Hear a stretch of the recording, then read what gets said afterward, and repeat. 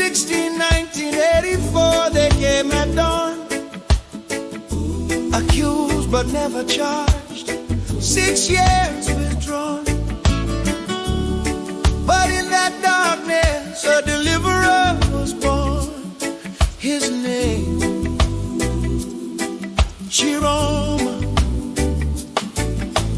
Railway engineer with nothing but honest dreams, working for the nation, or so it seems. Coup attempt happened, North was blamed. Chiroma got arrested, 6 years unchained. Condemned with a Yoko, amnesty cried out loud. But Bia left him rotting, wouldn't be moved by the crowd. No trial, no justice, just darkness and despair. But he taught himself English, God was meeting him there. In the prison cell he learned compassion's power. That's where Chiroma grew. In the longest night preparing for this hour. That's what suffering do. When you've been where the people are, felt their pain, you can break their chains. Now he's running for their freedom, nothing to gain. Chiroma, Chiroma the deliverer, like Joseph from the prison cell. Bacardi is a Bacardi, he knows the story he can tell.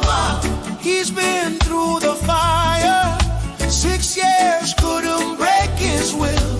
Chiroma, Chiroma the deliverer, he's gonna save us still. Oh Chiroma, yes we will. Trust Chiroma, he's so real. It's that Chiroma understands our freedom's in his hand.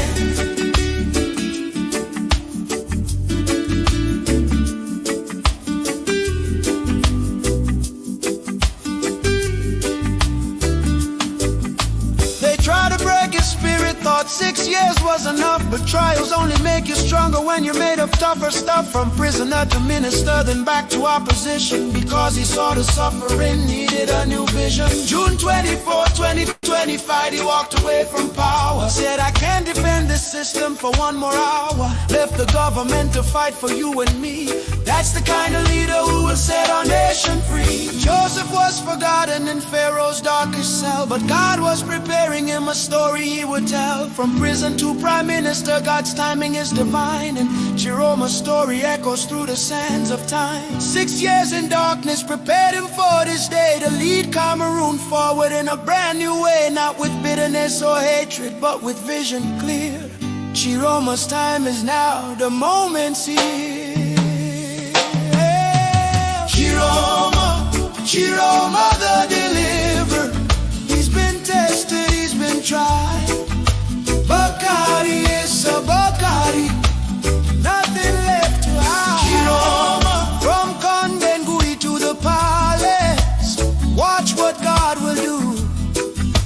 Chiroma, Chiroma the deliverer, he's delivering you. If you've ever felt imprisoned by the system, if you've ever felt forgotten in your struggle, if you've ever wondered if change could come, remember Chiroma's name. 6 years in chains, now he's breaking yours. Vote October 12th.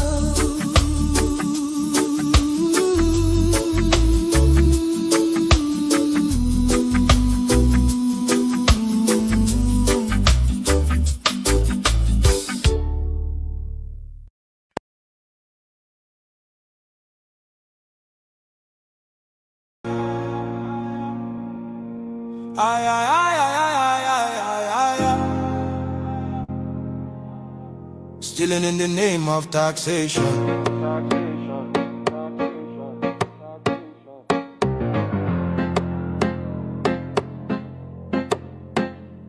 Shine your eyes, smell the coffee.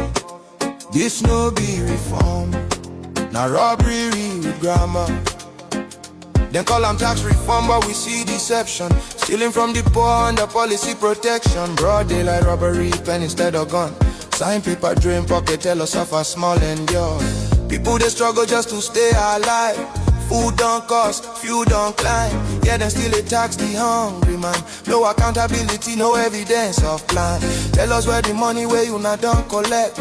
Roads they cry, hospitals they beg, schools they decay, youth they roam. But tax money vanish, nobody knows the home. When hunger they shout, them add more load. When people they bleed, them still collect toll. Now suffering economy tax to death, and them call them leadership, God I beg. Stealing in the name of taxation, legal looting of the Nigerian nation. Stealing in the name of taxation, robbery with suit and documentation. Stealing in the name of taxation, no accounts, no explanation. Stealing in the name of taxation. Wake up Nigeria before them finish us. Why France? Tell us why France? Why attacks data they cross border by chance? Other African nations they cut them off, but Nigeria they rush go sign deals non-stop. Now whose interest? No be our own. Smell them well, this thing get bone. Foreign hands on our revenue stream. A siphoning system dressed as regime. We get experts, brilliant minds, economists, tech cheese, world class refined. We no need outsider to count our sweats. We no need Oyinbo to manage our debt. Weeks for France to plan Nigeria fate. Instead of home retreat, now Paris they wait. Every medical trip, now Paris again. After billions pour for clinic maintenance. Alphabet don't show us the pattern before. Public money move private door. Now Paris fit on Alphabet too. Collect our taxes for private few. Another pipeline, another scheme. Another legal looking money machine. Public funds enter private pockets. Foreign address, same old rockets. We still remember the bullion van. We can see your secret plan to steal from our national treasury and leave the people in poonery. Something they hidden, something no clean. This closeness they worry, this style they mean. Nigeria no be pawn, no be sale. Our future no go enter a foreign scale. We no go forget the bullion van. We know the secret plan. It is a gang of looters. They are not real leaders. Nigeria for sale, no. Our future for deal, no. Our economy for surrender, never. Stealing in the name of taxation, never. Stealing in the name of taxation, legal looting of the Nigerian nation. Stealing in the name of taxation. Shine your eyes, Nigeria now. We no trust in Ubu's alliance with France. We no want another neo-colonial master. Nigeria is not for sale to Macron or France. Nigerians, let's stand together. Speak out now,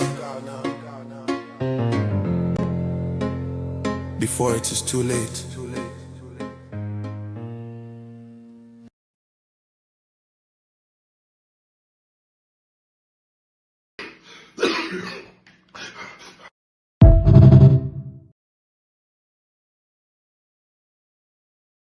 About the high unemployment in this country? Is that about lack of food on the tables and the kitchen of the poor? Is that about electricity that they cannot even properly privatize, blackmailing the honorable minister and forcing somebody to resign because they want to turn it to family patrimony? Is that the cause of infrastructure that is lacking in this country? Is that shouldn't we even share knowledge, acquire knowledge to really understand what a nation needs?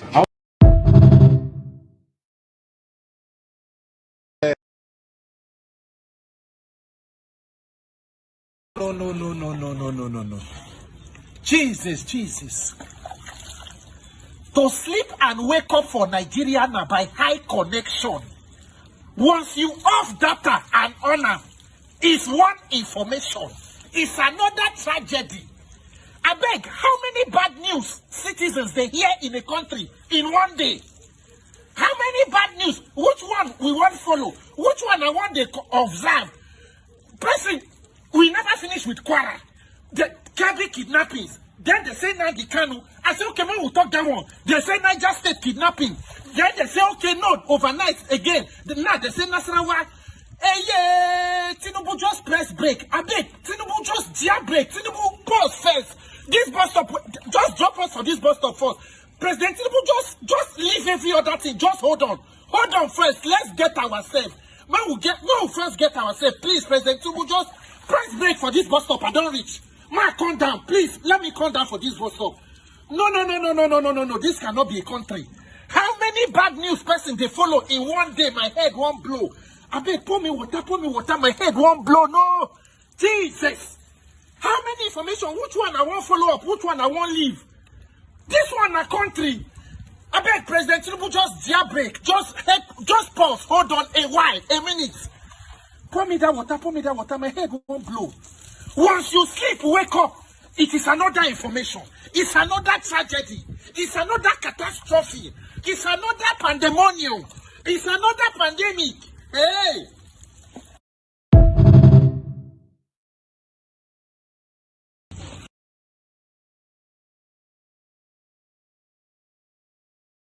$700 Boko Haram and integrated them into our military. Did you think he did it for fun? This is an agenda being carried out. We can all see how everything is moving. We no longer have a military force. What we have is 30% military mixed with 70% bandits wearing our uniforms. Many of you don't know the mess we are in already. We are in a country where people in army uniforms carrying army official rifles are running successful kidnappings without interruptions. These are the bandits they integrated into our army. Can you now see how finished we are?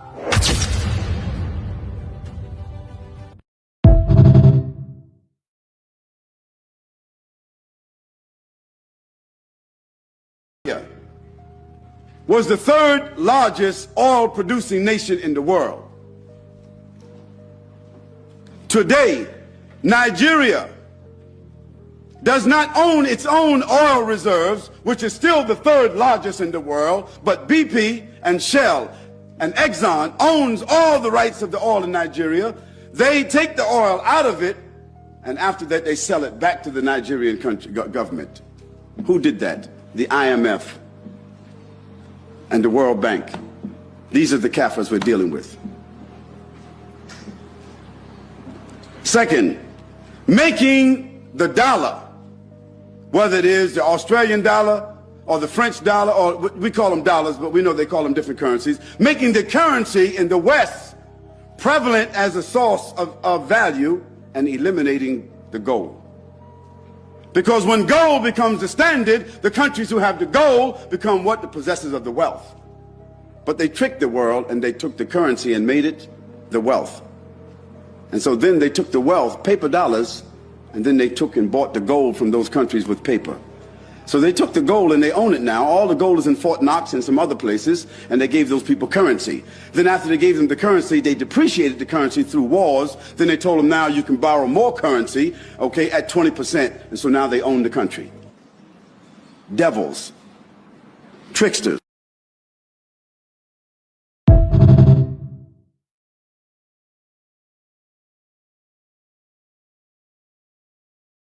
Fear before our enemies. We have sworn an oath to restore Biafra, or we die in the process. There will be no retreat and no surrender. If the option they give to us is to seek our restoration by violence, every living thing living in the zoo will be destroyed. All the animals will be destroyed. It's a promise and a pledge we are making to them.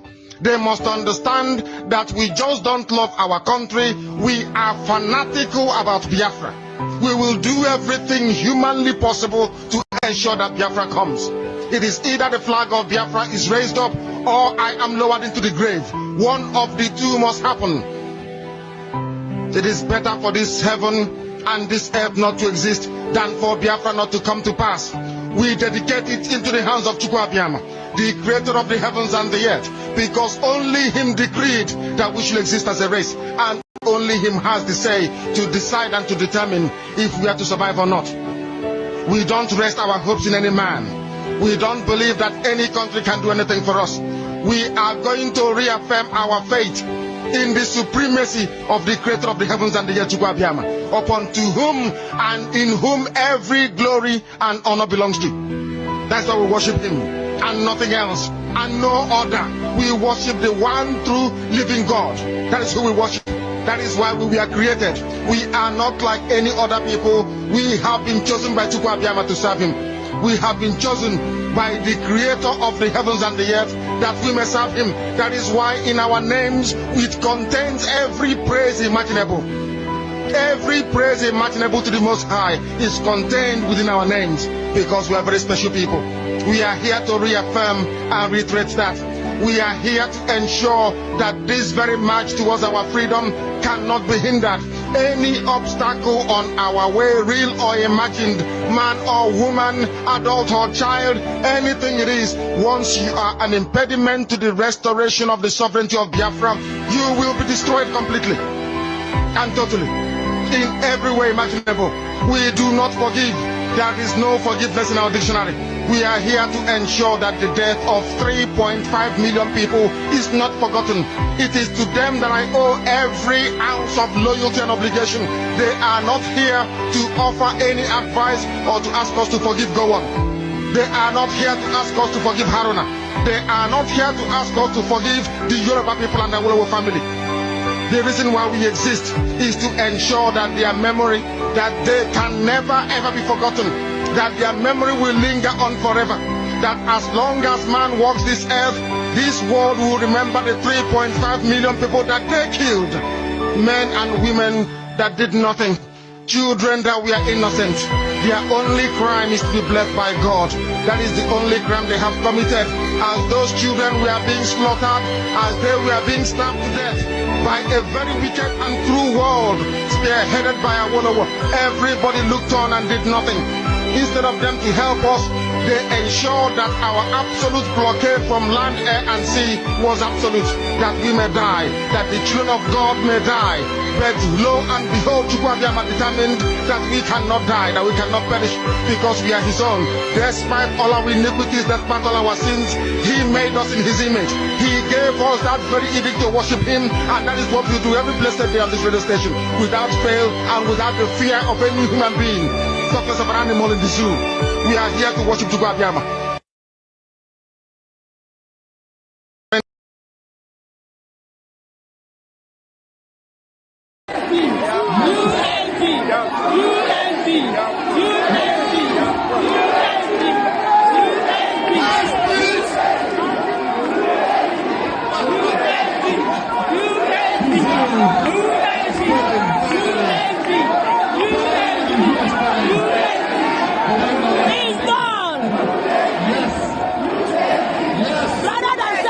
We declare it today. Rather than second, we snap the zoo.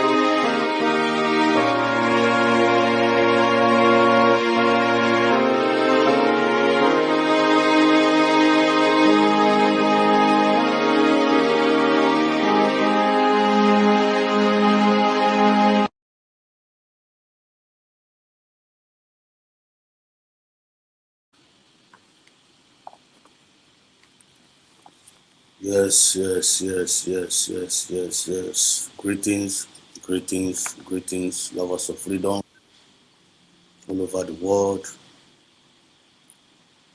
Greetings, Biafrans all over the world. Ndewonu Muchukwu Kabiam.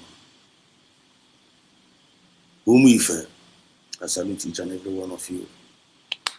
Happy Sunday, happy Sunday, happy Sunday, happy Sunday. Umife. Ndewonu. Joining the program, let's try to hit the like button. Hit the like button, or the very important. Hit the like button. Make use of your hand and hit the like button for the progress of what we're doing. I welcome you all. In the name of Chukwu Kabiam, our God and our Maker. I want to use this opportunity to thank God. I want to use this opportunity to give Him praise. First of all, most importantly, to acknowledge our Creator, the one that gives us life. It's not by Him that runneth nor willeth. It's our God that showeth us mercy. So we thank God for today. This is another day that the Lord has made. This is another day that the Lord has made. We are right here. I am on a Monday now. I have a go Monday. I have a go Monday one. Monday can on a Sunday. So happy Sunday, happy Monday. Right here, I have a go on a Monday here from my side. Based on my time zone. Today being 16th February. 16th February. The year of the Lord, 2026. The year that the Lord has made, and we are going to rejoice and we are going to be glad in it. We thank God for everything. We thank God for His grace. We thank God for His mercy. We thank God for His protection. We thank God for the preservation. And we thank God for His provisions. To Him be all the glory. He is the maker of heaven and earth. The maker of heaven and the earth. In Him we live. In Him we move. In Him we have our being. All power belongs to Him. Ike niile dị ya n'aka. Onwe ya na-abụ na-azọ ya azọ. Onwe ya na-abụ ga-share the glory. Mụbe onye wa amụ. Mụbe that spirit amụ. And He made us to understand He created us in His own image. He created us in His own image. You have a place here on earth. The purpose of His creation. The major purpose of His creation for us here on earth, for us to give Him glory. The primary purpose. Primary purpose which we create. The primary purpose which we create, you don't before creating for His own glory. All things are created for His own glory. All things are created for His own glory. All things are created for His own glory. And He said, in the beginning was the Word. And the King will create all things. The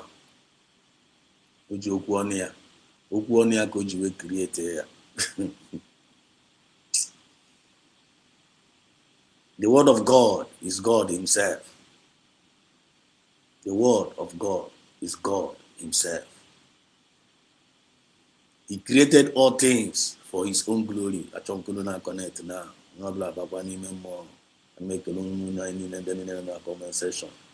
I see you all. I'll see later come to that and make a loan in a very, very special way. So you keep on dropping your comments. I be gonna say na bobe ga fa ge kuse de hine de. Whatever. Opeba nkele we kwa Chineke nna. Ekele kwa na comment section. Emechakwa na na comment section kele unu ofuma. All things are created by his words. Okwu ọnụ ya ka o ji wee create all things ahụ. All things ahụ ife anyị na-ekwu okwu ya n'eluigwe n'ụwa, o ji okwu ọnụ ya wee create ya. Wee mara how powerful words can be. And ya bịasị na o kere anyị n'oyiyi ya. And all things was created for his own pleasure. For his own pleasure, ya created all things ahụ. And in the beginning was the word. Was okwu ọnụ ya. In the beginning now okwu ọnụ ya. And the word was with God. That word down was with God. Were onwe gị ma atụ. Were onwe gị ma atụ. Ka m were onwe m ma atụ. This is Biafra said us. Ọkwa mụ na-ekwu okwu na pe na n'olu m. Olu m ahụ wụ mụa. Olu m ahụ wụ mụa. Olugu wụ gụnwa.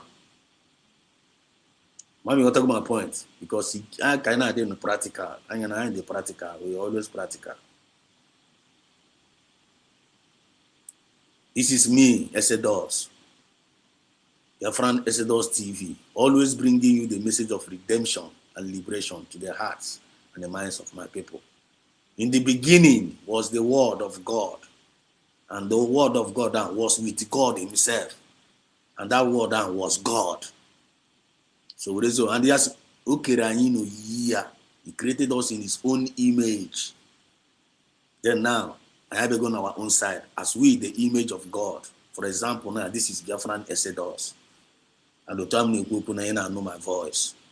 That my voice sound more. Go on nearby no keta now. That voice again, that will look who go on.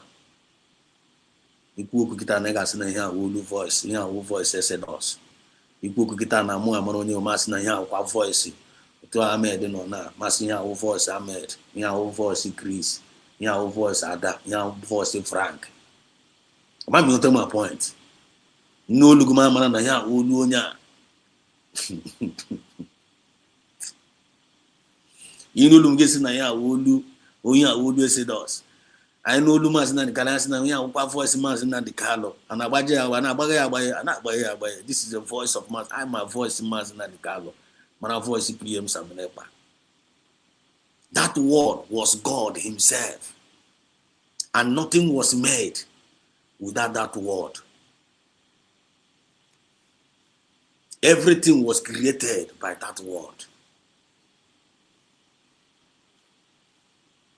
So the word of God was God himself. And he said, let there be, and there was. Let there be with the word and there was. And he created us unto existence. That's where we are here today. But now you are delimited. You are limited. We are limited, but he is unlimited. And get this is why I'm already unlimited. I'm already unlimited. I'm already limited. Or because of Abraham, or because of one. We are not also using that word accordingly. Some of us read the word they create evil. Some of us that word some of us read that word they create evil. One, I hope my voice not put off for me. Then come on a comment section. Read the word they create. Read the word they create evil. Some of us read the word they create evil. Evil when some people will require word will require that word based on the image of God. They create good name. So that word will go on. My word is me, your word is you. In the beginning.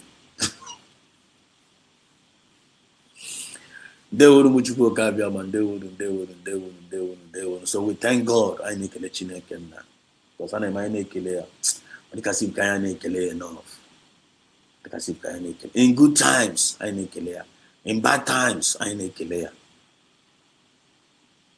Because who created for his purpose, for us to worship and to give him glory.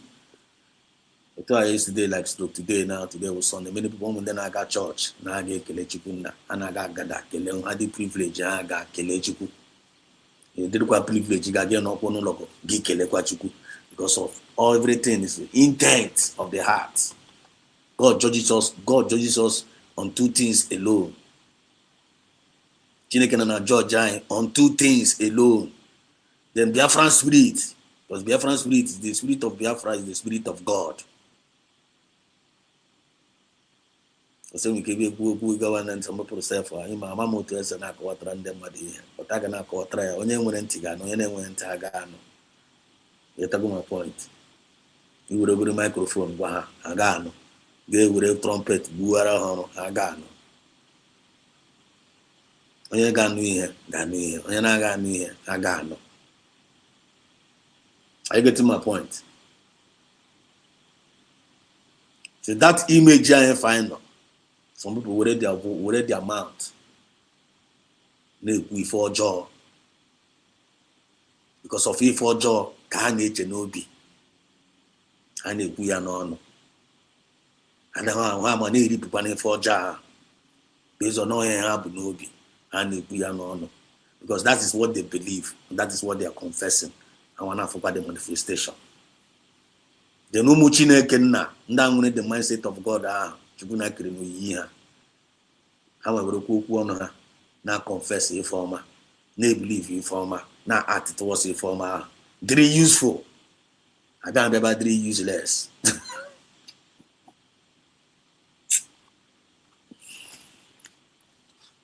Then in another USB, and in a bundle warmer.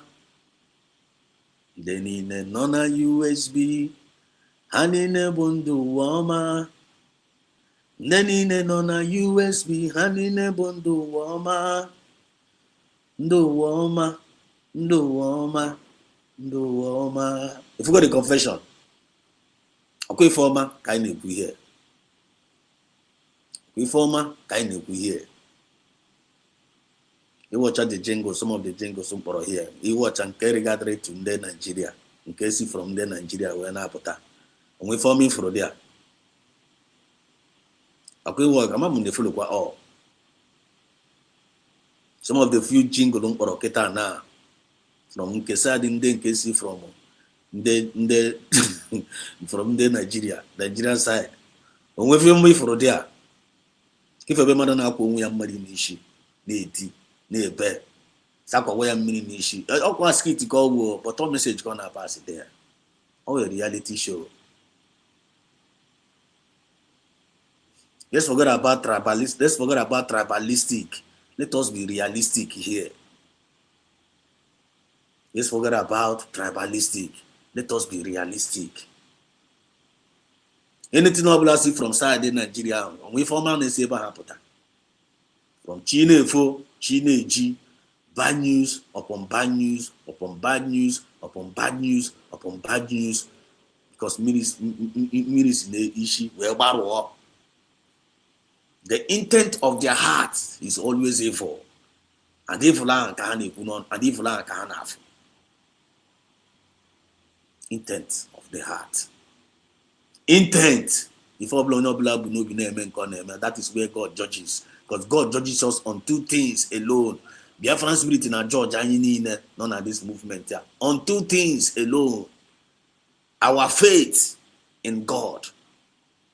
Chineke na Georgia and two things. You need for no plan good area. You a billionaire, you a millionaire, you a poor, you a rich, you okay, you wine. Anya nene nobi, nchitagora. Asu no be no yan anya nene. Why oji we wuru no oji we wuru anya nene. Why do nene anya nene? Why on nene anya nobi?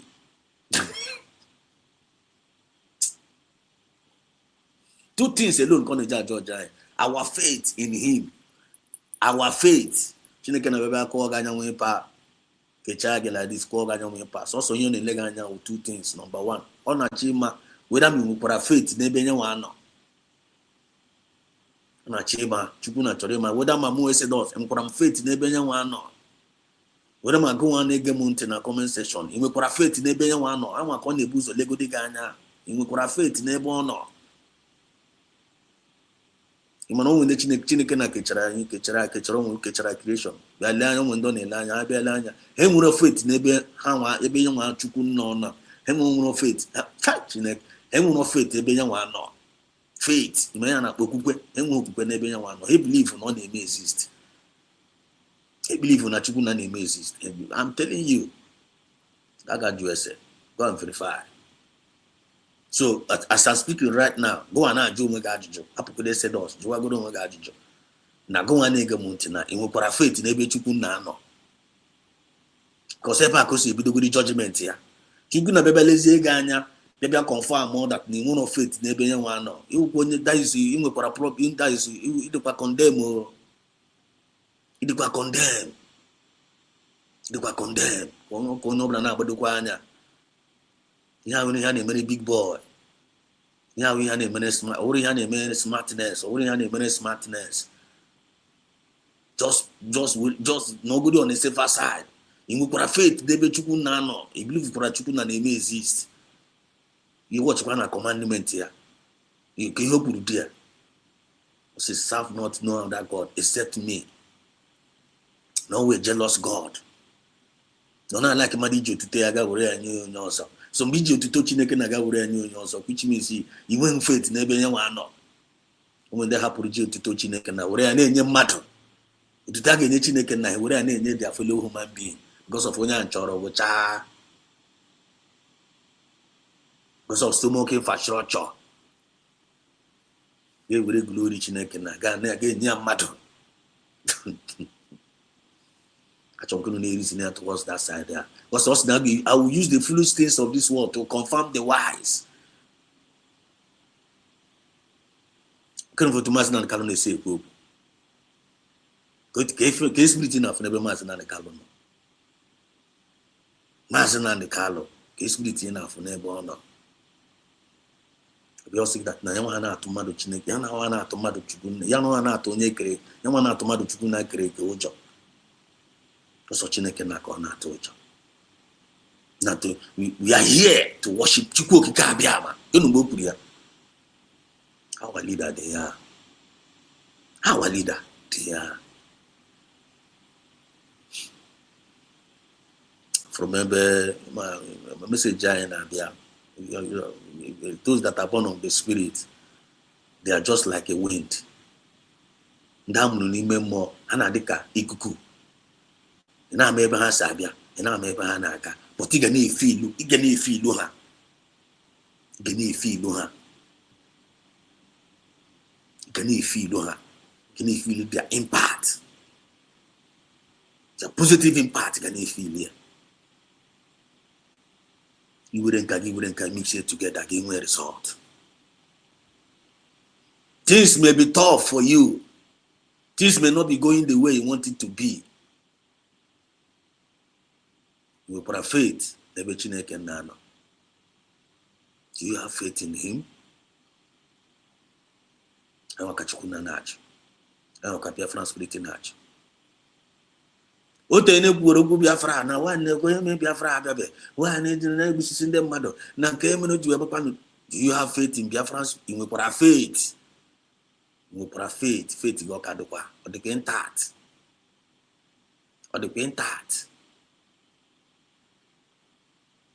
Now many people like to go na this thing. You will put faith. Never no. Never chukwu na no. Do you have faith? Just like the heaven is far away from the earth.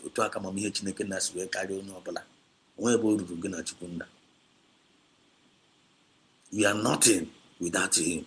And by his grace, everything is by his grace, not by your own making. You know, for faith, two things going to judge. Number one, our faith in him and the intent of our heart. If you know be name, if you name, these two things are Kachukuna judge. Away, Gaga in a church. That's fast like in the time of the Christian. Get nunti, pay attention. I won't need a back money. Over Christianity can save you. Christianity is not going to save you. Religion is not going to save you. Religion is not going to save anybody. religion. So to am the Sharia we buru Sharia we bia Sharia so Sharia so. Oro Sharia no Sharia da undo ojo. We no be save. Oro Christianity be save. Oro Islam be save. Oro Hindu. Oro no religion will save you. The only thing that will save you in this world, the only saving grace in your faith in God and the intent of your heart. If you know you being a Muslim, can you with your intent of your heart of being that Muslim, or you were a Muslim, no Chineke no, Muslim mad. Then go and a Christian, born again, also get born again. Mama speak in tongue. Oh, you want to save go. You get save go. Why he speaking tongue? If people know be speaking tongue, Christianity I wo ki je we na eme. Je we na fe Chineke no fe in spirit and in truth. Ki je we na aru ala. The intent of the heart. You put a faith in God as a Christianity. You put a believe in Chuku. Whoever that come unto God must first of all believe that He is. And He's the rewarder of them that diligently seek Him. Diligently seek Him. Knock, the door shall be opened. Seek, and you shall. In a seek choir, the Biafran spirit. In a seek choir, what are you? What is the intent of your heart? Okay, the intent you will join. Or okay, your intent of your heart you will join on this movement. Let me now bring it to our level. Okay, your intent you will join on this. Okay, you will no begin. You will join on this movement. As a Biafran, okay, your movement you will join on this Somazi na Dikalo. Okay, your intention you will so PM Samenepa. Okay, your intention you will recognize or not follow a USB. What is your intention? You will to a referendum vote. Here your intention. Our intention can we wanted this Biafra, our intention, about to charge the vote, about Bawansama. Our intention go, or Kibia join the movement, Gabani is Munegimi. Here we intention. I back at Tribunal as a judge. I back at judgment and a group here. Here we intention. Our intention, they put accept which the one they work, which the one negotiation. Which they want to go in cause of. Upon some of them all with their intention. I just have to call on bah. On one side, Munega neighbor, Ghana when I'm on it. Whatever your intention is you join this movement, yeah. Ask yourself some questions. Get your intention because all the judgment time away back at you as a judge. Get your intention is you join all this movement. It's already useful. It's already join the movement that is really useful to the movement of the people, by we for the people and for the people. Or for you to be useful. You join the movement to be useless. You join the movement to be useless. One conversation with one of my brother. And he go to say na ikabune. What you say? No be relele China. Gentio. O say na best na kwa no nya be relele China. Therefore you go 247, especially go 247. Na vam hanemba. Yeah, we're totally disappointed. The guy Simba na kaya park go the one side na ikabu na.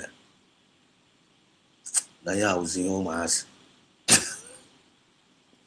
Oh, zeno yo maas to yawa no uzi because of individual ya conclude sini ikabu go. Sana na photo go 247 as a role model. Just like some of us. On a photo vam as a role model. No matter where na vam gonna APF now they're against this movement, they're against United States of Yamage believe here. Somebody no name me see program here. No name me see program vam. Every morning program and I name me see here. No for every guy now vibrate. Now vibrating, now all the enemies of the freedom, vam. There's an kick, but so now there does USB, vam. Now the this doctor goes on a basic, vam. That was that song in there.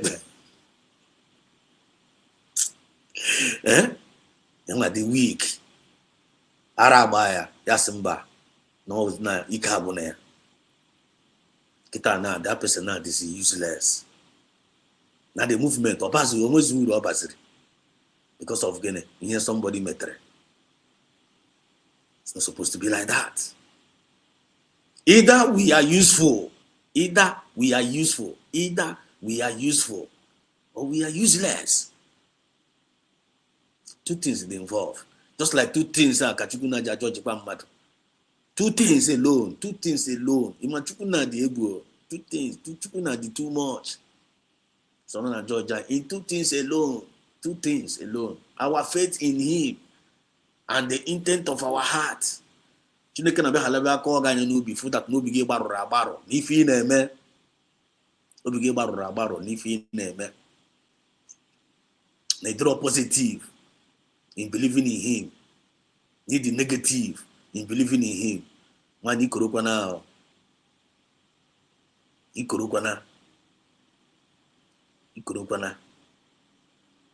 religion aga save go, Tulumbu aga save go, Maznan Kala aga save go, Esodas aga save go. You want to get the point very, very clean. You know, a personal decision. I am a chukuna in choice. In choice. If there are millions of voices out there. There are millions of voices out there. What are you listening? Can are watching? Can impact are they making you? Is it negative or is it positive impartation can they making you? Can you hear your intent of your heart watching them then are watching? Can you hear your intent of your heart watching? You know when many people then are watching here. How before John no be now be watching. Do you know that? I'm going to Agama. But Chukunama. Every before John no be now be watching. Okay, you no go know. You're just watching it no. Why you no be? But only before man no be now be watching. Chukunama. Only before John no be now be watching. Chukunama. Anyamaro, our own way to do what we are asked to do. More akwas. I want to before John no be now be poteba. Now be run a program. Chukunama. Young number before man no be. Chukunama. But by our fruit you shall know. Okay, we no be. But mpure na amita we be yan determination. I want the result. Can mpure na amita. Mpure na amita kan dem na geji we man say no nya before John no be. Mpure na amita kan dem na ga say onya before man no be. Are you getting my point now? Without that fruit without mpure ebe chebiri. The fruit can mpure na amita. Even our Christianity has the fruit of the Spirit. For some of us that are Christian, fruit of the Spirit. Chitakwara, the fruit of the Spirit. Can put in ameta. The most important thing. Like you now watch Maznan Carlo. Maznan Carlo Metaran. So much in Puroma, Maznan Carlo Puro Metarani. So much powerful in Puroma. And I get rich the next generation. Sacrifice Zanduya, Dosaranya Nala. Senaman Nobla, the Kumi engine to my Ejimunduma, where Cholunacha for your own freedom. Puro de ya. Puro. Jesus Christ wouldn't do ya choro wanina acha. Puro de ya. Puro man. Because whoever that believes in me shall not perish. Whoever that believes still goes to the intent of the heart. Ni mobi, ni believe ya, you shall not perish, and that person will have an eternal life.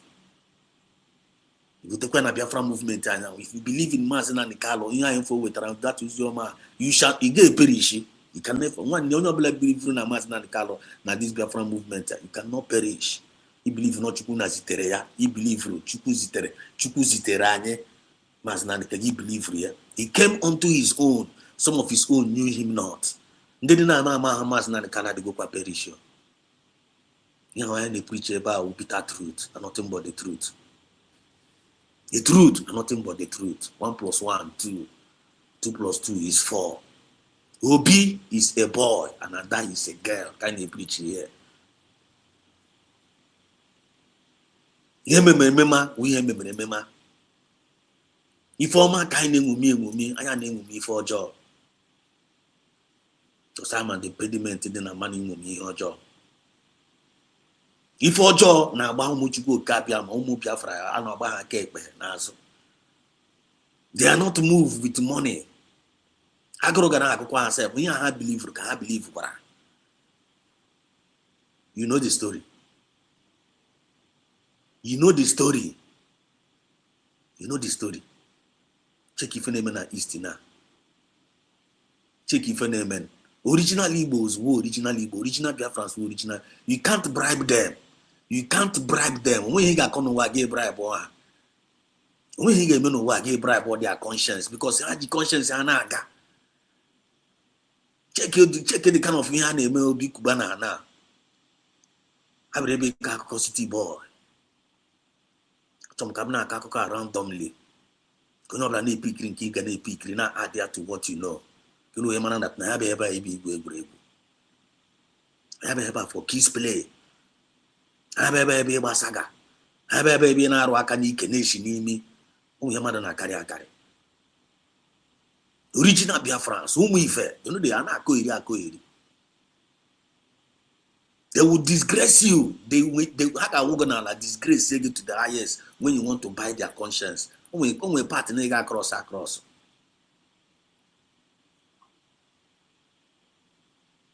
You can't buy their conscience.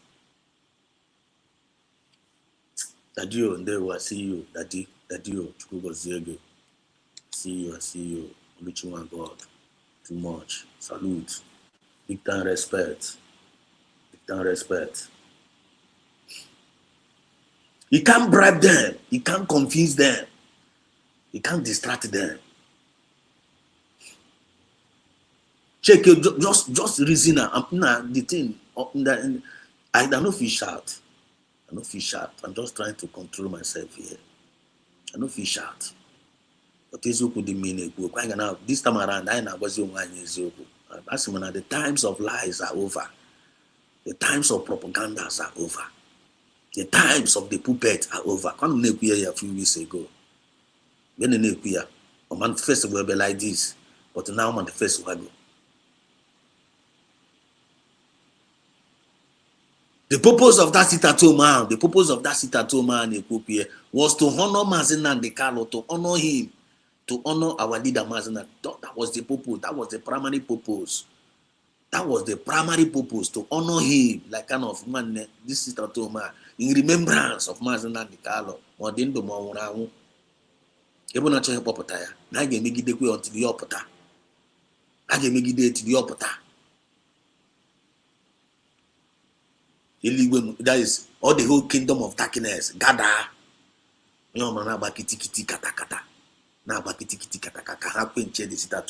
Which means quenching that sit-at-home, quenching the honoring of Mazen and the Carlo, which is all we have to do and job. Only when a conscience condemning the conscience. The good for that is we may expose in the name of conscience among us. Because of that reason of that sit-at-home.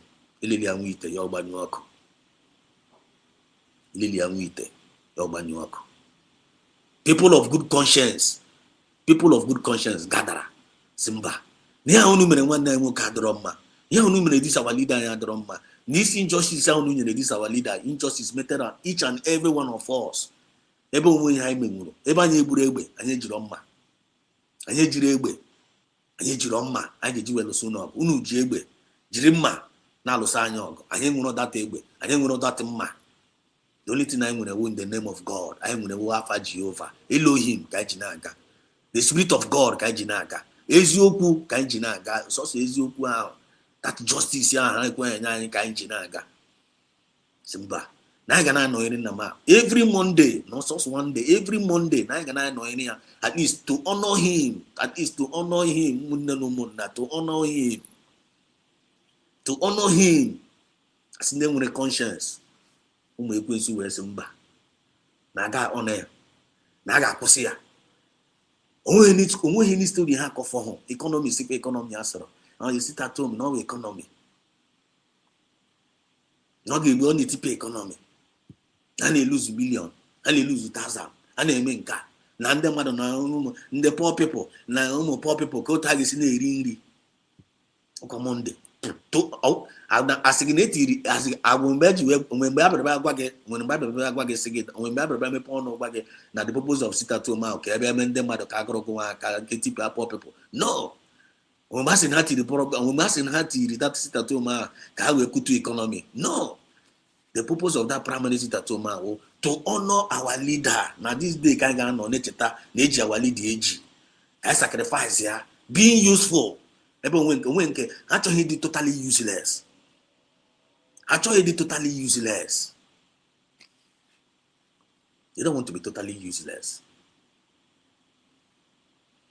At least go no we had jinaka and the at least Master Nandekalo say, I am not going to disappoint you. You people going to I say but the word of this Master Nandekalo, at least one day make you check your conscience now. At least go no we your Master Nandekalo but I say I see no your man no we free I mere. Makanyawa. The only one thing I jinaka I get mere Egypt egbe and you jiro pamma. Jiro egbe, jiro pamma. As an actually end there. Biafra spirit was in one and that across an boundary. I'm going to deal with them mercilessly. I want to find if name in Nigeria now. I want to find if name in the Southeast governors because of the reason of that honoring of innocent man. Either we are useful or we are useless. But there is no two ways. But God judges us on two things alone.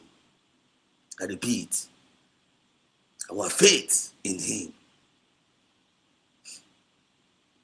If you go to we're not justified. If you see where USB is being justified, because you watch and then at the end of the day, Olende a mandate of honoring our leader, of honoring PM Samunepa on the USB citizens. Every other agitators, claim agitation. Honey name condemn this is against sister at home. But on this na love for Amazon and the Carlo. Upon this na love for PM Samanepa. Are you seeing it now? By their fruit, you shall know them. I be in the Christendom, and I see the fruit of the Spirit. And I see came with the fruit of that Spirit here. Let us be practical here. Give the fruit of that Spirit here. I say you know love. I say you know patience. I say you know endurance. I say you know tolerance. I say you know kindness. I say you know joy. I can't know fruit of the Spirit.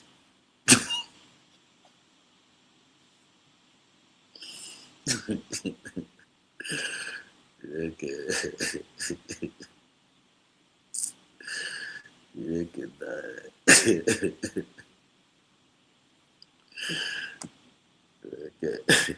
Master Dugu, I greet you.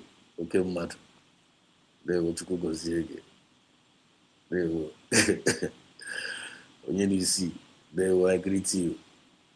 Greet you. We are getting the point now. As we are actually getting the point now, man. We are really getting the point. Well, you are not getting the point, man. Are you know here? You are not getting the point yet. Because let us know in the comment section. As go, maybe you're making me laugh. Telling you, this is unbelievable.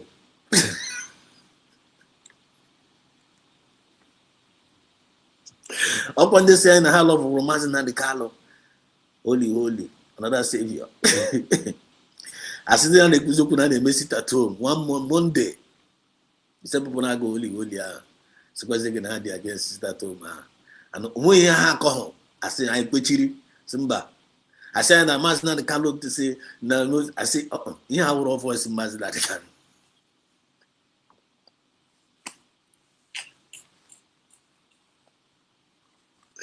I said, well, yeah, because I'm a voice in Masinad, just like you know the voice of Exodus.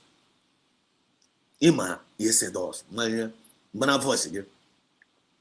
I think I was at the time, Mama, humble lion, to go Zera, or brother, humble lion. Then I go. Another program here. So we are like, where you short. One is such a day put a program here. Na said also prove. Na said also prove that na mo always said also prove. Na mo always said also prove na him do like ya one is such na one is such a mamoto suwe no we also no we one is such a prove. No we one is such a prove. Na mo apu. Mohombo like we simba. Mohombo na say deti simba. Na said also we keep odi ya. Na we said us. Na said us simba. Ya prove for that pop. Now it's because of my voice. Just like we know the voice of Martin and the Carlo. Just like I know the voice of some of you. Oh, you had you a man of wine. Oh, he got Patakita now, poor and wasted us. We got some back, always also clear. Based on how you know me. Oh, he got Patakita now, Puno, do masking over here to win into a man of do. Based on how I know him. Go only to God. Who had the man of wine? By their fruit, you shall know them. Going back to what I'm telling you, I be another Christian that was singing the fruit of the Spirit. I can't go to Senegal. Love, kindness, and now I hate women fruit of the Spirit, as they believe through the chikuna. Love, kindness, endurance, patient, tolerant. Name them. They never touch in a Christian doma. Some people have been Omadole na practicing love. How? That is the question. So do you have a claim of Christian? Even in a Christendom, Omadole na practicing that love. And who the cocoa ever will be the judgment in all. Omadole will be kind. Omadole will be tolerance. Omadole will be resilience. Omadole will be patient. I'm not there. So I didn't know behind me, but I forget being a Malay local. Hey, praise the Lord, hallelujah. Lift him up, hallelujah. Oh, yeah, in a Malay look on the lega. Even the lega would be. Oh, because the Nanya, oh, yeah, in a Malay look on it. No, the lega will be. No, no, Casonia and a Malay lua, or the Oyana Malay lua, or for a patient. Oyana Malay lua, or the tolerance. Oyana Malay lua, you can't check. Onye na malilu a believe kwara n'anya.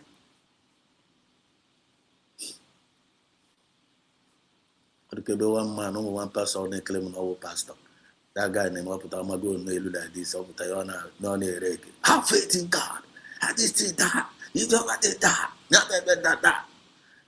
As near high. I'm not to one certain time, but not be a better man, but someone and one. The one who would have Papa Ban, I will never get your everything.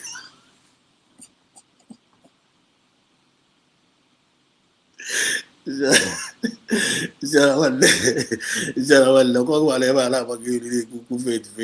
That one is so which means when you faith.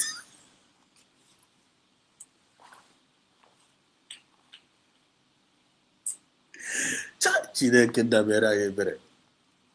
Yatago. Hi. Obinigwe. Your friend spirit. May you have a better explanation to the minds of our people. I am a baby, but I can be nation. United States of Biafra, USB. God bless USB. God bless USB. God bless USB. God bless USB. God bless USB. God bless United States of Biafra. USB is the kingdom of God here on earth. USB is the kingdom of God here on earth. Believe it or believe it not. United we stand, and divided all the enemies will fall. Take it or leave it. Take it or leave it. This is Biafra Nesedos TV. Always bringing you the message of redemption and liberation to the hearts and the minds of our people. I love each and every one of you from the depth of my heart. The fruit of the Spirit, USB, all USB, Yanishi. In Kigafia na church, You got fear na church. You got fear na USB. You got fear na Muslim. You got fear na USB. You got fear na every other. You got fear na maybe. You got fear na every other kingdom of every other government of this world. On a USB, you want that fruit of the spirit. On a gonna Bible. Or USB. You got fear. I'm not going to waste zero. I know a kedre na Bible. I know a kedre na that Bible. If you're hearing the sound of my voice, I know I won't die in the Bible. Over that Christian now, I'm not forget. They claim now Christian. I know I won't Christian. I know I won't die. I know I won't die. If you're not fruit of the spirit, I don't know. But that fruit of the spirit, love, kindness, patience, endurance, perseverance. One or USB, corner. United States of Biafra, original. Go and verify. We are the ambassadors of peace. One day, don't play with our peace. I need all the honor naturally knows. Oh, factory fitted, mbumbutowa. I don't know here. I don't know how patarowa. Ada preacher and preacher. I want to be able to put on a nurse, factory fitted. Every apotano. God, I swear to God Almighty. We are the ambassadors of fairness. USB, ambassadors of fairness. Factory fitted. Factory fitted. Go like this as a factory fitted. We are will be a bubia. I wouldn't kind of massing an army. Only a bumputoa. I want to be a boo putanoa. Any person not play for God, God join here, one honor, the thing honor in him already. Also the reactivation. Just like USB, we are being redeclared. We have been able to the spirit reactivated.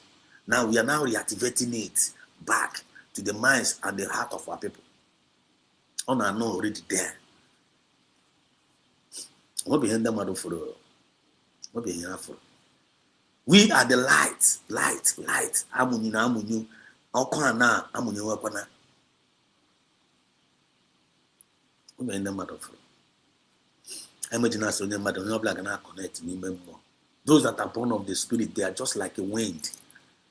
They are just like a wind. Wind the cuckoo. You got me sabia. You got me naga.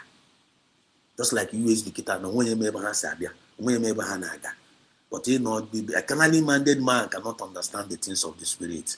But already connected. We're a spirit of pride. Those are getting on one side. We don't know pumpa only get a lot of people. Spirit of pride, they tip a lot of people. Pride go away before a fall. We have to say good on one side. We have to say good on one side. You would have to say on one side. Why don't we go? You would have to say on one side because when we gaga, when you you challenge the divine mandate. When you who am I to challenge the divine mandate? Who are thou? Who are thou? Who are thou? To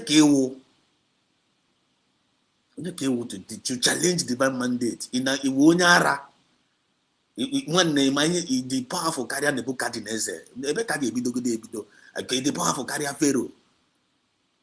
That is 1 + 1 or again 1 or 2 now or 2 go you carry the powerful carrier Pharaoh.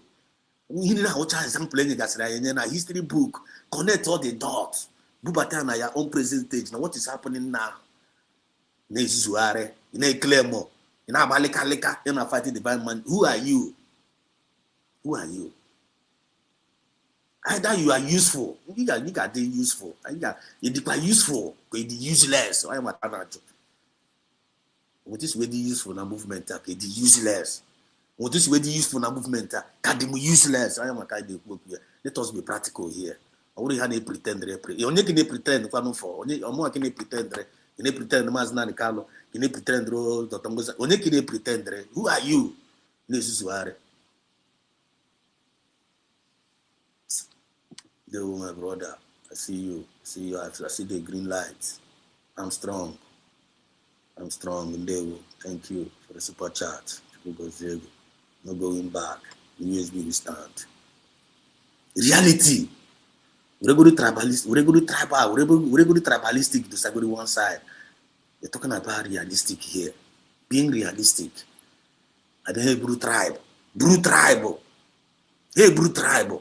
Red tribe now confuse a lot of people. I don't have blue tribe. Here we have tribe. Check your name in Kitana. And I say, Obi Kubana. Now wonder why everybody is attacking them. Why is everybody attacking them? Now the tribalistic. Now how about the people? Some Yoruba people that supporting how about some Yoruba people that supporting Obi, Peter Obi? I'm a kind of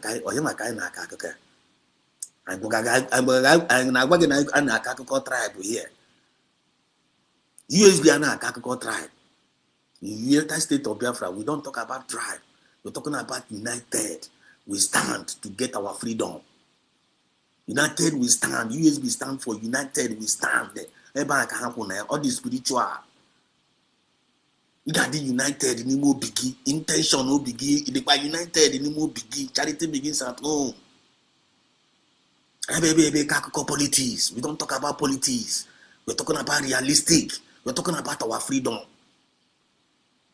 No freedom, no life. Are you getting in our talk where I want freedom? I don't want any life. We have been marginalized. And they don't want us to breathe. Actually, people nobly issue no what. On the surface of actually Sharia or nobla. Actually turn into perpetual slavery. Perpetual slavery. Perpetual. Like you make you to become a papa never called politics. Never say Dr. Ngozo Rebeze, Sipage, Dr. Ngozo Rebasrogo, and Momasna Carlo, and Sipage, Masna Carlos, because of his own kind of book here. In Maconia in his Sudan, they buy the Susuna, they buy the Susukitana, Ache Pacomo, Ache be more aligned with United that we stand down in a book here. In our Kako because of position. In our opposition, because of financial application aba. In the area of future generation. This is good. This thing. And if you want to check Pacomo, I'm not. You know, go happen. I know God. I know I'm not to say. I know it's not going to be possible. But should in case this is good. This thing now, Trump is now chicha, the regime here where poor. Another person by there. Back on the phone now. Back on the black phone now. Perpetuous. Back at the pop Gishi. You have ever seen when you see a Russi. Give me in song that Tongazara Beze. I want to go then I give pop Gishi. You got some number, and you are not in the United States of Biafra, then on Russi, or you are not with Peter Obi, then with Ogenkre. I want to get you go. One naga Popogishi, which you may press release. If you don't want to make use of your common sense. Look at how will our people learn? How will our people learn? Look at Aerofy, and a new example, and a new practical example. Practical example, kind of with Regeba. Practical example, kind of with true neighbor. Look at Aerofy. Look at Aerofy. What is a fine and a good example? This is the way the people will protect here. Upon the terrorists, upon the Nebukani. Kabia may arrest, and they be a may arrest, Gabia may arrest, because I know American on their neck, and then in Fiji, and I need not listed. And I talk about one by one. But the people say no way and Naga, we born Aga. We born Aga. It's you. Kuna go see you. No way born Aga. No way born Aga. No way born Aga. No way zeb. No way born from Aga. No, we cannot. The guy never, the Aerofy never now. Tumbi, now Pogodi Tumbi, Situmbu, always come back. Now Obio, always come back. The national television, only Bogemania. People protected him, but the one night worker, our leader, Masnan Kalo, an innocent man, an innocent man. I don't mean I'm emotional. I don't want to be emotional on this. I don't want to be emotional on this. When I can't do it with the microphone. On I speak, on a preach for the freedom of you and I, for Igbo, even for the whole entire Nigeria. When I'm that man, because I said, in terms of that fruit of the spirit, I got an Bible. Now USB key with there. Master and Carona practice. I know an practice here. I know the original one Nigeria they go here. And I know one Nigerian and all Igbo. I know one Nigeria. I be amazing I turn to be rejected stone, rejected. When I do I don't know. I didn't want to get then in the disposing the Quirion, the claim has now powerful men among us, our millionaires, our billionaires, the Southeast governors, the Oaneses, all of them, Chickmom. Then the Chinikan about Bob trying Samanepa, Bob trying USB. I got to declare, there was a nation. When you dispose happen sentiment, when you dispose e.g. opposition on drop one side, based on the high enough name good in based on that Rajonia, and in Tukun guy government if I make in the guy government. Could happen you believe for them. Both our billionaires, channel all our energy to the United States of Biafra. Then some people are finding it very, very hard to comprehend. Who are you? Who do you think you are? When they remember. When you people refuse to praise me, when you people refuse to do the needful, okay, raise up. Chimokuna ge use happen go have millionaire, go have billionaire. He will raise stone around one lion and keep us always open now. I was a human being. When you make yourself available, Biafran spirit will use you.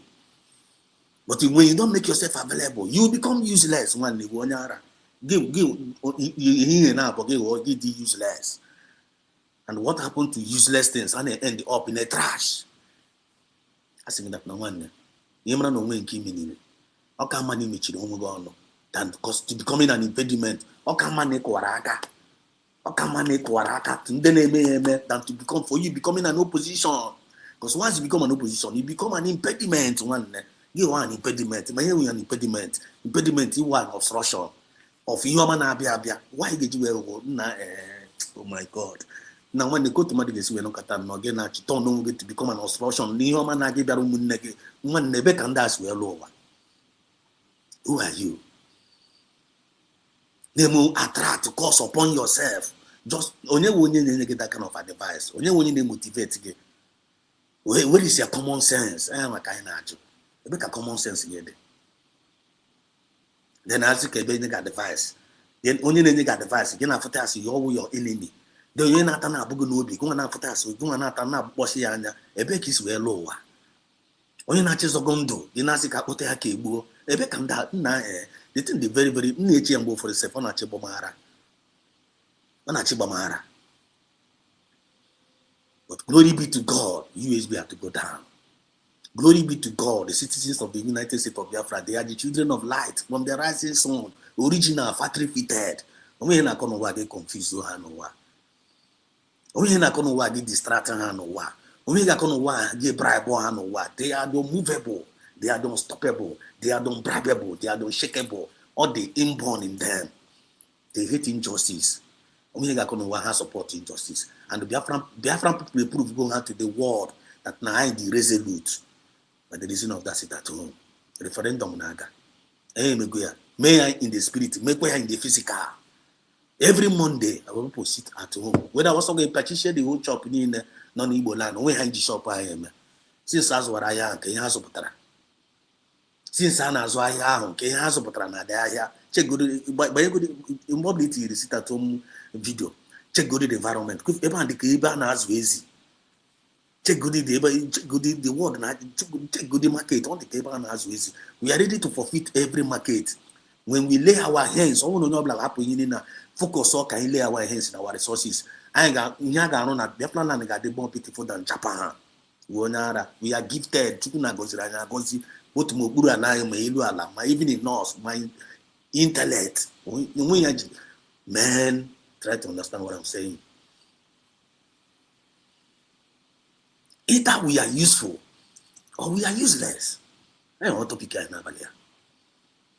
without solution, without any can provide Roman solution.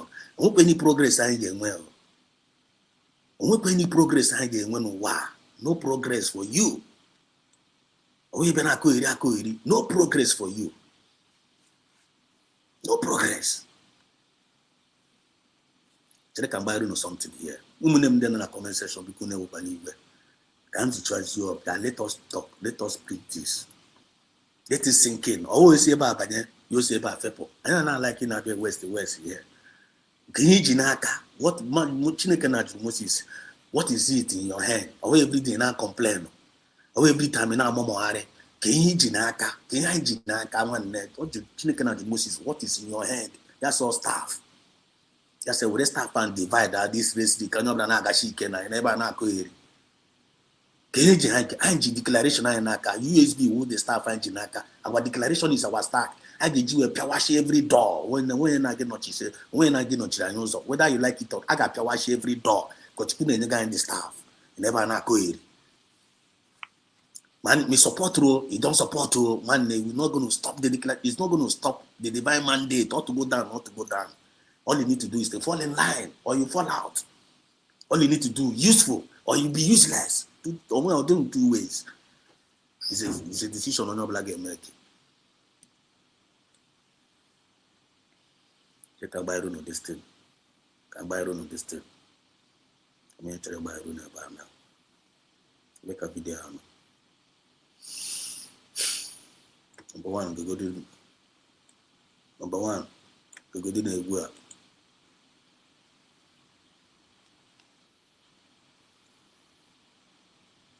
It's not blah. Any wrong advice na this movement. Any person not blah any wrong advice na this movement. I learn how to say, get deep behind me, Satan. Learn how to say, get deep behind me, Satan. Man shall not live by bread alone, but every word that proceeded, every good word. If you know the heart of man is desperately wicked. Who can dictate it? You believe it. Biafra spirit, Nelene Onyobala. Biafra spirit, Nelene you and I. It's high time on your blog we put sentiment to say one side. Need to focus. Now the real deal. Make sure need the useful one way or the other. Usefulness. I'm going to say Bauru. What is now Bauru na movement here? Taking them mad and then this message from Napia will come for whom fell. If I message from Napia, I would for whom fell. So that you should not get us twisted.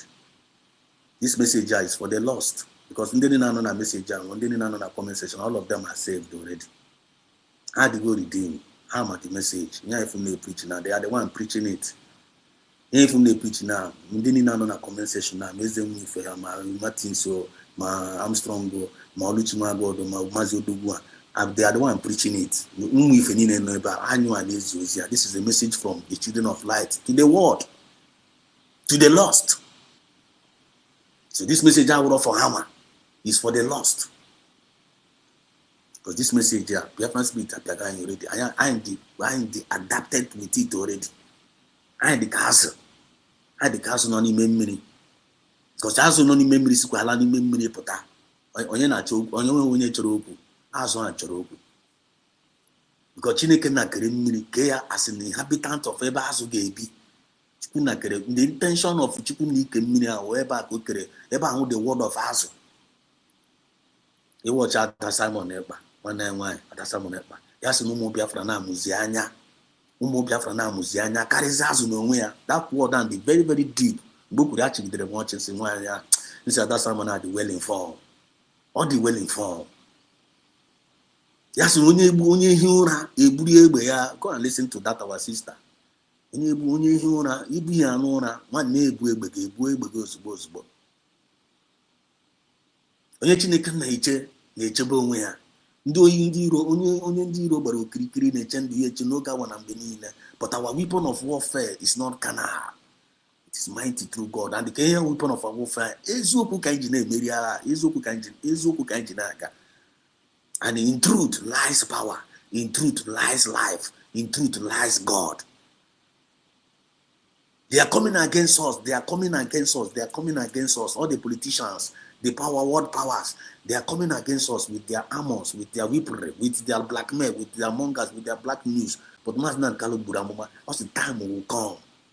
Masnan Kalu said, time will come where they will begin to talk about us. You see, I am not telling you this that for you to be wary now, and they will going to buy a lot of you. Now I need a lot of us. Now I can buy a lot of people. But now one, those that are born for this, Charlie, those that are born for this, they're not going to be shaken. Now I get down, and they have to go down. No one in the man had to go down. Are you one of them? Are you one of them? Are you one of those people that not calling me group here? Are you one of them? Are you convinced? Not only are you one of them, are you convinced that you are one of them? Do you know that you know that you know that you know that you know that you are one of them? Then only you can start to try. If you can answer these questions sincerely,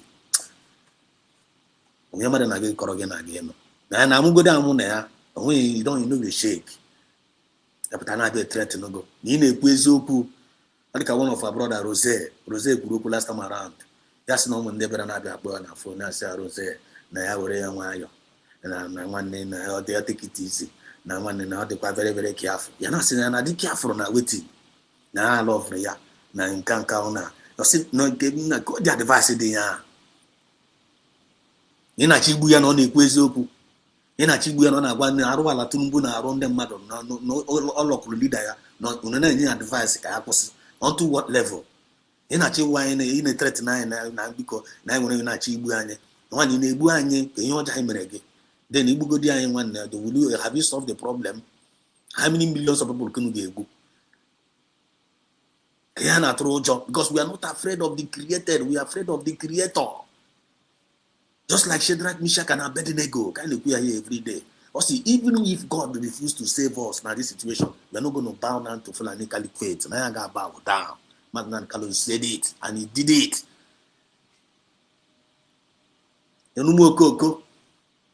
Umokoko na eji crumbs see from table of Fulani Caliphate na ana be claim logo city boy na na claim logo prelume politics ndo dị n'aka ogene onye dị n'aka crumble dị n'aka crumbs that on the table dị n'aka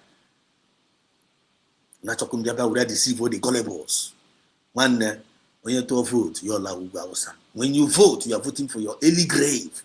When we are here in a total restoration of Biafra, and nothing is going to stop it. When you get wrong advice, so when you when they go and join Nigerian politics, no tell fan go here. So when you hate again, so when you bribe for you to be talking against USB government, so when you when they go and fight Dr. Nguzara Beze, so when you I gave out to pack the woman to pack our channel for you to attack it. So when you do, why in the no because we need to get TP again. The French spirit is not happy against it's not happy to all these oppressors for natural area. The God of heaven, which is the God of justice, have to go down. Not only Moya Castle, Mokaria Mazo, Biafra Moya Castle now. You're not going to deceive anybody again. No one you get deceived with 20 Biafrans again from now going on. The season of redemption is here. This is the time of liberation of God's own people. Either you fall in or you fall out. Either you are useful or you become useless. And all of us will join our hands together to bring solutions so that I will progress. Without solution, there is no progress. We are not murmurers. We are not complainers without solution. Anyone will take solution. And solution now, on the table. Don't tell me no way anything no blood on the table. Don't tell me that. Don't tell me that no way anything no gonna anything you can contribute to either by one only a Biafra. We are contributing something. iso n'ihe a na-eme. Ọ nọ sọsọ ekpere ka ị na-ekpe. Chineke na God bless Mazi Nnamdi Kanu. God please deliver man in Samanekpa. God please prosper USB government. God please bless every family of USB government. God please protect our mandate. God, one iso n'ihe a na-eme. Iso n'ihe a na-eme. I swear to God Almighty. I forget be written in the book of heaven. I swear to God Almighty. Yo na-ekpe ekpere yo na ndị na-eme eme ịma na na-eme ya yo na na-akọrọ ha aka na ma na-ejishi n'ike. Look at some of our people are doing here. When ejishi n'ike yuru na-eme. Isokwa n'ihe ị na-eme, iso n'ihe a na-eme. Please click the like button, share the program. Iso n'ihe a na-eme. Your reward go nọkwa na-echekwa gị. Your reward go nọkwa na-echekwa gị. You know somewhere. Iso n'ihe a na-eme. You are in the system. You are not out of the system. Name it. Only one way or the other must be useful. Then if you check it, you don't know about not afford to send that completely. No one in Anya po he said then they go tired. They try to continue. When he try to contribute. You need them where no when then not get an hand on the fence now saying come to Bagodi. Come never na get potter. Somebody like Nkaya for an apple Obi one. I need to mention his name. Call Toronto side there send or that guy na Obi one. I need to mention his name. So here in Ghana, no, Obi got Tajara one place name Igbo, Igbo nation, Igbo Sikwa, Igbo every day, Igbo. After I have one the USB, and you have a man who gishi. You have a support wapa chameleons. Biafran spirit, I need the chameleon and Igbo. If you know that you have a spirit of chameleon in you, if you yellow, get yellow, if you black, get yellow, one day get out of this place. Get out of this place. Biafran spirit is not happy with you. You must stand one place. You got no fuebe. No fuebe. Chineke na bogo. No fuebe. No fuebe. If you know that you are standing with USB, stand with USB. Bring solution. Bring contribution.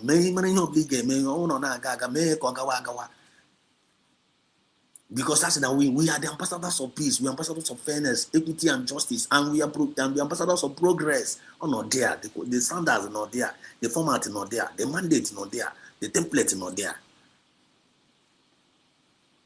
Or you get Tajara one side, and then I again condemn her. Do you know what you are doing to yourself? But very, very delicate. I'm telling you, swear to God Almighty.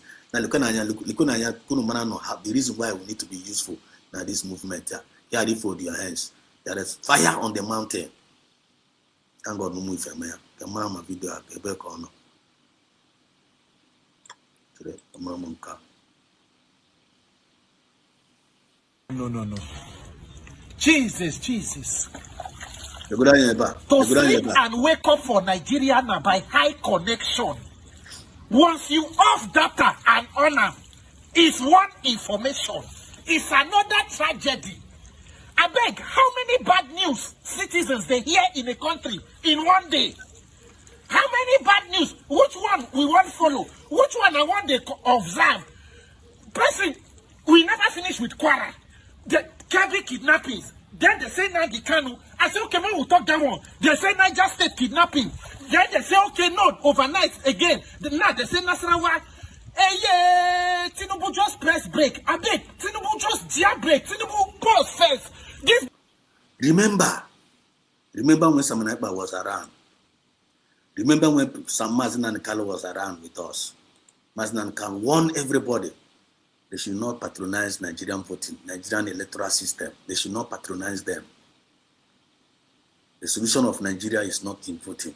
That there is no good system of voting in that Nigeria. That the election doesn't count. He warned them. Did they listen to him? They did not listen to him. This is one of the result of it, of not listening to good advice.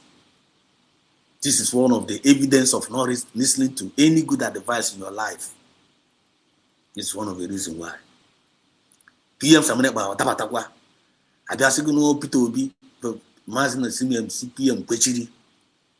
Told every Biafran now I had to vote. I saw her way to vote. I saw her. I said, no, why are you against Peter Obi? Peter Obi is not our brother. But I say, no, it's not about Peter Obi. There's no solution in Peter Obi. Peter Obi can't solve anything. I know what I'm when they happen in obedient, happen in Asimba, they have opportunity. Now Biafra not carry too far. Now we should go on Peter Obi first. I say, I'm back. I am not going to Peter Obi here. I need to go our freedom. On your black way here. Divide this Nigeria kind of there. I'm not like why. I say back, no P2B. Now the election will count. The election P2B will count. I'm a P2B. I'm not saying not my guy at that time. I remember one worry guy was even attacking me. So why did you hate yourself? Why did you hate your brother? Why you don't want to support the P2B? You said no, P2B is my brother. But the problem, the solution is not in P2B. That's why we don't want to go for the voting. The solution lies on the separation of Nigeria. No, you're like, this Nigeria, but I want to get into Kenbu. I can't black away. I got those side here. Now I'm about to come up on where my government stand for. And I stood for it. And we, Biafra, stood for it. I stand there, which is then I make P2B. I come make get the election. When P2B or P2B did knock off. Not even protest. P2B went to court and we near Troy also. Then Biafra again up now. And in the Tafia, Hagatoro, Buarina, no, there, man, I again Tulumbu Peter and I were here on your neighbor. Yeah, your neighbor now. That is the result of not listening to good advice. Now, 2027 is coming again. Every city boy to come and deceive Biafrans. What are they doing to themselves? This is what is happening to Nigeria because Nigeria has been mapped out for destruction.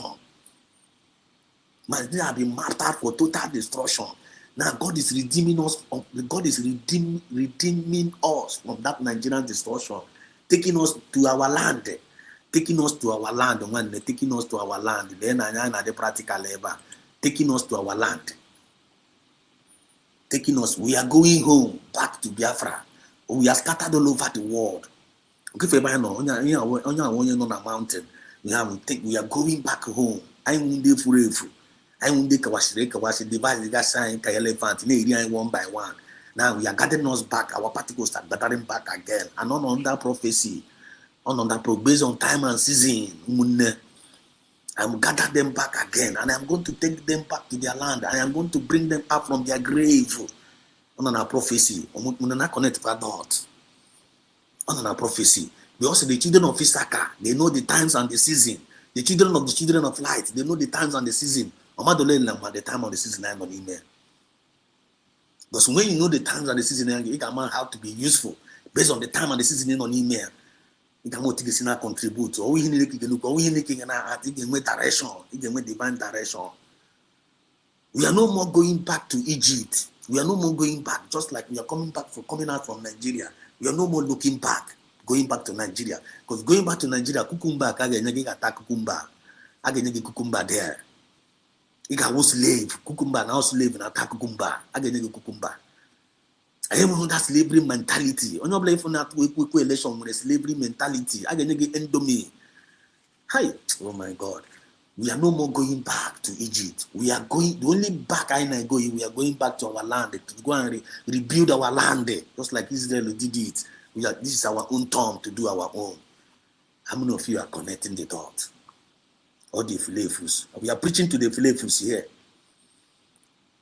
We are preaching to every positions of the United States of Biafra. We are preaching to them.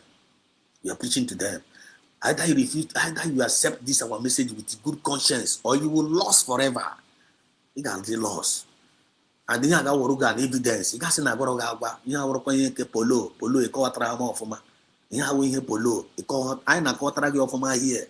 And the age mo for can na call tragedy. Okay, we stigma. Because if we go I know how no menente. Now look at here now.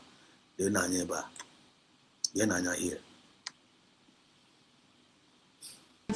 About the high unemployment in this country? Is that about lack of food on the tables and the kitchen of the poor? Is that about electricity that they cannot even properly privatize? Blackmailing the honorable minister and forcing somebody to resign because they want to turn it to family patrimony. Is that, the cause of infrastructure? Well, ladies Okoko now, Tulumbu there. This is when Tulumbu lambasting Goodluck Jonathan in 2012 over hunger.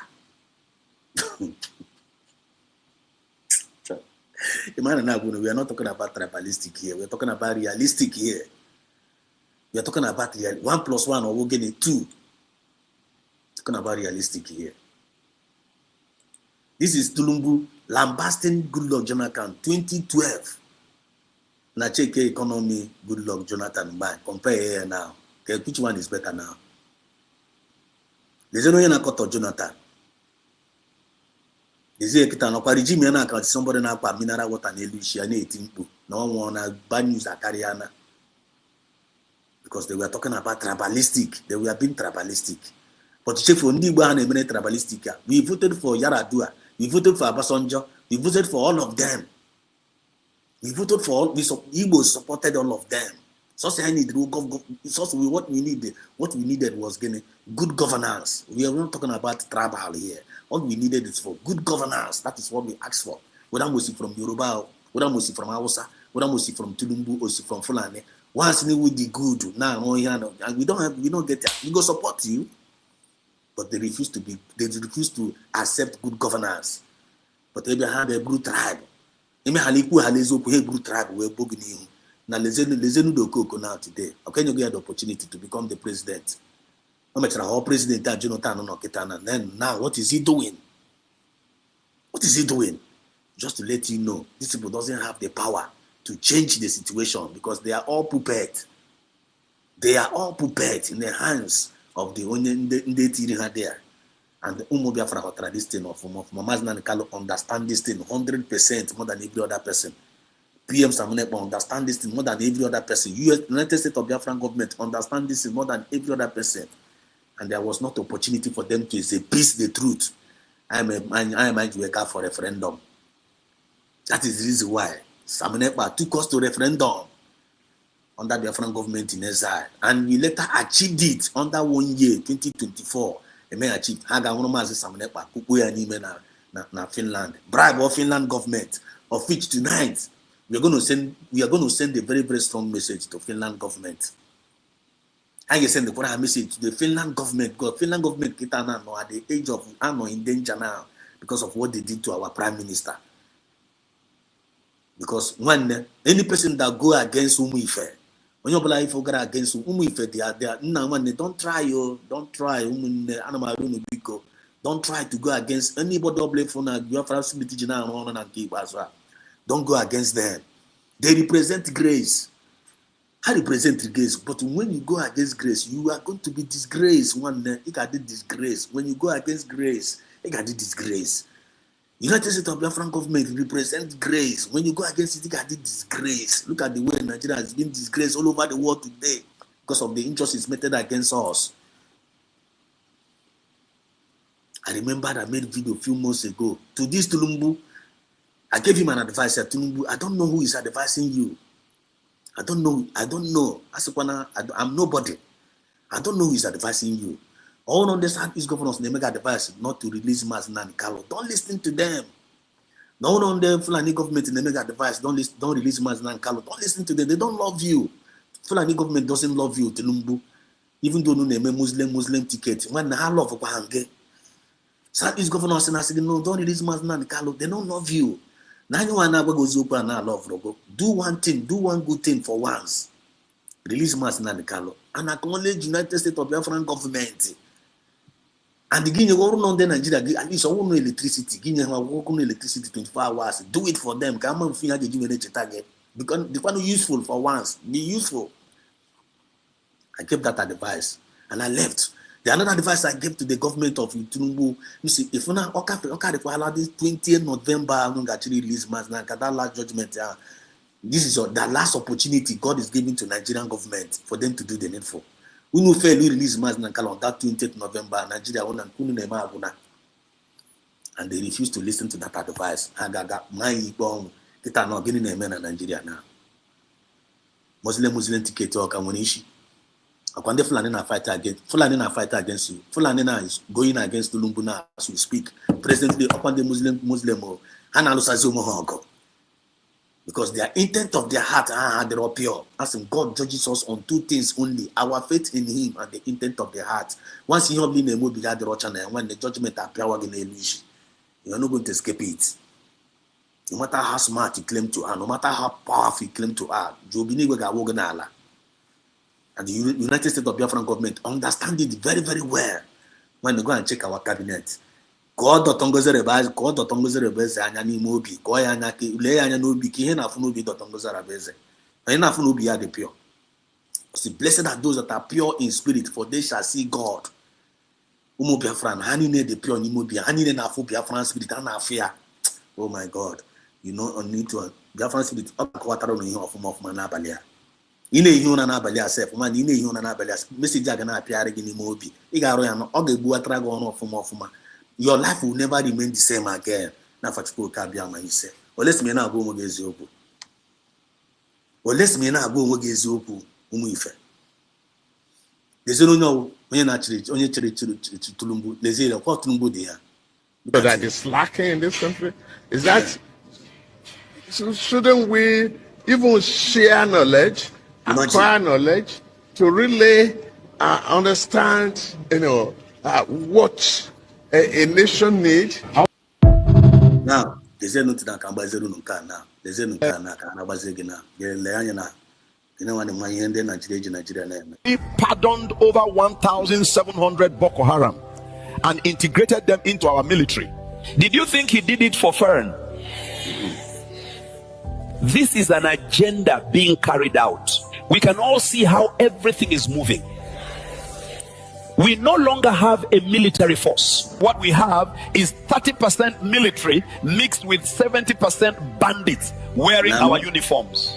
Many of you don't know the mess we are in already. You see, many of them don't know the mess we are in already. Many of them don't know. Many of them don't know the kind of mess I'm already. Some of them cannot barabanko. Some of them cannot koiri. Some of them cannot be busy. Naturally, dotongoza rabeze. Or about Fulani, a USB charger. This, that. And some of that is the cause of insecurity. Whereas look where the main cocoa here, or nobody want to pay attention to the real truth. When on around a country, you call yourself a government that cannot protect their citizens. Because the primary purpose of governance was after God and our government. After God, all government they are. After God, all government. God created the government for the government to take care of their citizens. God who spirit God will human being. Then government will get physical in our physical God and our government is supposed to be physical God. Government will God now. After God, now government. Because government will need the power, the natural resources in our naka. How we control the natural resources, and the natural resources are for the government to use it to take care of their citizens. Now, let us take this angle now. Go and roam again now. For example, now, let us be really here. Some of us now know Bodo, and some of us now on 3 job, 4 job, 5 work, they provide for their family. Some of us, upon the limited, though, how can you check the intent of the heart? I'm not and the limited. Some of us in the man, which I am, we go back in them village, Boho, always go Kawashi. Bapere village, upon the limited, get Bapere village, Boho. The mother now no Boho, ne Berege, Chinekana goes this brother, Chinekana goes this sister, and this boy, and I know the meaning, and they Berege Broma. Because him and people need that meaning. Now, Chikamazim now, as a papa, as a family man, father, they provide the need for me. Now, who will bill? Omas are not taking care of your family because you are the government, no longer. When you fail to do that, now one name to bad, or give when they go, we that money as a father, you will not go barabanko without taking care of your family. How will your family, how will your children see you? You will lose that respect, yeah. You will lose that honor. They will be very, very angry for you because when you fail. I want you to go useless. Now look at the government. Government the resources. Use that government, use that resources and take care of your people.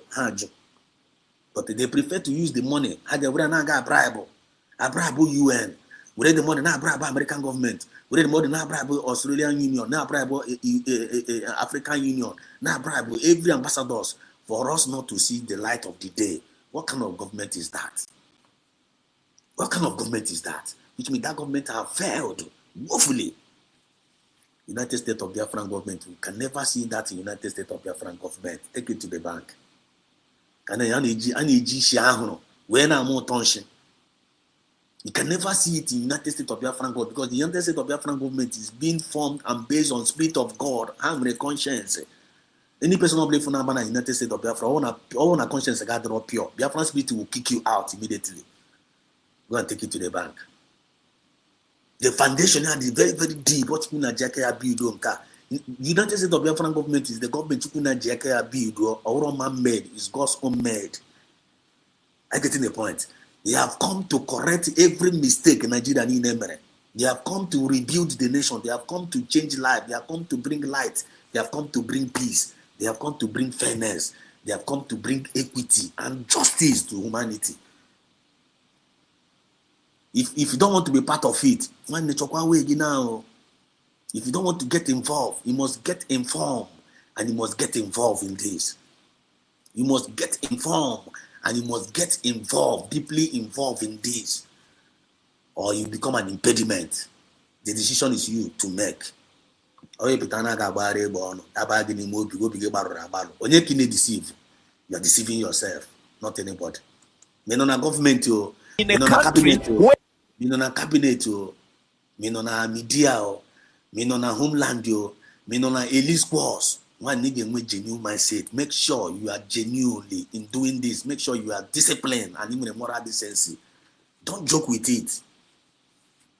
Because this Biafra movement here, I hope you JT Epele. I go many times. I need to go Epele na you. Already even here Epele. Iriokwe. Already had a made Iriokwe. I need don't.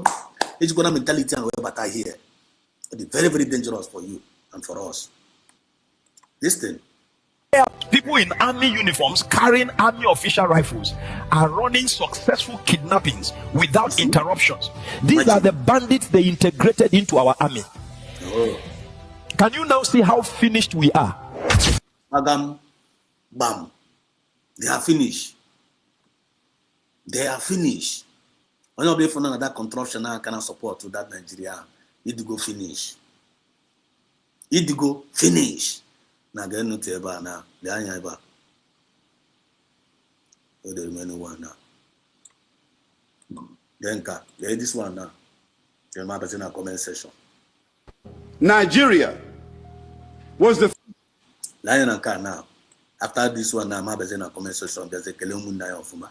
Then made in a link. You always open mic. You wanna know anywhere. You gotta with a mic. You gotta give your mind. But this is the movement of we the people, that we the people and for we the people. We are not now this one now. Don't follow the state of Nigeria. You man they need it. You man they need. I need don't worry. One of the choir way. Listen. Watch this. In 1974, Nigeria was. First of all, keep for to the guys who say when you're on with also watch this.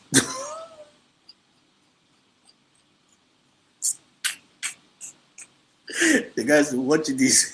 But the guy need to go look at us. Watch this. Listen. Watch this. In 1974, Nigeria was the third largest oil-producing nation in the world.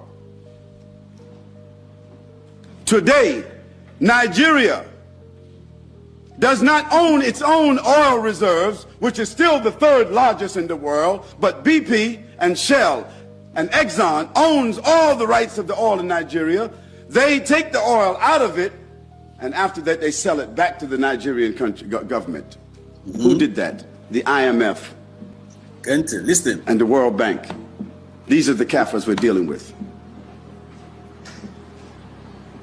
Second, making the dollar, whether it is the Australian dollar or the French dollar, or we call them dollars, but we know they call them different currencies, making the currency in the West prevalent as a source of value and eliminating the gold. Because when gold becomes the standard, the countries who have the gold become what? The possessors of the wealth. But they tricked the world and they took the currency and made it the wealth. And so then they took the wealth, paper dollars, and then they took and bought the gold from those countries with paper.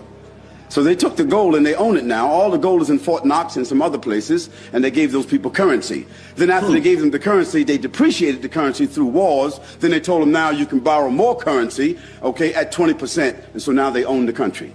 Child. Now they own the country. As ordinary paper. With ordinary paper. Ordinary paper, now the whole gold in Africa. Paper, ordinary paper can't even ask for gold in Africa. A good natural resources, and natural Kabusisi on your bola. Natural Kabusisi on your bola. Then it can only say that natural resources here, Konobla fuel. Just like that man who can cross that man, they are all finished. If you go the reason why the forces is now fighting against USB government. Are you connect to Wagodot now? Because this is the kingdom of light. And more light to throw down, darkness get disappear. And there is TP all of them. Because they're coming against us with their armors, with their weaponry, with their this thing. But we are coming against them in the name of Chukwu Biama. We are coming against them with only truth and nothing but the truth. And Maznan Kalu said, I am going to destroy Nigeria with the truth. Maznan Kalu was useful to us with the truth. Maznan Kalu was not useless to us. PM Samanekpa was useful to us with the truth. PM Samanekpa was not useless to us. Dr. Ngozarabeze also came with that truth. And he went there and he declared Biafra for us. Berakwa that he declared Biafra in Finland with all the genuine cabinet members and all the heroes. So how we Ghana, Finland, they are. All of them, they are all heroes. There with the good heart, with the good content, good conscience. All of them are heroes now and forevermore. They are useful. They didn't know this movement now with your good conscience. You know one thing or the other. You name we told your chagi we name voluntarily. You will your chagi name without one in a line. You already name to please Biafran spirit. You are not doing it to please us. You are not doing it to please anybody, but you are doing it to please Biafran spirit. Because millions of people are mugo, and in that one they are seeking justice and actual justice. And until they have that justice before his weekend. You want to dendo instead of a bomb before now, it is useful. Can with the justice, they be very useless. Carry with the justice, you will not borrow now forever. Yeah, we very clean message. We have to say with an apple here. When you blind on this thing now, you share it and you make use of it. Don't be a fool. Don't be a fool. Akokona prodigal son where my makaria go here because prodigal son metra say also I have sinned against heaven and earth, and I have sinned against my parents, I have sinned against my people. I am going to rise. I am going to apologize. Prodigal son was very sensible. Ometra realize no many hojo. About basic of there with pompo butuzo. Ya home below where. That's no large papa now. Even though you might draws interested position. No draws interested position. First you kid come here, call servant. Because so much end up there is here with easy. You know, easy metal and as in the azo. To this Antonian with the easy when now say when they can keep the river be finishing reason. I get to the point now. About no matter we had a giddy beribe, going on taribe, lammo, or we enter on Jobo and Nanjo. So every spirit of pride in you that's making you to misbehave. Every spirit of arrogancy in you in this movement that's making to misbehave. What I can get going God, but you don't get door. We need a good grace gono. Now you name a movement. Need a metequia, con you name it there. And since you're Warala, Kurin, a written Arwala and Arona movement. Since this were me, Kurin a retail, since this were me, Kurin a retail. Since in our twice in our talk, go to hold again. Because there is no peace for the wicked. And this was in our Baroma. That is, united we stand. I want to definitely making a unity. The united now, okay. Why can't we be united? Or no capande all common sense in the young one. All a very good advice. And all a very useful advice, or a useless advice. I want to deny the solution. And once I'm with that solution now, I didn't make progress. Very simple. Mathematics, 1 + 1 will 2. 2 + 2 will give me 4.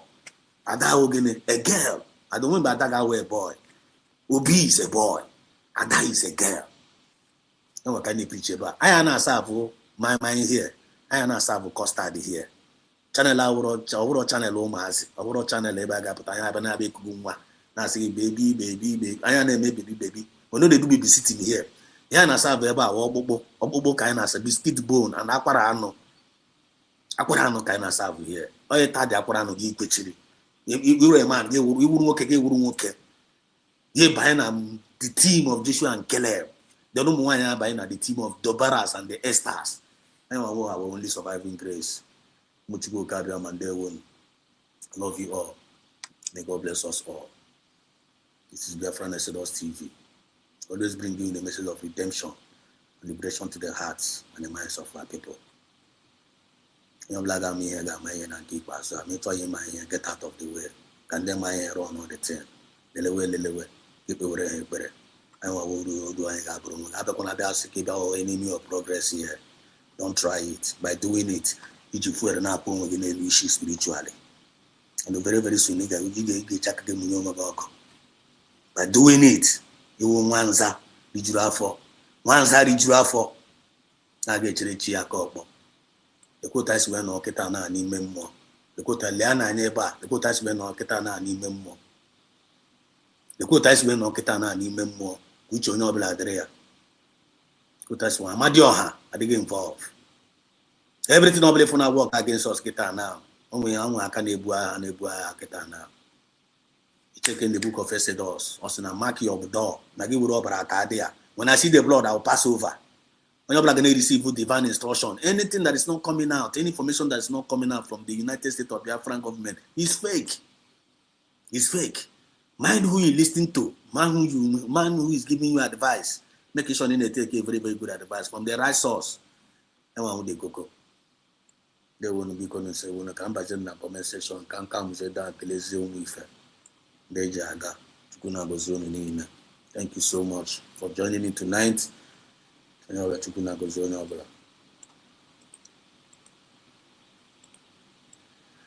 Yes, they will know. You're back. I like to go back on the one. First today, Frank Okoye, Machineke, is one of us. Because no when the Dunga go touch and no comment here one by one. And me register, I will take my time. You know the time of the comment session now. Me register the humble register one by one. So because thanks for your patience and thanks for listening. I go to comment here now that is a link. It is a link. So all know when you have to not buy a more. Your friends will buy a more. You have to go day to it is a link now. Only bloody privilege get better. You guys zip and you zip. I agree from you. I want to when you get no problem. You take my point. So long live Mazina Di Carlo. Long live our Prime Minister Samonekba.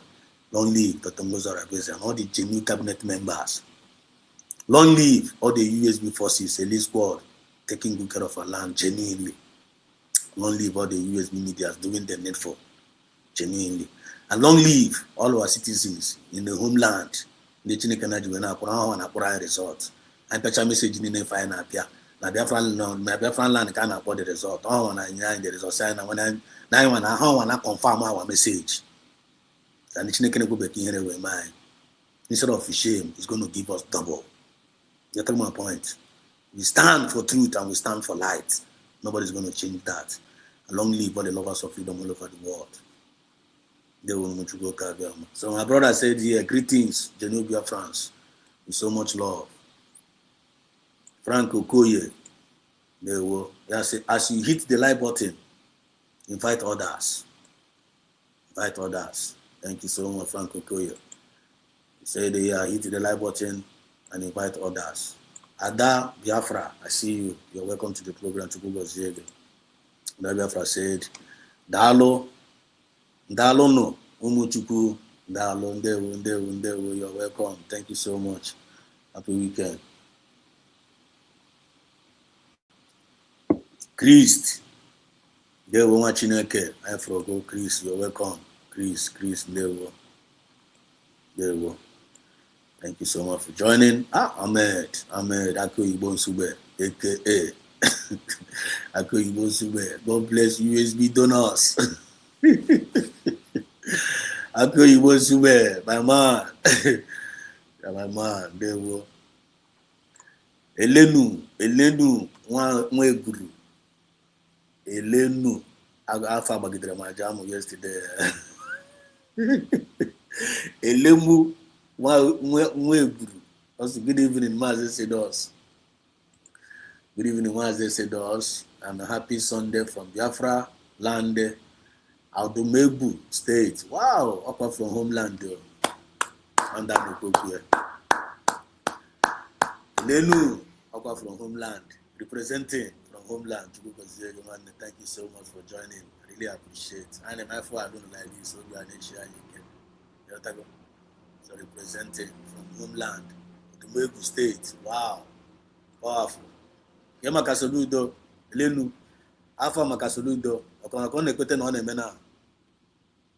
Uzil, I see you, welcome. You're welcome, say, okay, fair. There, well, good evening. Thank you so much, Uzil, for joining.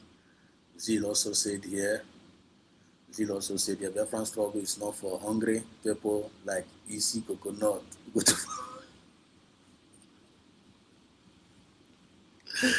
like, we're able to go 247 with that now. God, 3 mile. That is my only prayer. When you apply, go 247. When you apply, you go 247 on device. Many are praying. I got doing now. Because 247 really suffer. The mommy would descend to bad advice. Your France struggle is not for hungry people like easy coconut. 247. You say Kapadia. Oluchiwa God. Ah, that you Kelemangi before can Kelekwa also. That you Oluchiwa God, the only person who bought that deal. This for now. That deal. Oluchiwa God, that deal. They will thank you so much. They will watch you can greet you. I'm the only person who have use of that TFN membership in this channel. Oluchiwa God, I will break the Oluchiwa God break the record. I'm the first person I will break the record like kind of first person as a member of this channel. So Oluchiwa God, I really appreciate it. This is the movement of we the people, we are with the people and for the people. Channel Umuife, that USB, United States of Biafra. Thank you so much, Oluchiwa God. They were watching, can I greet you and Biafrans, USB. God bless USB. Then, good evening, Mazi Sedos. Preach on. Happy Sunday. Daniel Opera. I know you, my man. One of us. Daniel Opera, by their fruit, you shall know them. Iziogo Amechi. Iziogo Amechi. I see you. Good evening, Biafrans. Thank you for joining. Mazi Odogu, one and the only. This is the man we're talking about. Mazi Odogu, one of the heroes of our time. Mazi Odogu. Also, we got Finland, we got trying Biafra. I'm known for this man, Kelewenia, always a hero call. It's one of our heroes. And very, very humble. Hero and a humble man. Always come and make us laugh. Very, very lively. Then you need to go Zioma, Mokonebia, Mokoeba, na fight, Panaka. Always hero call. Chupuna goes again the Kakakopona. Say greetings, Umuife, from my location. Are we getting the point? Yes, sir. We are getting the point, sir. We're getting the point, sir. Onyenuchi Chinanyama. So good evening, Mazi Sedos. There were Onyenuchi for joining. Thanks for joining me. We are happy we come to you. Anywhere was there because there's no longer. You know, I'm strong. Thank you so much for the super chat. Chukuna goes there. Lobos we put that. Maku Brumaku. No got up to put down. The Banana salute you. Chukuna goes there. I'm strong. God bless you. In USB we stand. Itu akamozo lo ifreya kifre de akamozo ko we gba that na one we ba na aga this is Joseph we akamozo la pia go podor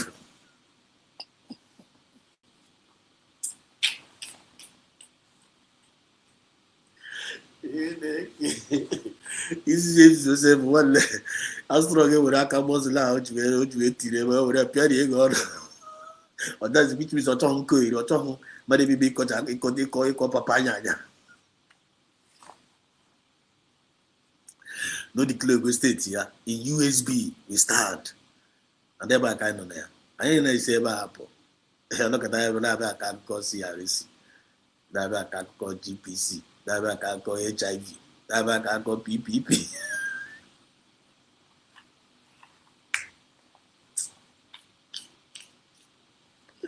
ya can't call PPP without document and I'm going to women have never the chance to go about our the video cast one of the video cast I got super leak I got weak my brother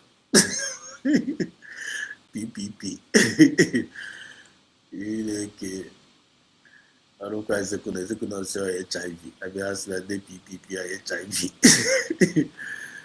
Daniel Okpara our own also Mazi preach with double anointing as one about God bless you. My brother, thank you. It's a week fair. One and the only is a week fair. Udogu, the prayer week fair. Original. All the very, very useful. It's a week fair, the very, very useful. That movement is what they useful. Usefulness is care about grow. Based on angle on Kayao, on a lu bomb, on a lu. Now say, bueno, go on the supportive. Solution and all the progressive. Without solution, no progress. Wisdom is one of those people are not in line. Or the informed, get to be involved. Original. Yeah, by their fruit, you know them. Mazi said they will agree with you. I'm gonna agree with you. Mazi said they will agree with you when the USB is God's own heart and plan. May God bless DPM Dr. Mozart herself available. Yes. When you make yourself available, the Biafra Spirit will use you.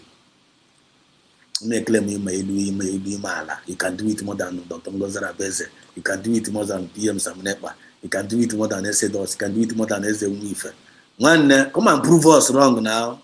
Come and do it more than us. And yes,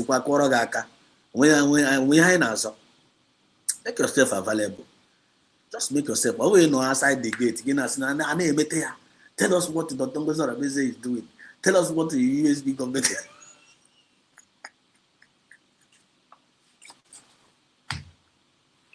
Tell us what Dr. Mozart Abeze is doing. Tell us what the USB government is. Out of outside gate, yo. Tell us the money they are contributing. What are they using it to do? Tell us what is useless people. Who will happen? Just see how my own complain without no solution. So tell us. Come and tell us what you are doing. Come and tell us in Kego and Yara. Tell us what you are doing. It's the Wife. So good afternoon, Biafrans. Yes, so it's a Wife. It's a Wife says here. Yeah.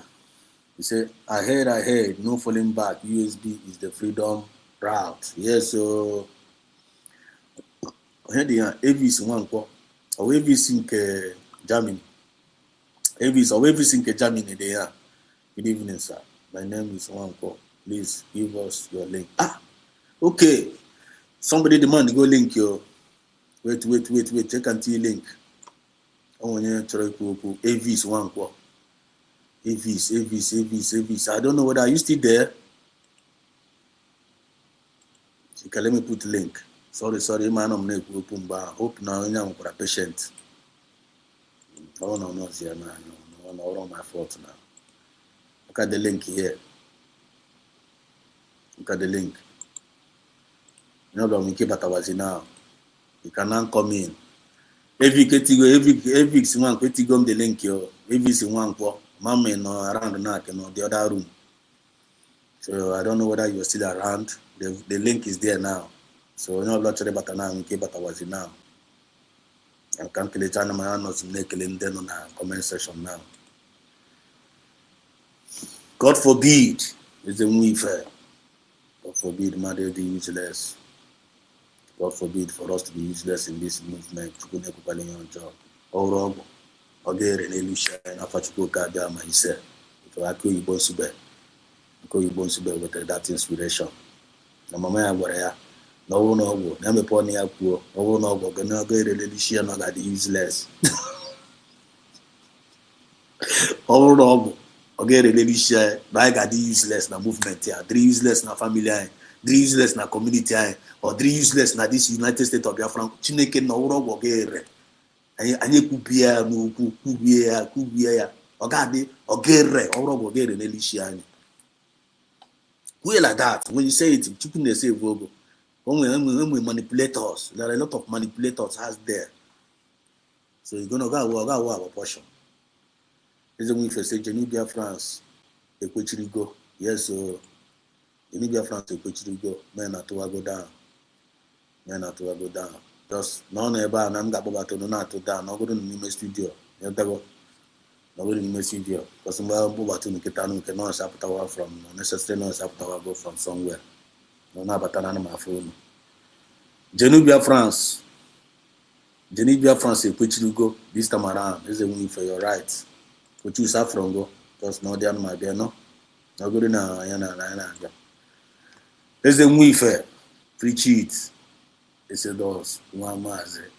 It's a new fair. It's a new fair. It's too much to go consider, you know. Yeah, impart na boko koroko where it's a new fair. Your impartation na boko koroko. Greetings to you, Mazi BETV. But Triple M. The double Triple M is in the building. But you go consider. Triple M says, greetings to you, Mazi BETV. We love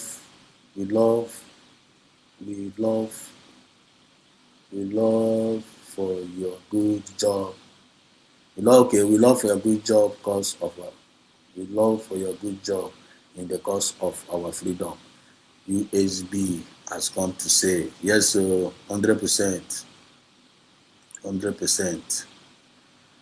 Greetings to you, all my genuine fellow Biafran citizens. There were Martins, Okelerona, Blasona, Blachukas, Benny Wu, you see, you're welcome to the program. Martin Dewo, you're welcome. Maros is in the comment section, okay? We love to you, all my genuine Biafran citizens. We have won already. Congratulations to all the genuine Biafrans of USB. Yes, sir. Then, Benny Wu, greetings, Geneva, France. Yes, sir. Greetings, Geneva, France. And Elvis is still around. Elvis, Etigom link now. My brother, I just want to chip in a little things that is happening in Lagos. Okay, Etigom link, my brother. So you cannot jump in. Elvis. Good afternoon, dear friends. Said was Fidelia. Mom is Fidelia and Dewo. Thank you so much. Thank you for joining me. Happy Sunday.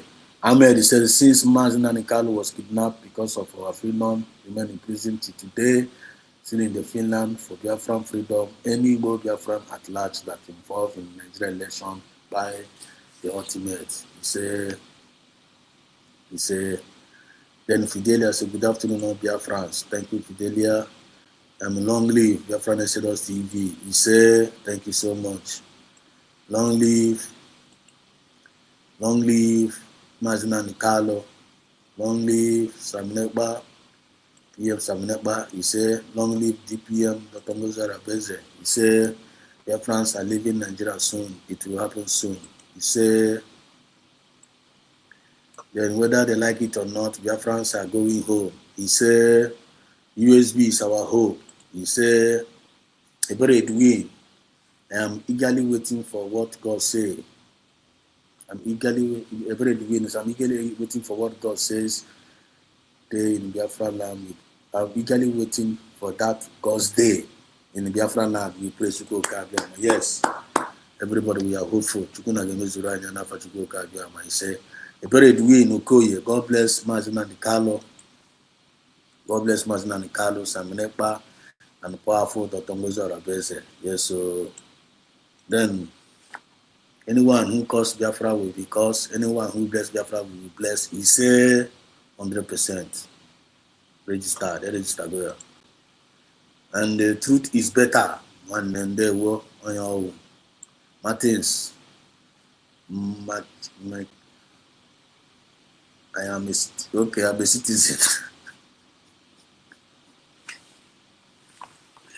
Triple where the West they want citizen. I'm a citizen of the United States of Biafra. And they tell me we are citizens of the United States of Biafra. When they go to kill themselves, come on, I go to three trumpet, go to go. We are citizens of the United States of Biafra government, and they tell you, 001 faith says God set Martin and Nicolo free. God set Martin and Nicolo free. God set Martin and Nicolo free. Hashtag God.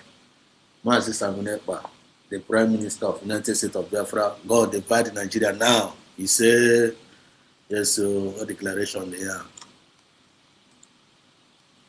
Then, what am I seeing in DPM's Ngozi Rabeze is pure. What I'm seeing in DPM is pure heart. Confirm. It's with a pure heart to Dr. Ngozi Rabeze. Her Excellency. It's Bumwa Chineke. It's Bumwa Chineke. Yamana Kaneje. Go pharmacist Diane. It's Bumwa Chineke. Mad peace of God. With these wonderful women that you could and keep us up. Kaja. Kawo River Goddess. It's Bumwa Chineke. Madam Origin. It's Bumwa Chineke. DT for Christ. It was Bumwa Chineke. M Special. EJ Minister. It's Bumwa Chineke. Deborah. Kaunu EJ Glitters. They are militant. Yetago. It's Bumwa Chineke. Yeah? Kana boy again Stella Ozuka. Hi. Original. This Bumwa Chineke. Original. By their fruit you shall know them. Warriors. Even if you are a woman now by this time, you don't want to fall in line. What are you still waiting for? No problem.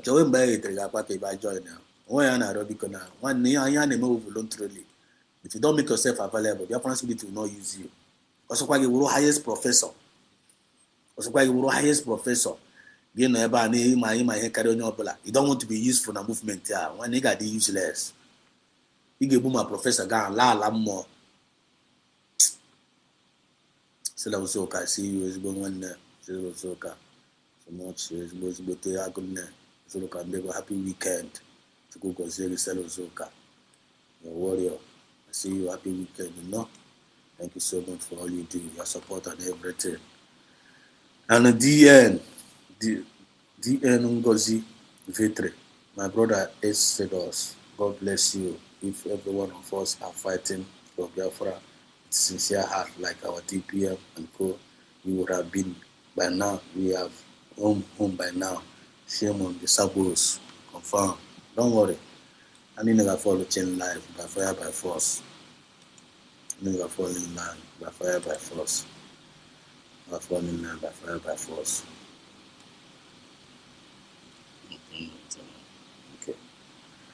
Mazi could choose, honorable could choose at one of in the studio already. So come and on the comment section. Like and share the program. Exodus one name. They were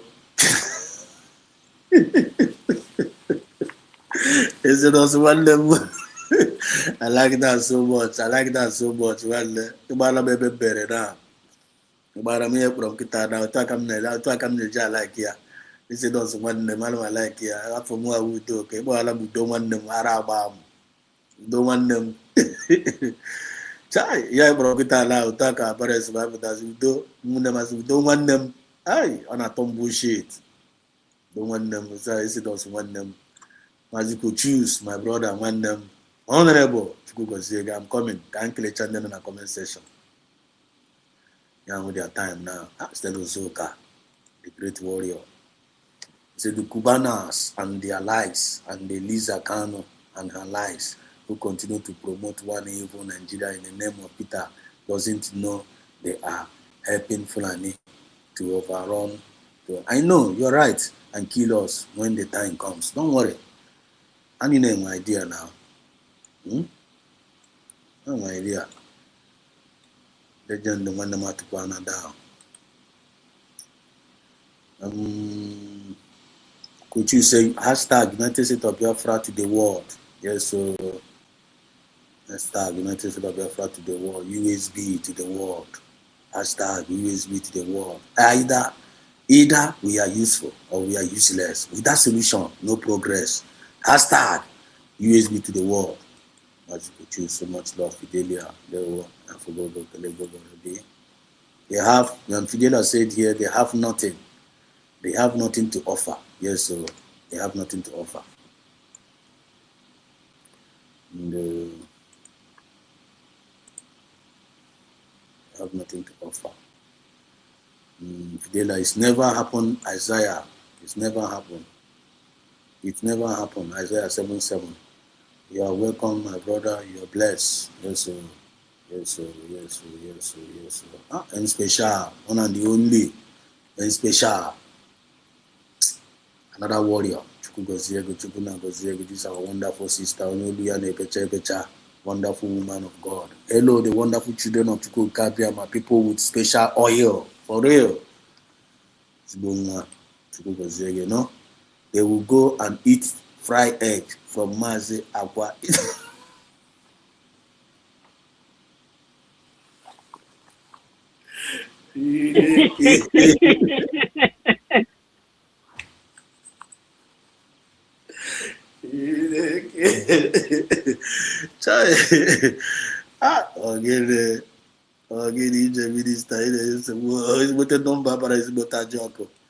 Yes, so thank God the comment at Google.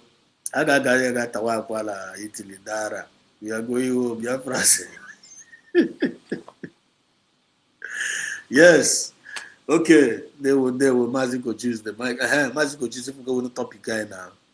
Either we are useful or we are useless. With that solution, no progress. So, what is your message to Biafrans and to do to this topic in Abalia? The mic is yours. Legend in over here. Maziko choose, are you there?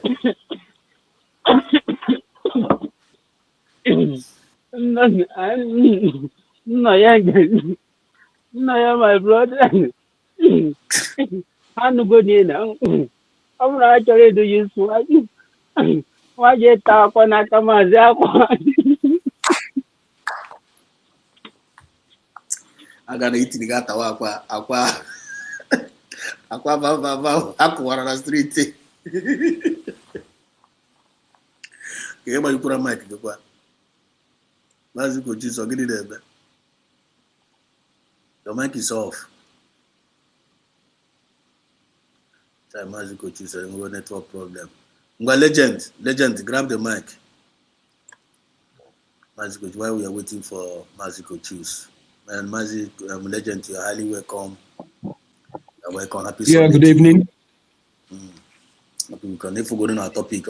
Either we are useful or we are useless. Without solution, no progress. Hashtag USB to the world. So, what is your take on this particular topic tonight? And you're welcome. The mic is yours. United States of Biafra is already useful and can never be useless. Yes, sir. God has given them the solution, and the solutions, the evidence is here, and the evidences are speaking for itself. We got about a news about which country last time. One of those people that were arrested by Matt Simon, but that Finland almost rendered useless, got a 2 years with ID card and document from USB. USB is useful. And just lately, the Australian government equally responded, honoring the ID card and documents that accompanied it. Sometimes I begin to ask myself, these ndị a na-aga ata akwa, just like somebody made mockery of them here. Akwa ka na-aga present here in Australia and say we are head breakers. What are these guys to present in a country as a CRC? Tell me an organization that CRC takes upper hand. Tell me a club, even ordinary club, organization that CRC, group of individuals that are selected, say, just I actually you people are disturbing the peace of the cabinet. You are disturbing the prime minister. Focus biko find a way. Do you know that thing is just this is just because settle one on Lazuba bullying somewhere with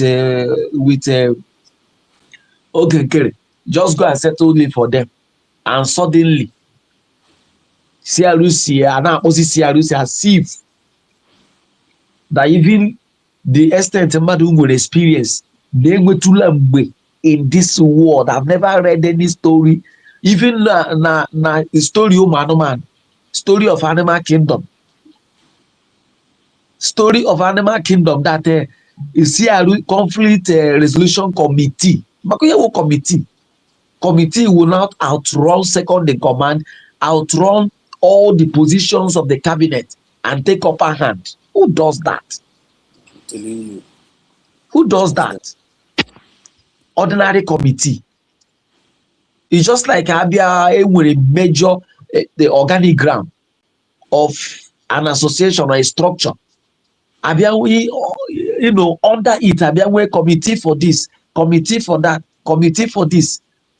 A committee now resolve a committee that are just responsible for settling gossip. The other day, they said they want to expose gossip. I'm not not no point. Lazuba se, Onya se, Vam se, Atarakwa, Asemwa committee, Uluga Gokwa, Gal settle Otesi Takwa, no Tarakwa, no Atayakwa. All of a sudden,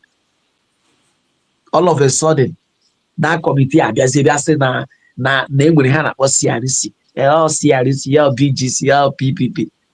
Who does that? Yeah? Go ahead and do that then. See, the issue is this. This is one of the stumbling blocks anyway. But I've always tried to establish on my own that Mazi Exodus, some of the problems that will happen on your way to success, they are not problems. Yeah. They are just issues that God will, use to clear your way. They are blessing in disguise. Yes, sir. Imagine Mazi Simon Ekpa in continuation with this bunch of mediocres.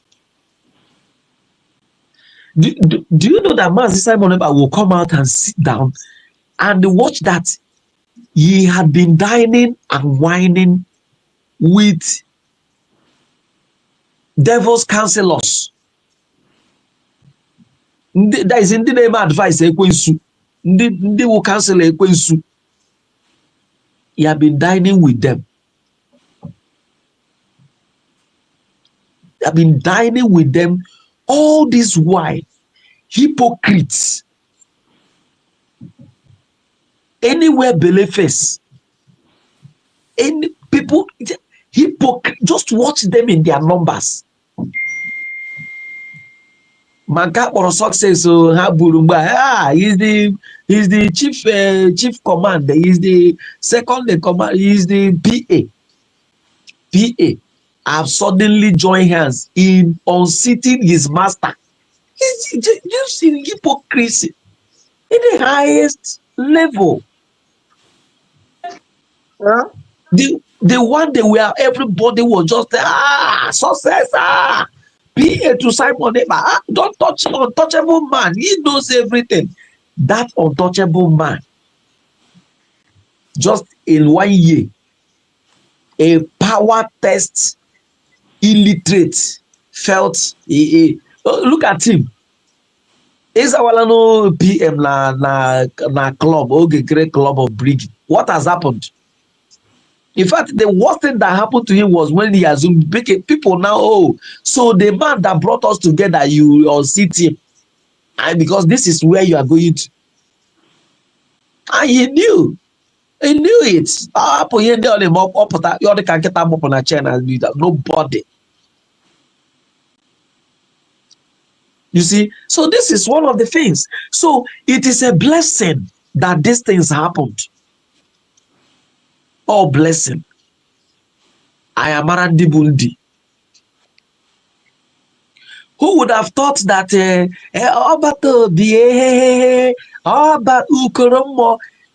day you heard that man was jailed, he started dancing on social media.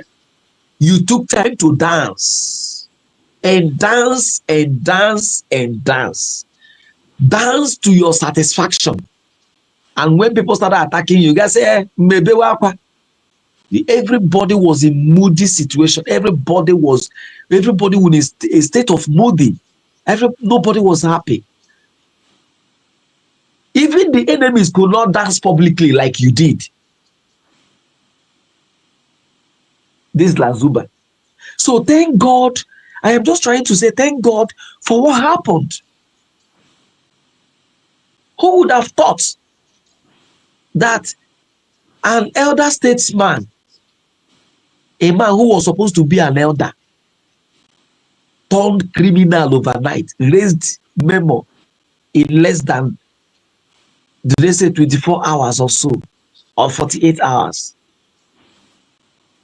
and raised the memo, enthroned, not second in command, not third in command, went behind and enthroned the criminal. Thank God for what happened. If this had not happened, we wouldn't have known that the ones I was following before in their platforms like Blind Seer, what is it called, Unite, and the other one, who would have thought that people like this were just anywhere belly face? They only come on social media to make noise. Who is who? Who is who? It's just like what happened to Jesus Christ in the Bible. Just because he was taken away, Peter said, let's go fishing. And he came again and met them. Lovest thou me more than this? He asked him 4 times. So you prefer these things? You prefer this monthly allowance more than the freedom? This is why in my life, even Mazen Namde Kalopotobu say I of one family, my brother. More opportunity map where I say I'm now chota moving train by eba living in hype about time and gala. Mazen Namde Kalo will come out yesterday and start a broadcast. I pop one family, a monthly committee, monthly dues have you paid where there? Who? That man is not coming out to do that again. Exactly. He has done it. Let me tell you, Ojukwu came up as a radical historian. As a military man, a lawyer, lokasiaya, ya ukwara sabu. Owazurike apotankeya. I didn't follow him because I didn't know his pattern. But when Mazin Nnamdi came up, he didn't start with fight. But he took time because he said, Nayajuro, Ojukwu, he asked Ojukwu, what happened? Why didn't this our brothers from the other area? They said they were not informed. So man said, okay, if that was the mistake of my master, I will not do it. He now took time. All the way back, KGB did this town hall meeting. Even when Mazen Nnamdi Kanu came to Nigeria, he visited almost every part, going from state to state, town to town. He has done that. And he's not coming to do that again. Mazen said, are you there? Yeah, I'm listening. That is done. Our Jesus is coming back to die again. That person is a dreamer. So Mazen Nnamdi Kanu has done that. It is done and dusted.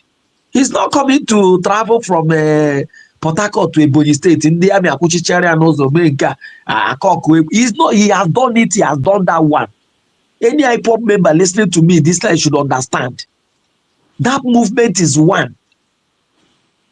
Ozioma John, Dozie knows he has done his job. And while he saw, he said, I found somebody, I have found a man who is different. Among all my followers, there is a man. Go and follow him. Listen to him. He is doing fantastically, absolutely fantastic. That is what he said. Say absolutely fantastic. You must go and follow. He is bringing a new dimension to the awareness we are creating. Yes, he sounded it. And when DOS did everything to push Mazi Simon Ekpa on a bike, had that thing. You see, if you say I'm not a member of IPOB, I don't know Mazi Nnamdi Kanu. Who is saying this? Is he AI? He did not say it once. He said it many times in his broadcast. And then the same movement, the same movement, while he was going in, he already, this woman will always tell you that many things he know that this guy is in the and can never know. Yesterday now saying Mazi Simon Ekpa doesn't know Ngozi Arabeze and who are you? Who is deceiving who here? Now, when this happened, the man did not only say it, but put in writing and sent the wife or the former wife, tell her, continue on that firing line. That line that Ojukwu dropped, that Nnamdi Kanu picked, and I was baptized in it. You continue. Anybody fighting this thing is just like you always say, you cannot fight grace. They cannot fight grace. They are only making noise.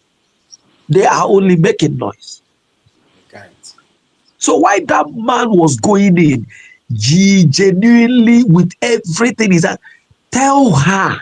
When you tell her, she will understand. If you know that thing that is the mandate, protect it. Protect it. And I don't know if Dr. Ngozi Arabeze, how, if she can hear me or the message could be passed. I beg you, protect this mandate. Don't let anybody, don't let it slip through your fingers. Don't let it break. Don't get annoyed. Don't get angry with me or even the saboteurs in their name calling. If you have endured it, Dr. Ngozi Arabeze till now, you can endure anything. Therefore, keep on. Never look back. Yes, God will see you through. God will give you the energy. God will take you places. You will receive calls where you will sit with kings on how to take this freedom to final destination, whether the enemy or enemies like it or not. Yes, sir. Who is giving oge nke the name calling? Who is calling him? Who knows him? Do you know that he also para DOS me? In fact, all kadem man I'm gonna vote to Rotilibu than for me to follow DOS. I'm telling you, I would rather cast my vote to Tinubu Siachewa than Isanam Soro DOS. Who are they? Can they DOS? Who are they? Chinasa Nworu that have been in DOS for many years and refused to show his face. You will only go and rant on ihe radio Biafra academia. Yeah, okay. No, ihe akama this time on Baji Kohanan. Hagara radio Biafra now I know what radio Biafra. The man about YouTube, by X handle there. See about Nezioma. Thousands of people. From there, even their one of their last brokers, the AG born 19 persons. Don't they got 19 log in to listen after your ranting. That's a one DOS member. You are hiding your face. You are giving command. The only thing you know, ma wigi busi umoma Nnamdi Kanu bomta. Uno gana zo busi changa. Name DOS. Come on, instead of me to follow DOS, vote Tinubu. I'm telling you, vote Tinubu. Let him continue. Yes. You cannot eat your cake and have it. You can never eat your cake. Let me tell you, Ihejiha will shame. Most of them are regretting their acts. Do you know if these people had supported Simon Ekpa, he would have been, even nwanne Maazị Nnamdi Kanu, ọ bụrụ na ha throw in their weight and support. Nke a na-akpọ master prophet bụ one leg in, one leg out. He fought Maazị and never came out. All na Maazị otu o si eme. If these guys nwanne hapụgodo ihe dị ores as through here their weight, ya na ebe a nwa Tinubu na-enye ya promise, na-enye ya after my father will, I will do this. What later happened? What later happened? Most of them are ashamed of themselves. Most of them also like how would the DOS now this in the IPOBA. They are ashamed, they can't come out. Who is the more powerful? At this level of the agitation for many years, you are still hiding under banana tree. Now some more powerful. So, bro, what I'm trying to say tonight is that I want to once again say shame to the likes of slaves, Obi Kubana, slave, Obi Kubana, slave, chief priest. In fact, among these two, I used to dove my cap for Obi Kubana. His packaging is just one man that is quite coordinated. I love so much. But you see what he has done. He will fall for this. For him to have gone to die with devil against his own people, he will fall and will never rise again. Yes, let him go and trace history. Maazị Exodus. Yeah. While I was a very little boy, there were many of us who supported Abacha. You know, Abacha was a tyrant leader. Yeah. There were even musicians who sang for Abacha. After they did that, after they sang for Abacha, all of them. Go and check, go back and check. Somebody was giving this analysis and I believed that person. Go and check all musicians, broadcasters, people who threw their weight for Abacha's dictatorship and Islamization movement against their own, no matter where they were coming from. I don't want to mention them, but I know names, many names of the people. Even Mandi skit makers are who style all of them after that thing, they all went underground. They never rose again. I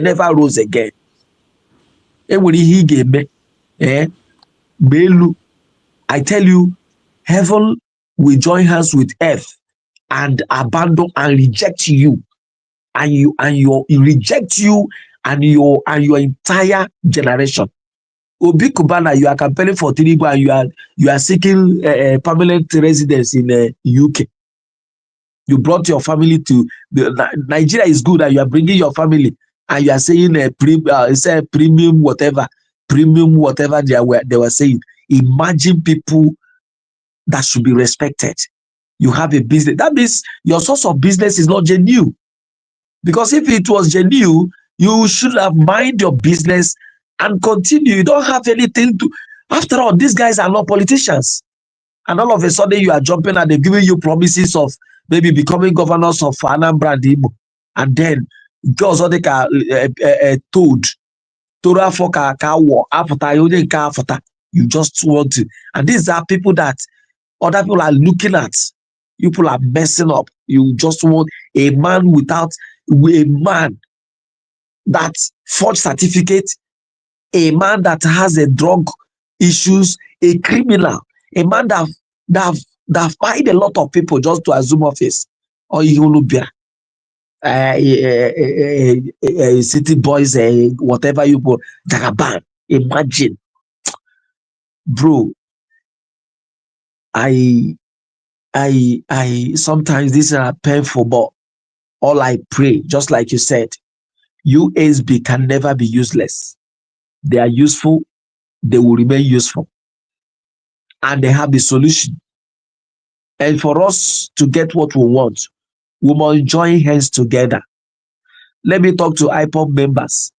Maazị Nnamdi Kanu said, in one of his broadcasts, very soon we'll form a government. Will Mazin Nnamdi Kanu form a government and still be calling IPOB organization? The reason for forming that government is to collapse IPOB into the government so that we have a name, we have a focus. IPOB is just an organization. It's an association. You can associate or decide not to associate. But now there is a government. The dream of Mazin Nnamdi Kanu came through Mazin Simon Ekpa and handed over to Ngozi Oronbeze, who by God's grace redeclared Biafra, what we have been longing for. In fact, the redeclaration of Biafra is just like hatching in the Finland local. That woman, God will bless her. It was not as they thought. They were waiting for December 2nd. They were waiting for December 2nd. And what they were waiting for happened on 29 November 2024. This God is wonderful. This thing wouldn't have happened on 2nd. Finland would have truncated it. But God, by his mercy, anointed this woman and his cabinet members. Ndị nke jụrụ ajụ n'ebe akpọ iru nkụ. Ọ na-eme mmadụ abụ were mapụ sekasịa n'iru during declaration and oge ọ ha wụ ndị na-achọsiri anyị which Biafra they looking for? Kedu nke ha chọga? Ọ gaghị emere redeclare even ọ sọrọ ọ bụrụ na ọ dịrị ha mfe ha dọkasịa Ngozi Oronbeze na platform ebe ahụ. Can you imagine? They are useless. They are useless. They are. So thank you very much. God will continue to help them to do well. Thank you. Thank you very much. Thank you so much. The one and the only legend. And our brother not here, Elvis and Majamori Jim not here. So Elvis, I wanted to hit you sharp. This the only information is literally Elvis one. Can you hear me? Good evening, my brother. Okay. Elvis. Good evening, my brother. Okay. Okay. One information is saying one chari is each guy, so he tear sharp on those on over here. Okay. I'm going to Lagos. Man on the Igbo. After the work, I'm going to and Obi. They know you. And I don't know. Everybody know you. So only one link over there, Jagakata and Lagos. Only nursery school, primary school. You know, here now we come to show. One very applicable. But don't worry, I'm okay. You wanted the evidence. You may do very good. Okay. Then there's a program. But on a studio, you may go to gear. Yeah. At school because that's a joke. Before Nigeria secure nursery school job or job on school so when they make those and I Now, I mean, a quote from the thing nice easy. Please, can you make it of way back into the thing? Can you on a zoo? You got to go on your body. And what do you know? Okay, right down. Hit here, sharp. Okay, so what are the evidence to be down? I've from Mumbai, Nigeria. When they secure Roma primary school and then on a nursery. Or higher on a future. After Nigeria don't matter to Ama. That's an Susan Martin and the canon. But for Sunday, Yata at me and now. Their name Diche. Their name as I will in Chukoka, you know, Chidema, all those things. So, Yainaza.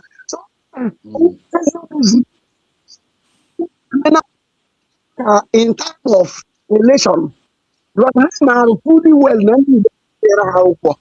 or less neighbor fake Onibo. Fake Onibo. I have been very to Akoko. I'll come back at Tunumbu at Atraticia. And I tell you, So Yeah. the system rate of election came to the year. All those Kadiama is that's our name that they needed. Nigeria government is secure. When you can 8 years. They can easily remove their age and use the name. Of course, now, before you go to any school in Lagos or anywhere, you're going to write your resident, your home of birth, all those things. I'm not going to out now. Yeah. See, this evening, because it's not that way for them to ride on what they are doing. Because when you get to that, and it can never happen. ụzọ ya echi echi mụ na agwa gị eziokwu so simple people but ihe oppressed a na-eme anyị nwere ihe ọzọ the oppressed is too much it's just like this program the spiritual slavery and that is the na compensation okwute Biafra ama m ka akwụ m onye anwa that guy nọ na echefuna m this country program ọchịchị ka bandit bubelo imagine human being onye sị ya bụ mmadụ ịgwa m na ya bụ mmadụ okay ka m prekere gị n'ihi ndị Kwara State and they are coming and they must come akwa sị na o nwere ihe na-eme n'obodo a they will know that something is going on mana ndị Igbo je Chineke na Simon Ekpa nụrụ ọgụ dịka nwoke nụrụ ọgụ dịka odogwu nụcha ọgụ a we hand their things over. We drive on a today, but I know on non-distance time, God will prove himself. Yes, sir. Yes. God, yes. Because Mungane, go go also put in a Josie, now. Okay, I wasn't mad with Josie. No, I didn't tell you. Yeah, you are there. You know the message. Yeah. Of another person. Let me submit. May God bless all of you. That is. You know all of you what was. Amen. Share this message now. I need to stand very well. Yes. I will never pray for you. Yes. Behind the anyone things. I will not a good amount now. Forever. But today is the modus and the but thank God for you people. Who know about all so you can moon. On your bonnet. Do work from where?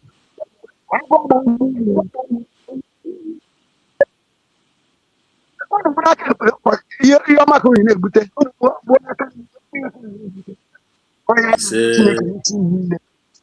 He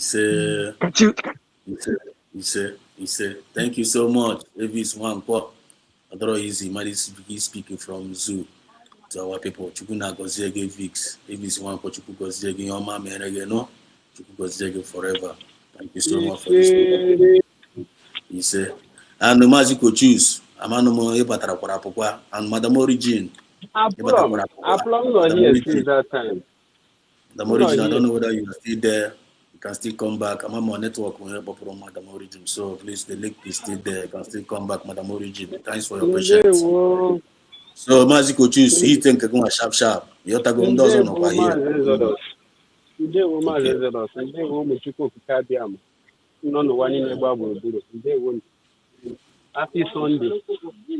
All right. Happy Sunday, every one of you. Yes, sir. Because only over national United States of Biafra, USDA na-emete, ya will pretend to na-emete ka here. I'm telling you. Because the man in the channel na-ekwu okwu gbasara ọjị na ọmụ Chukwu okike ama Biafra, Mongaga declare Biafra. No Biafrans don't get declared Biafra on their own. Now, young one boomers in American, I'm on declare way. So many of us are got that time. And the same man in American, both people go and follow man the time on Epa. That is bringing under the nation in this struggle. So many of us, you know, you brave. Because we must time on Epa stuff without the same under dimension of looking. What do you talk about? So many people can labor hand or they may IPOD one Nigeria. I say no you brave. The same man Simon Epa to say demanded after the Biafran, when people grab their manual man Simon Epa, that mandate is looking.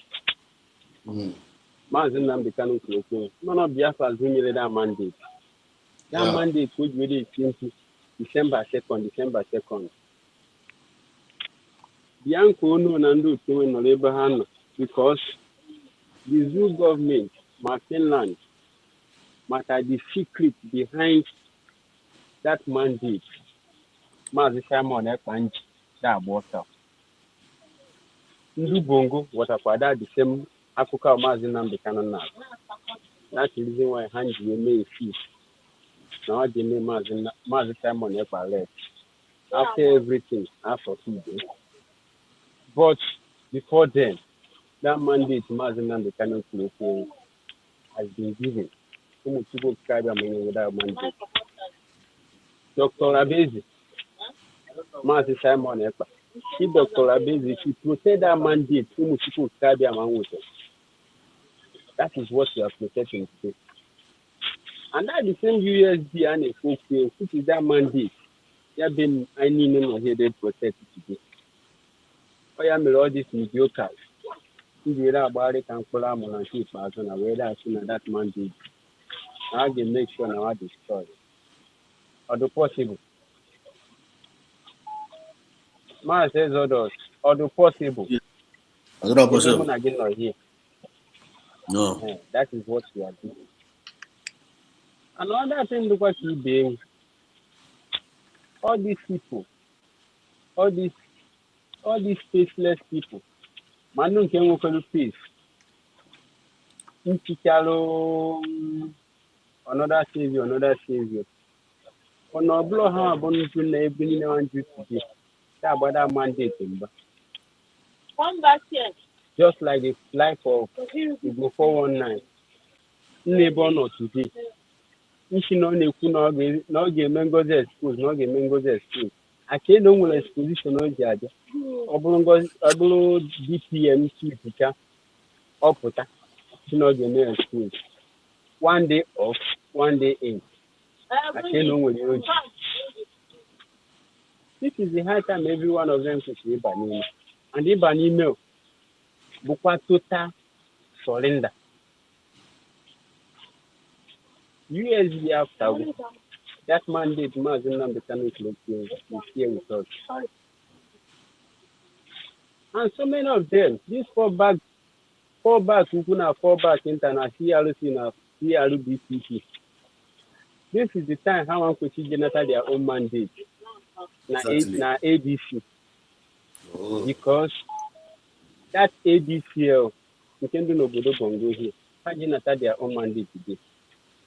Because some people to tell them has given the mandate to Mazi Simon.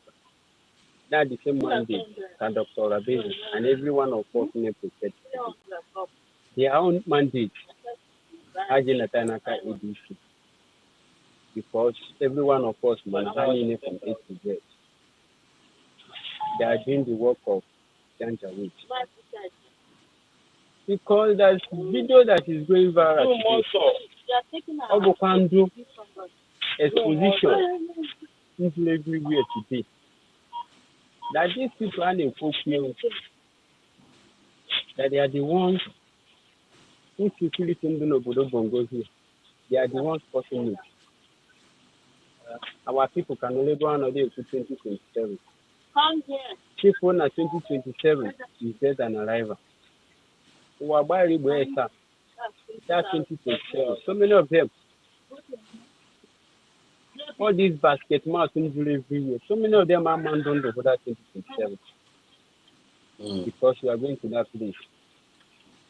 Because as we speak now, so many things is going underground that so many of them do not understand the time and season and on email. Because mandate to mandate to mandate. Umuchuku Okikabia where we go the mandate near our DPM. You must time on it. You must in the can. See more so. No janja we danger law. Now Abraham they think you on your mandate to stand. That's the same mandate. The same bush. If you actually the president of Nigeria today, they are going national anthem on Nigeria. Ogagun, everything concerning them have come to on your mandate to shall stand. Even their national assembly, she had go national assembly. I mean, she had go national anthem. I got on your mandate to shall stand. But Umuchuku Okikabia has given the mandate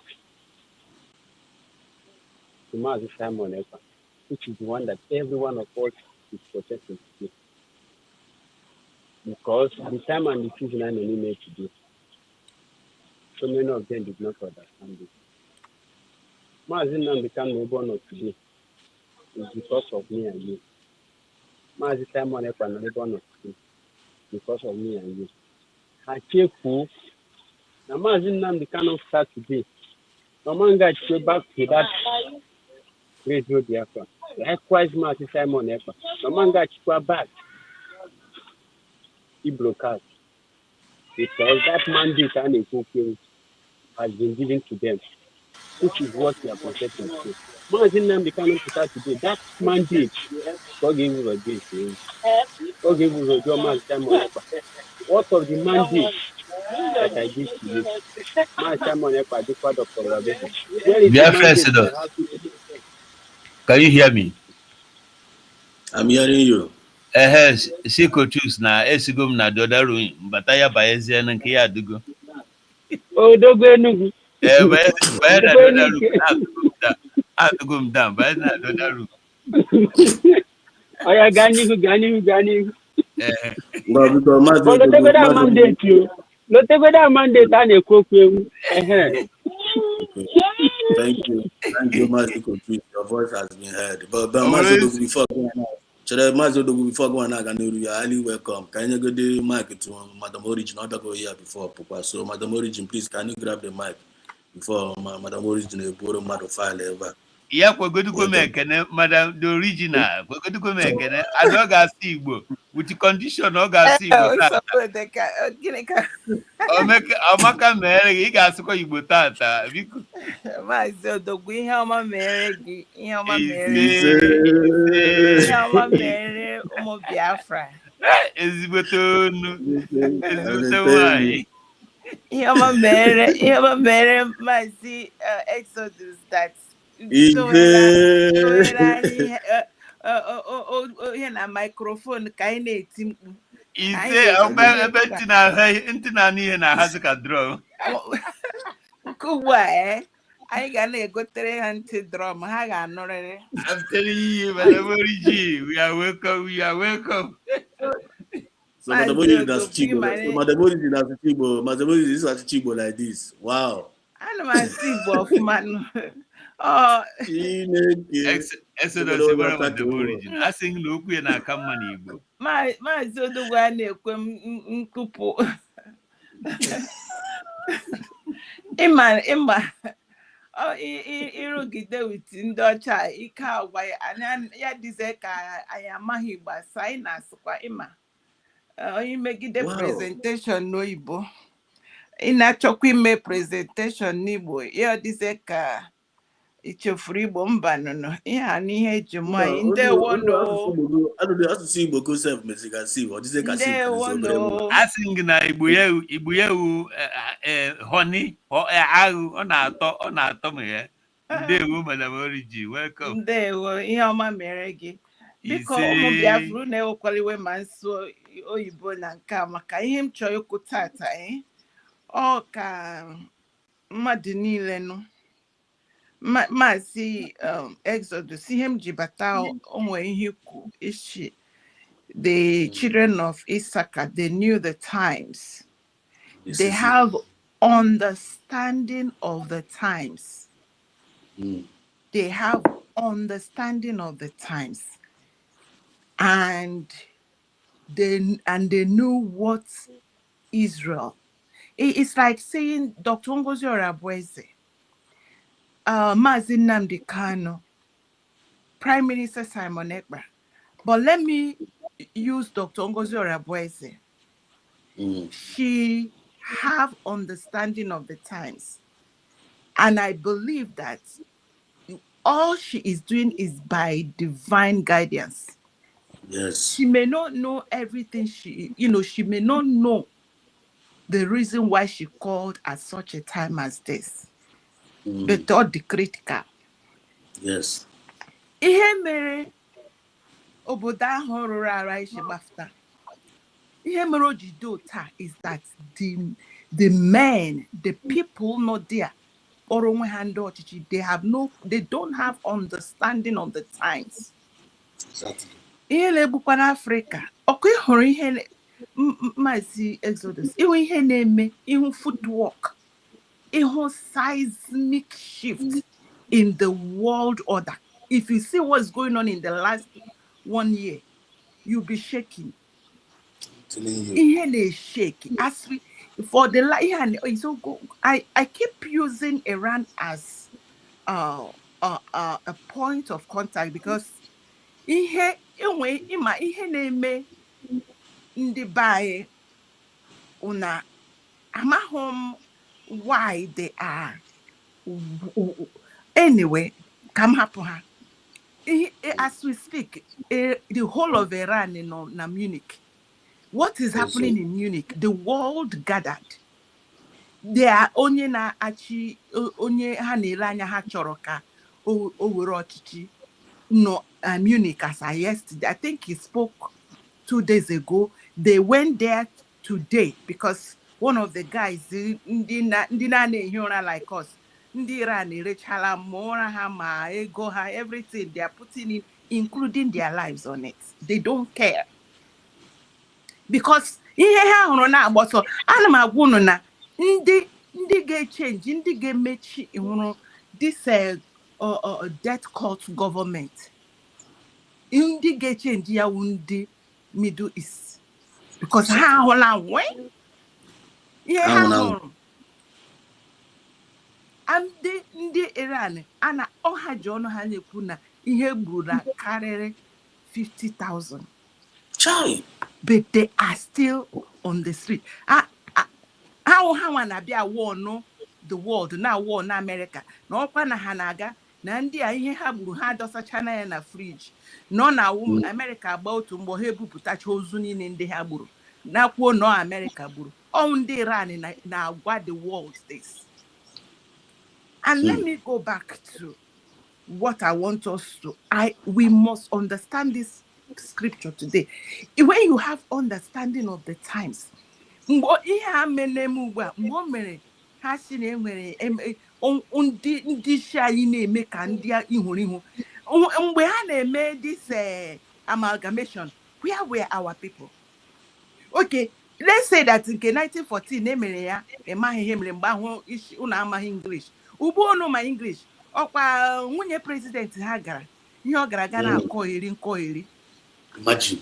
Agwa gị na ihe na satellite anyị nọ bedroom ga anyị ma ihe na-eme ya gị na-agwa ha na genocide a na-eme bịa na-akọ iri. So what I'm telling ụmụ Biafra biko nụ o mire behụra gị ada Simon nke ya ụmụrụ anya ka azụ nke m nwa ree ụra. Everything you have put in this government. We need this government. Okweno na ribadu gara aga zụta poison. Oyekona ndị nke sick boy ya onokporo ha sick boy onokporo ha city boy. mad people, sick people. And the other one, or survivor, ya. Ha kpofere gị ụmụ gị na nwunye gị, ha si gị na-eme mpụ. Imecha poison ahụ n'ala Biafra na ha sick boy nwụọla.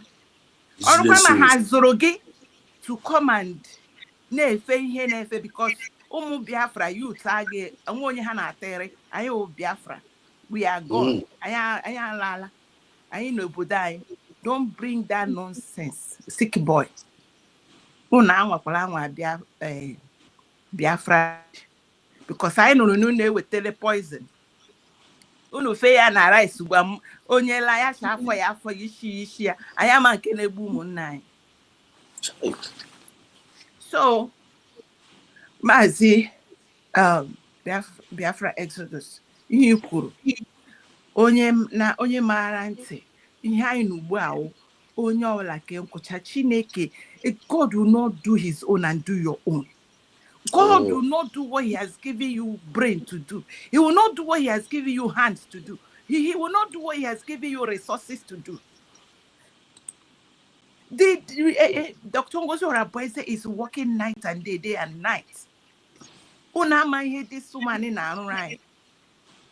Ọ na-eme ka nkụ. Let us support her. Maazị Odogwu kwutere m ya n'Igbo. Ka kwụsị ebe a ka ndị ọzọ kwuo. God bless you. Isonyere ya nwere onwe ya sef. Maazị Odogwu ama m imechiri ntị gị o. No sharp. Understanding the time and the season. Very, very sharp and simple. You need to be useful or get useless. And the one now, everybody need to bring solutions so that we might get progress. Hashtag USB to the world. So guy we no mic, we let people know that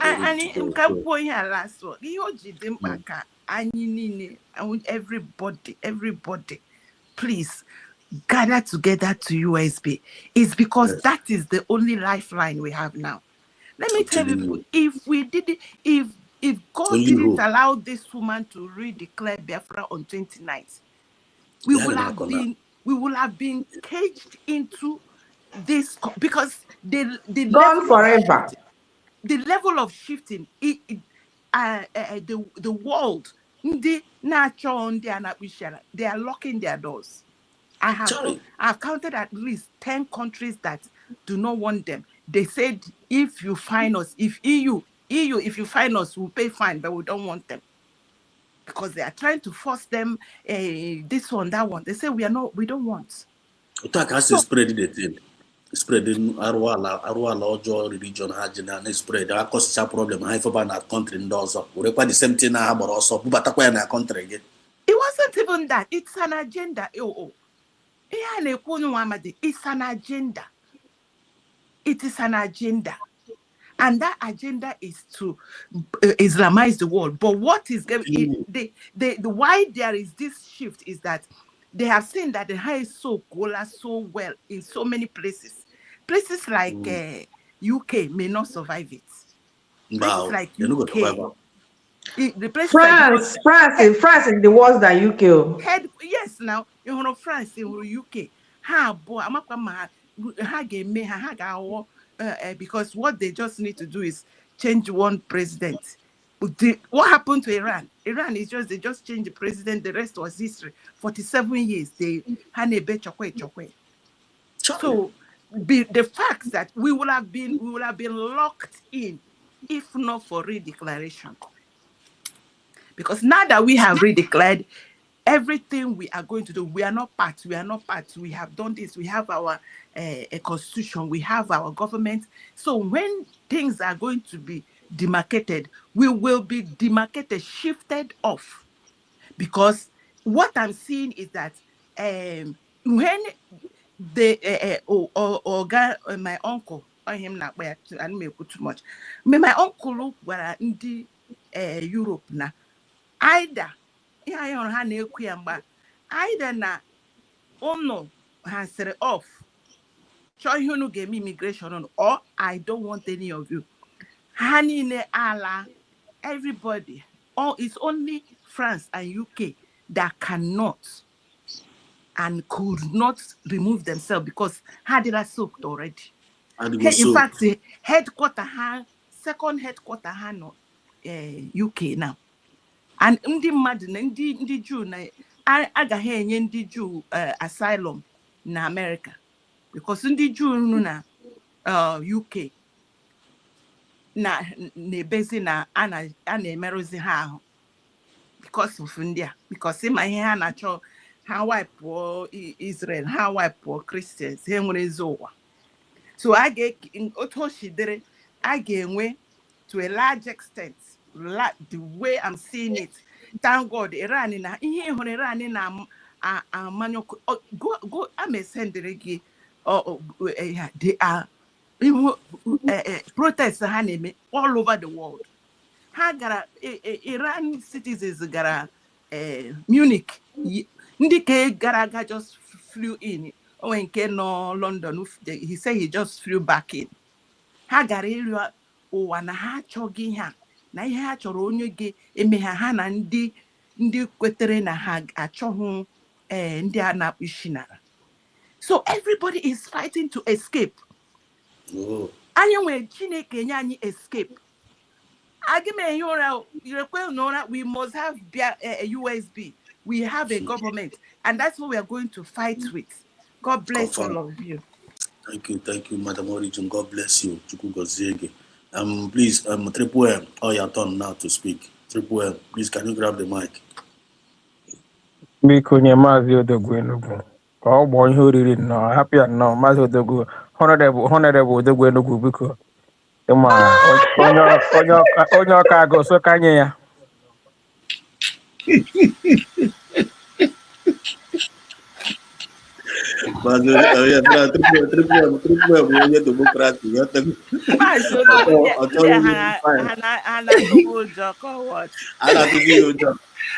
No, Triple M, all the weekend. I talk and never enjoy na no the other room. I talk and nap those. Everybody I need potago now. When you say give chance.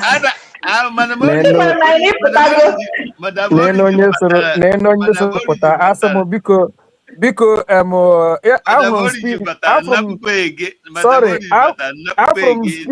speed iji mapụta bịa bụrụ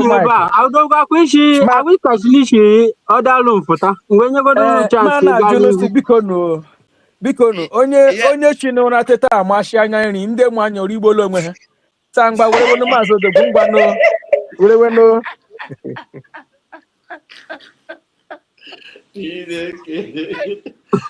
Woman, one of our brother on a comment section. You want to come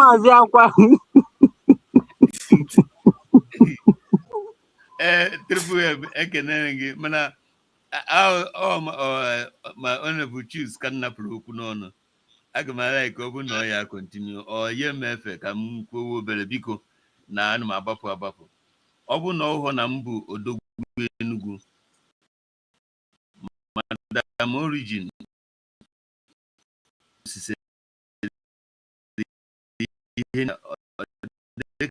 Kamunia and no meeting. Na ha dia n'obi kamu wa chokwara ikwu. Mana ihe nchozi egwa the whole Biafrans. Let me try to make this one to be general, not for only people that understand Igbo. During thing that as a witness there, what we did in Finland, if we want to support or do what Madam Original said, we must be useful. Yes. What is the reason? The reason is because we had in the Bible that Esther was facing a death penalty because it was not the time to go and meet the king Ahasuerus. But Esther said, for the sake of my nation, for the sake of my people, I will go. If I perish, I perish. Biafrans Let me tell you people, I was there. That's why I claim with authority and audacity that Dr. Ngozi Rebeze, it was conspired against us not to declare Biafra. Let me sound this as a mark or as a reminder, because I was there. And if that declaration should happen, that something is going to happen. Dr. Ngozi Rebeze, hey, said, if I perish, I perish. There are other secret things I would not like to talk now. But the reason why she declared Biafra is that she had the notice that we are facing death penalty. Then she said, if I perish, I perish. To confirm this, when she came up to talk, she couldn't hold her tears. Biafrans, is it true or no? True. Why was she crying? Why was she crying? When Jesus wanted to die for us, as we heard, what happened to him at the cross of Calvary? He cried also. He cried. What about the sweat that is coming out from his body? So Ngozi Rebeze feel the pain, how we are marked out to be decimated, eliminated. She carried the burden and said, if I perish, the whole world, whatever you people are going to do, come and do it. We are here. And she declared that independent nation. After that, if anybody can watch, you see the burden was less. That you hear that quote of burden. And she started speaking. And let anybody who will confirm what I'm saying now, if you have heard Ngozi Rebeze or saw her speaking before 28th of November 2024, from 28th of November 2024 down, watch out her mouth. Watch out the mouth of Ngozi Rebeze, how she talks or how she speaks. From that 29, go and watch her mouth. Now, I said I don't want to go too far. I was there. So Biafrans, because of this, everybody, as Biafra Sodos put it here, is either we are useful. All this you are talking, we people coming here, we talk about Ihoya Mekwa, Bonding Ekusi, Mandino na group. Ayanos na group, na Hafa. All this is there was any meaning. It's either you are useful or we are useless. That's the message. That's the message. That's what we should be doing. As we are useful now, and anybody who wants to be useful, as Madam Origin said, that she doesn't sleep. Why is she not sleeping? She's doing something. Like, for instance, like me, I'm not sleeping and I want Britain down. And what I'm doing to make sure that Britain is down is to get Biafra. I want to tell Biafrans here today that the 99% of survival of Britain is based in Biafra land. Go and bet me, go and quote me. So if we remove that thing that Britain is using to breed from Biafra land, they are finished, they are dead. That is only what I want. That is only what I want. That's where I'm useful. So I'm not interested in listening to after I get my certificate, like Triple M. Triple M now is confidently saying, I am a citizen of Biafra. Can you take it from him? A citizen of Biafra. There's something that make Triple M to be saying that. Oh, if you telling you, o nwere ife o ji n'aka, o ji the receipt, o ji the certificate, o ji ihe niile. Odogwu Enugu.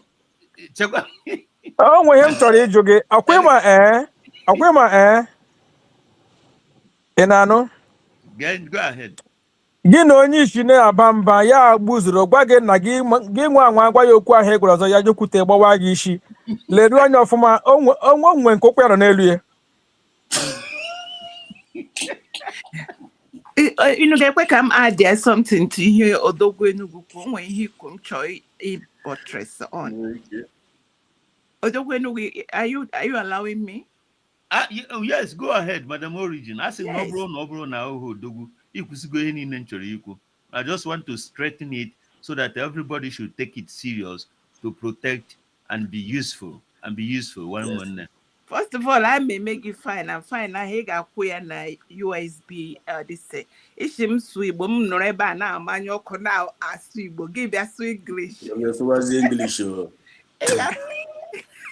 Eh, mana, the old head each and can go out to go. Okay. No worries. You're forgiven. So, yeah, Kumaka. Ndị UK na ihe otu ha chi jide anyị n'olu. This is their stock and trade. Yeah, stock and trade. Go and watch. Gala anya, ile anya, ihe m ji na-agwa ụmụ Biafra biko no. Everybody, we must escape. In the same way ha jiri jide Venezuela, or China, or Russia, otu ha chiri nyagide Venezuela. Emanu niile Venezuela nwere ha Shibakiad. The same way ha ji Shibakiad na-ewere nke anyanwa. Ịga na Venezuela ihe be otu ha shegbu isi na obodo akwụkwọ shegbu na Venezuela. Ndị nwe obodo na-achị wipe ha na-eme ihe ọjọọ niile dị iche iche na Venezuela. Ndị Venezuela etigidela my uncle agaga nwụrụ onye na-enye ha onye isi ha dowere ebe ahụ. President ndị Venezuela ya ga-nwụrụ ya. Another people ha na-eme the same thing.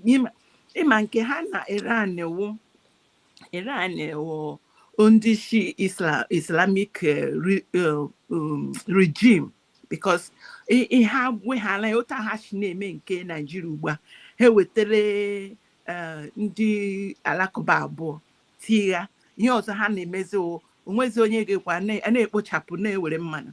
Ndị Iran na-ama that is they can't wait to, they are doing everything in their power. So anyị nwa ota miracle ahụ na-ekwu na Maazị Nnamdi, it has already happened on 29th of November. It has already happened because if not, with the way things are happening, because my uncle will not do his own and do our own. My uncle will only let ndị a ga-azọpụta azọpụta ha.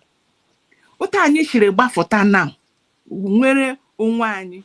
Ihe ọkụ nwere ike ime ebe unu na-eme ihe ọjọọ ndị enwerela onwe ha ya eme ha recognize. You see where our salvation is coming from. Why only anybody on this planet ma onwe ya nwa afọ Biafra ma onwe ya onye ahụ you go to Jesus but does not support United States of Biafra. Onye ahụ anti-Christ, anti-humanity, anti-life. So ihe m na-ayọ mmadụ niile ka anyị gbakọ ọnụ nyere Dr. Ngozi Orabueze aka na-eme ihe ọlụlụ na-edere maka otu a ndị Iran kpọrọ onye ha chọrọ ka ọ bụrụ onye isi gawa na Munich gebe ahụ ha si ihe na mechara short down airline ha short ihe niile but they were there to make sure na anụrụ olu ha na ha chọzi in fact ihe ha ji gaa na ha chọsụ dịgị ndị na ha chọtụ dịgị ikpe isi ala atọ because ihe ha hụrụ ka nkụ. So ọ dị mkpa ka maka ndị UK ahụ sọsọ anyị ka ha na-ehicha ọnụ na-eji enye ha ihe na tọsatọsa ha egbuchia ndị mmadụ ma anyị nwa amaghị but ihe anyị mawo anyị chọrọ inwere onwe anyị. Thank you so much. I rest it there. Thank you so much. So Mazi Odogu, please can you before we round up here, achọrọ m ka onye ọbụla goro nta ụmụ ya nwe nọmba ịpịara dị ya yọtago based on ihe anyị na-ekwu. So in conjunction with what Madam Origin said, unu legoro n'anya ya Samone Bakuru here, the tears, just watch out here so that the reason why onye ọbụla ga-adị useful. The passion not here. Then I here. I'm going to chat about this thing. That's one go. Go. Watch out. Biafra. All hail Biafra. The zoo has fallen. I'm sorry. I broke down. The zoo has fallen. And today, the cries of the Biafra people will be heard all over the world.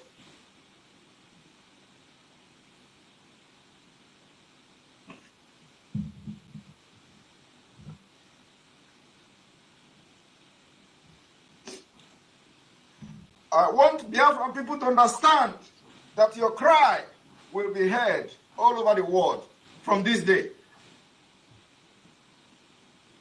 And we must maintain our stand. All hail Biafra. All hail Biafra. The zoo has fallen. I'm sorry. I broke down. The zoo has fallen. And today, the cries of the Biafra people will be heard all over the world.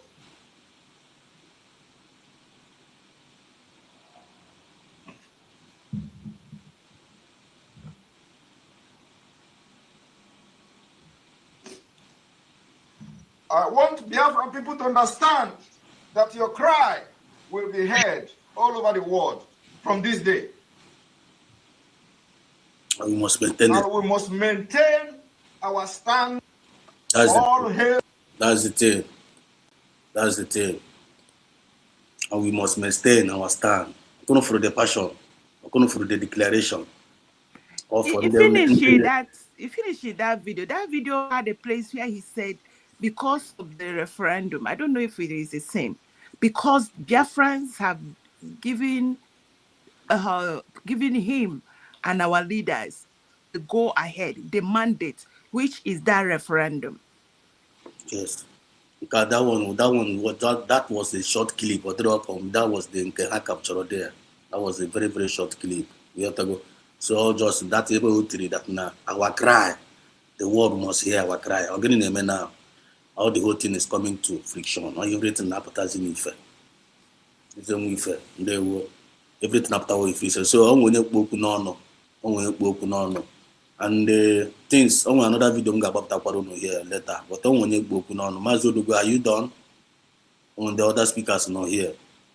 Obi-Wan is here. Obi-Wan is here.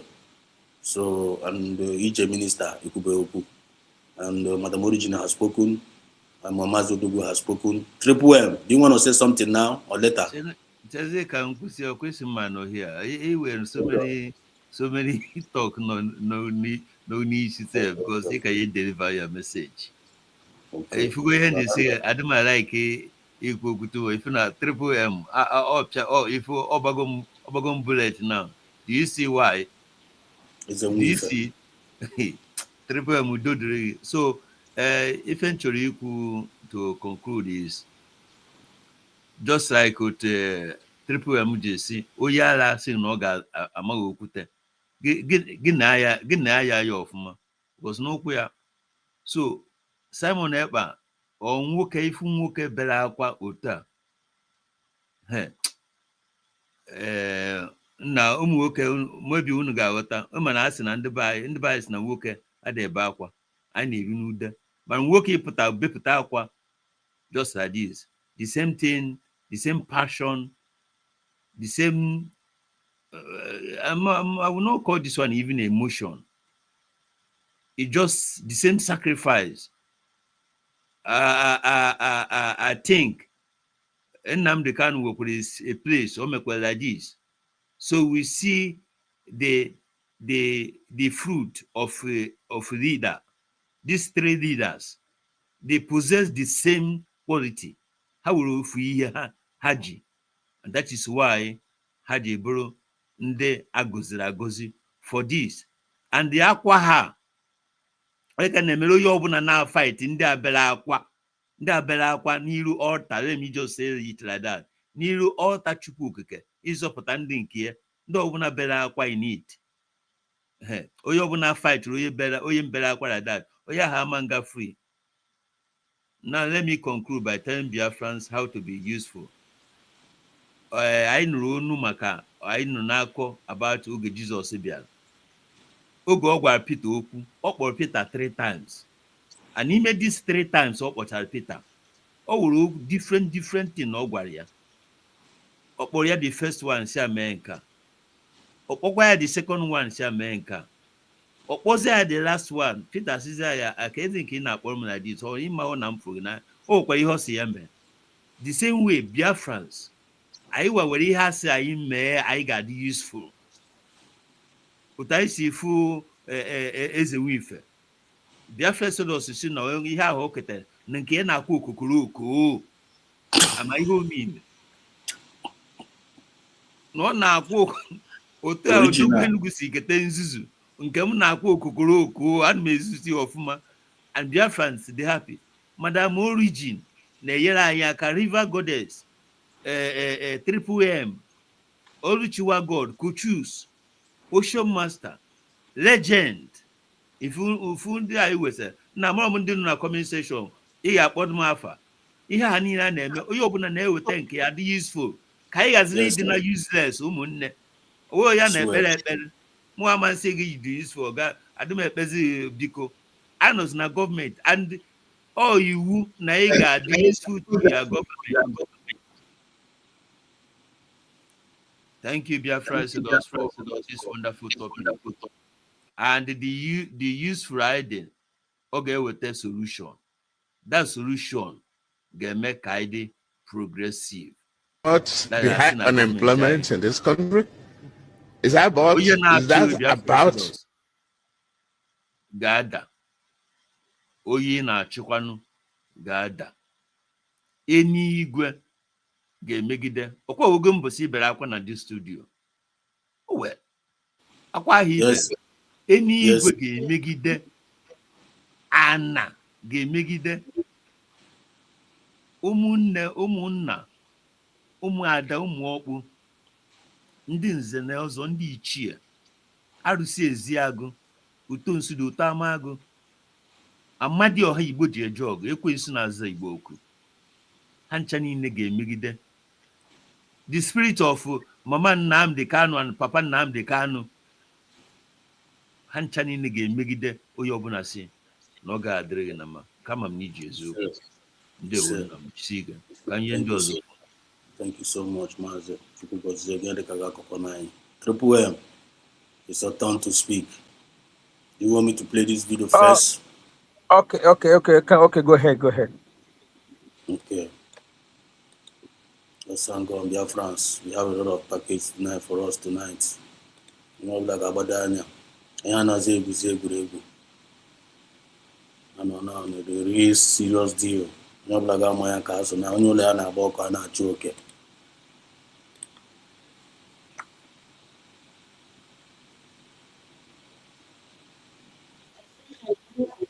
In fact, they are trying all they could to make sure that they stop Donald Trump from breaking up Nigeria. In fact, they went as far as calling Donald Trump all sorts of names. They say that Donald Trump is threatening their life, that Donald Trump is threatening their economy. In fact, that the United States of America, that is Donald Trump, that is the most corrupt president that they ever have.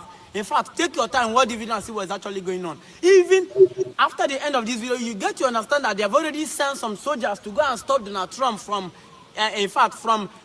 penetrating into Greenland, to take over Greenland. Just watch. President Trump is acting like an international gangster, threatening to trample over the sovereignty of an ally, threatening the end of NATO altogether, and now threatening to hit our country and 7 European allies with outrageous, damaging tariffs unless he gets his hands on Greenland. This is an incredibly grave moment for the United Kingdom, Europe, and our world. Without provocation or justification, the President of the United States is attacking our economy, our livelihoods, and our national security. Trump has put British businesses and jobs on the front line in his unprovoked aggression. The only people cheering him on are Vladimir Putin and Xi Jinping. Only a few months ago, Trump hailed the special relationship at Windsor Castle. Now, thanks to his actions, it is nearly in tatters. So how do we stop Trump's damaging trade war? For a year now, Madam Deputy Speaker, the Prime Minister has tried a policy of appeasing Trump, flattering him, fawning over him, refusing to stand up to him, because, he argued, otherwise Trump would hit us with damaging tariffs. Well, the Prime Minister has tested his approach to destruction. It has failed. It is time for the government to change course. We have to finally be clear-eyed about the sort of man Trump is and treat him accordingly. He is a bully. He thinks he can grab whatever he wants using force if necessary. And he is corrupt. The most corrupt president the United States has ever seen. So there are only two ways of getting him to back down: bribing him with a new jet perhaps, or a few billion in his crypto account, or standing up to him like we would with any other bully, standing together with our European allies to make him back down. That's the choice. Which one, Foreign Secretary? Mike is yours. Thank you so much, my brother. Emma, I'm when you pronounce video, our brother could choose to say, "Eze does one name, Kawu don't one name." Udo nwanne m ịma na onye kpọrọ gị udo nwanne m ma onye kpọrọ gị aha ga-ese gị ewu triple L nwanne m onye aha obi ahụ o ji kpọọ gị ihe ahụ mgbe ahụ ga-eji eme gị ihe ọjọọ. I'm telling you, God bless you. Because o ruru n'ọkpụkpụ. Onye ma iwe nwanne eru n'ọkpụkpụ. Ifele ya. So mgbe ọbụla emere gị address like that nwanne. If at all our people will come together and exercise that brotherly love. That brotherly love, I don't think I got no na. But not to withstand sometimes when these things happens, our people, some people will say, why our own is so different? Why our own is like this? One day, this is freedom fighting. Go and check back to your records. So many people that fought their freedom encountered whatever thing that we are encountering today. They encountered it. But the question is, do they later succeed? The answer is yes. If it is 100%, 99.9% of those that fought their freedom that experience such a thing we are experiencing today, they also succeeded at the end of the day. History will always made in two ways, as the same with coin. Coin have both sides, front and the back. The question is, what history, what impact are you trying to create? How are you making your own history? You must fall to somewhere else. It is either you fall on the right-hand side or you fall on the left-hand side. That is what we are seeing today. So I'm making these references because based on our topic today. When God created everything in this world too, except life. Even in that life, okay, for your life and the death, I'll walk over. I'm working here in the Chukukere. Well, walk all the opposite of good or bad. Here in the Chukukere, when opposite. So can I happy each? We must continue to push. My people in the room make a little madoni, Lendoman Jamon, on your Shiriazere, you don't dream madoni, no Pachata Sunday. As there was one name Abana Monday. Oh, yeah, with Tosha. I'm a kind of 15, young Abana 16. That is life. Otako Wasiaga. Then in a comment section, I greet each and every one of you for your resilience. Well, let me go by this video you played last. Ihe m jiri sendara gị ihe a na-abụ eji m ya since m echetabeghị m na m enyebeghị m gị ya. Ọ bụ okwu my brother kwuru mbụ Maazị Odogwu Enugu, Honorable Odogwu Enugu, n'okwu ahụ o kwuru. You see these people, ha gala na their chamber na ekike against ihe Trump mega. But over a decade, anyị na ha etile na-ebe akwa na-akpọkesị na-eti mkpu based on ihe ahụhụ ndị mmadụ na-ahụ na be anyị mgbe otu esi egbusi ndị mmadụ. They never call it anything maka na asararị mawuru ndị nze. They are busy enjoying what meant to be ours. And the reason why they brought that dangerous contraction together is for their own benefit, which maha nne ha ukwu nọ n'ọkụ mmụọ na ọkụ na-ere ya ọ nọ ebe ahụ eme abeg.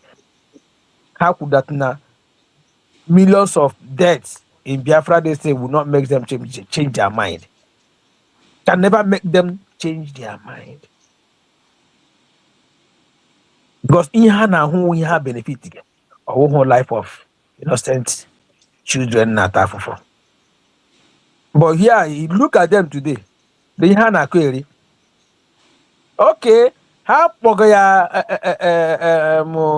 a tyranny apoya no owo rascal no bunka. Mana how we have that now how a few ways to stop him, either to bribe him. And onye bribe mgbaho onye garanye ego kwụsị here. Bribe na we ọma ọkpọ wofu lobby anyị na-ekwu ya. E bribe ya. Because ha ihe ha ji ebiwu na crisis, ha wori na crisis. Obodo ọbụla ịhụrụ ha nọ n'ime ya ha create chegodi the whole country niile asa ha bịa chịkọta ọnụ na manipulate. None of them is doing well. None of them even unu mee ka unu amatawala ihe ha bịa tiga ọgbaghara ka unu na-alụ ha nwee ike continue na-ezochi ha n'ezi. Mana nke ikpeazụ a onye ha mara nkapịa ọkwa ihe a my sister Origin kwuru ebe a na regards to that miracle when our people ka na-eche na-agbagharị. I said I saw that miracle on 29th of November 2024 mgbe m hụrụ that miracle minus that day when they tell me ihe anyị ga-anọ here na-akọ now ihe anyị ga-anọ here na-akọ. Then gị lewezi anya ndị sawu ndị HIV GPC and the GP tank gị jụọ ha ma self referendum ha tụrụ. The self referendum enwere ebe edere at least before gị on here na a na-enwe write up agreement letter for ihe chọrọ ịtụ. Ị ga-ebu ụzọ gụọ ya ma ihe o kwuru. Gị gụchakpa ya sị yes gaga tikie yes that na i support na ihe ahụ edere. Then ga tụwazie vote tụcha ya yesterday bịa today akọrọmakọ GBC GP tank EFCC HIV na today. The so-called Chomo ka ọma hụrụ dịka ọkụkọ efuru ọdụ wee onye a na-akpọ na Finland come and present the self referendum ụmụ Biafra tụrụ ka achịkọ ya ọnụ nwike kpọọ result declare nwaanyị a na-agba isi akpara si na kwa mana ọ bụrụ na emeghị ya ọ bụrụ na agụghị ya na enweghị ya ga-redeclare and ya dịbeghị ready na ọprepachabe nna lekwe no ọwụ ndị gbakwara nọ na EFCC GP nke na-agwa ọnụ na ha with the right people. Hey, imagine ebere emegbuola m ndị iro m. Ebere emegbuoro anyị ndị iro anyị. Ebere emegbuoro anyị ndị iro anyị ndị na-achọ ọdịda anya ya ebilie. The same people today no na-agwazi gị na that you should follow them na ha na-achọzi lawyer that get defend our PM. Ha na-achọ lawyer from where? Chere lawyer na-achọ after elechara appeal. That is, onye ọzọ ga-file appeal, onye ọzọ abịa defend ya. Ihere megbukwe these criminals. Ihere megbukwe these criminals. And those are the same people that kicked against, say that since the PM we have to postpone it. One name, the same PM na-ekwu okwu na-agwa gị okwu maka Biafra. He refers to Biafran people. Ọ naghị ekwu onwe ya. Awolide Maazị Nnamdi Kanu na-eme adreesị ya sị, what we are doing is what Biafran people want. But look at all these mediocres. They are defending Ndeke group Kelala. They are defending Maazị Nnamdi Kanu. Our structure Maazị Nnamdi Kanu, not about Biafran people. Let me ask these criminals questions. Question. Now, when our PM came on board, many people fought him. Many said we have to wait. When our leader Maazị Nnamdi Kanu comes out, we'll start from where we stop. Our PM took over. And we are where we are before they took him away. Another mediocre group of people again jumped out again to tell you they have to wait. When Simon Ekpa comes out, we'll start. If at all everybody stopped on the road where Maazị Nnamdi Kanu stopped us, where would they see the platform today to protest, to agitate under Maazị Simon Ekpa? If at all they are doing the right thing. Because had it been we stopped on the era of Maazị Nnamdi Kanu, there will not be Simon Ekpa today, and there will not be Briggy today. On that platform, where Simon Ekpa took us to, can people be now refer the same thing other criminals similar the time of Maazị Nnamdi Kanu. They are telling you now we have to stop where Maazị Nnamdi Kanu PM stop. If PM put we continue. We should not declare. They kicked against it and also vote against it. Finally, the relegation was made and happens. Those same group of people, we are all over the world celebrating, rejoicing about it. You see them on a God works in a mysterious way. Chineke just we thank God for you see that picture. And don't answer that picture. I'ma be you see that picture. All them way mama be Washia, ha kick was against. Yeah, she born no ego ha. Man, the government Kologo, Finland, what they have that now? They are not part of it. That one is not the main thing. They disagree with it. Today, they are telling you they are going for recognition. Which what? Ask them. What they said, they are not part. They didn't believe in it. That at the end of the day, because they all called it USB charger. Yes, USB charger. All got charge pay brand some for the I get you a charge brand for the charge life for the because our PM said, I don't care what you call me today. What I'm looking up to, I want to make a history. In the next 10 years, what you call me matters, not now. Okay, no problem. I will open USB charger. Kahabi read today. Now, that I declare on the 2nd of December, not 29th. Can you give us the proof?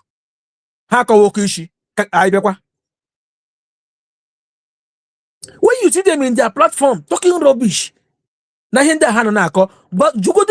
can you give us reference? So we declare Allah share back to Brigi. Can you give us reference? Because here you may hear each of Magi check and when they came in a got assignment here. Only give assignment to them assignment to pass or where for then Hannah Seki ijo reference. Ebige iya hana kuna hanya gi reference or hint. Ebi ga confirm more my hand more with you. Hangwegi. Has to get away. Yeah, you don't know. You are following your madam. I'm opening a platform. So show us what your madam is doing. One name is so good. Is so Emma Madumbe. One Negwanani Kayunya Megano. If I don't even know why they even disturb themselves. Our leader, our PM Equalia, stay where you are. I want Otandona 1 a.m. One wants to deviate. Abo Equimiasegi. I am following the light. I am not here for anybody. I am following the light of the freedom. Boss, you said also tomorrow. Give me a year. Come you, Mamma Poga. Beliti yengi. Agaba to put gono. Unless I will move Fenokwa. How by Yenga Yele. Ogula. It is me a platform gave back Wagi. You get him Wagi. You get one name. Quarrel. One person cannot stand on the quarrel. Oh, you got quarrel to issue when you talk to me, you talk back to me, I talk back to you. One they quarrel to issue. But my own home, that's him. Our DPM will always say, "Only me." I got you know who anya. When they got that home, me I was saying, baby, you don't go see me. I don't need to all the time. I am money my time. My guy, a boom me pen and who's ebe ihe na-eme. Ma ga ebe ahụ ga-abara onwe m uru. O nwere ihe na-ekwu before mbụ Biafra Exodus. You're talking negative energy around you. You don't want negative energy, one. So that is it. Hana query money there. I melenu mazu go say a template. Our template. Come back home pro now. Or much have a template. I don't know. I don't know no ma have a template, you know. You know I will if I talk. When I chenu say na January I will allow even February and how if I talk. Nga if I talk. Government also na here declare that USB. Na USB jiwu organization ngozi. Ele ojinu Jonia ojinu that USB ah. Oh. Mazugo ijinu that USB so now where we here gari declare. Ihe no nga wo DPM post o ihe gibri e be me analyze. Oya with template iji gbap. Iberibe warrior. Eba na boba aka isi kwashaka kaya mma ọ bụ mmehie egbu ya. Ugo is suffering from envy and jealousy. He's a frustrated human being. Ordinarily, Ugo is relegated.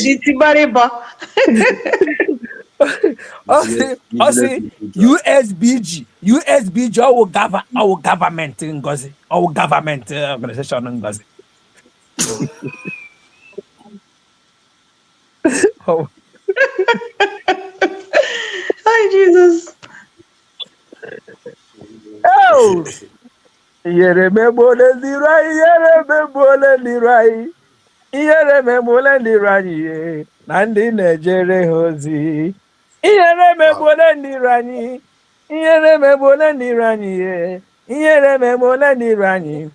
Nandi nejere hozi. One day I am a citizen of United States of Biafra. Bam. Don't play. Ejikula gulume egwu maka amụrụ mmanya atọ vote m. That day ka ntụrụ vote m n'ime abalị ahụ. Maazị Odogwu agba flight ga-ebe ahụ oyi apa ya kwụ n'ebe na-akụrụ ya rubbish. Ịṅụrụ ka onye kwuru datin. Onye kwuru datin. Maka ihe owu. Asị protect your mandate o. Ichiri our PM bụ trozi si Dr. Robes protect the man. Ichiri ọwụ naanị ya. Ọwa anyị niile. Ele ihe wụ the mandate ahụ. The mandate ahụ ihe kpọ ya ala ga-ebube.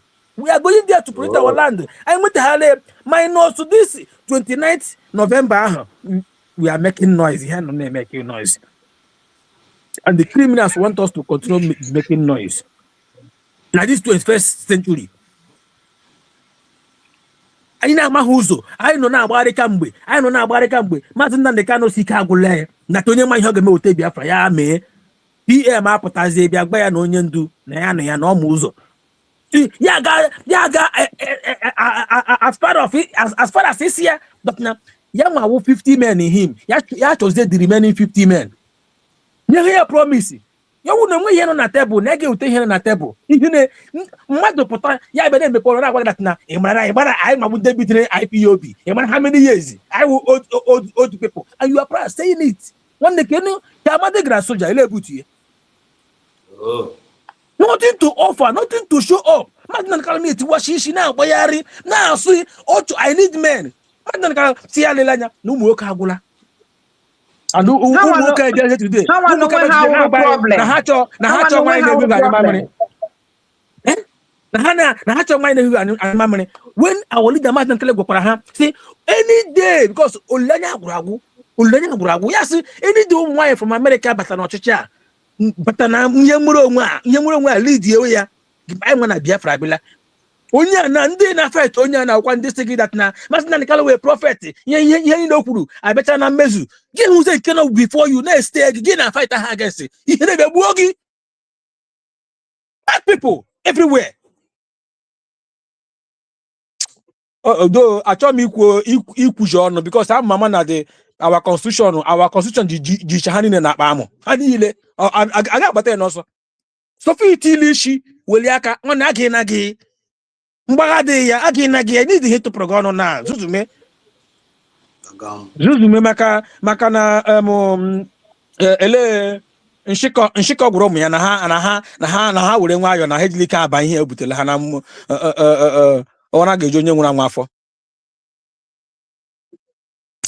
My brother, I think at this point I will leave it here. My corner happen ga kam go ekwu na ga nwere imula ita ajuru eju maka rice agwu mri chakwa na na onwere ke na ono ga bia butere mu ga gbora bia to mu ogbo.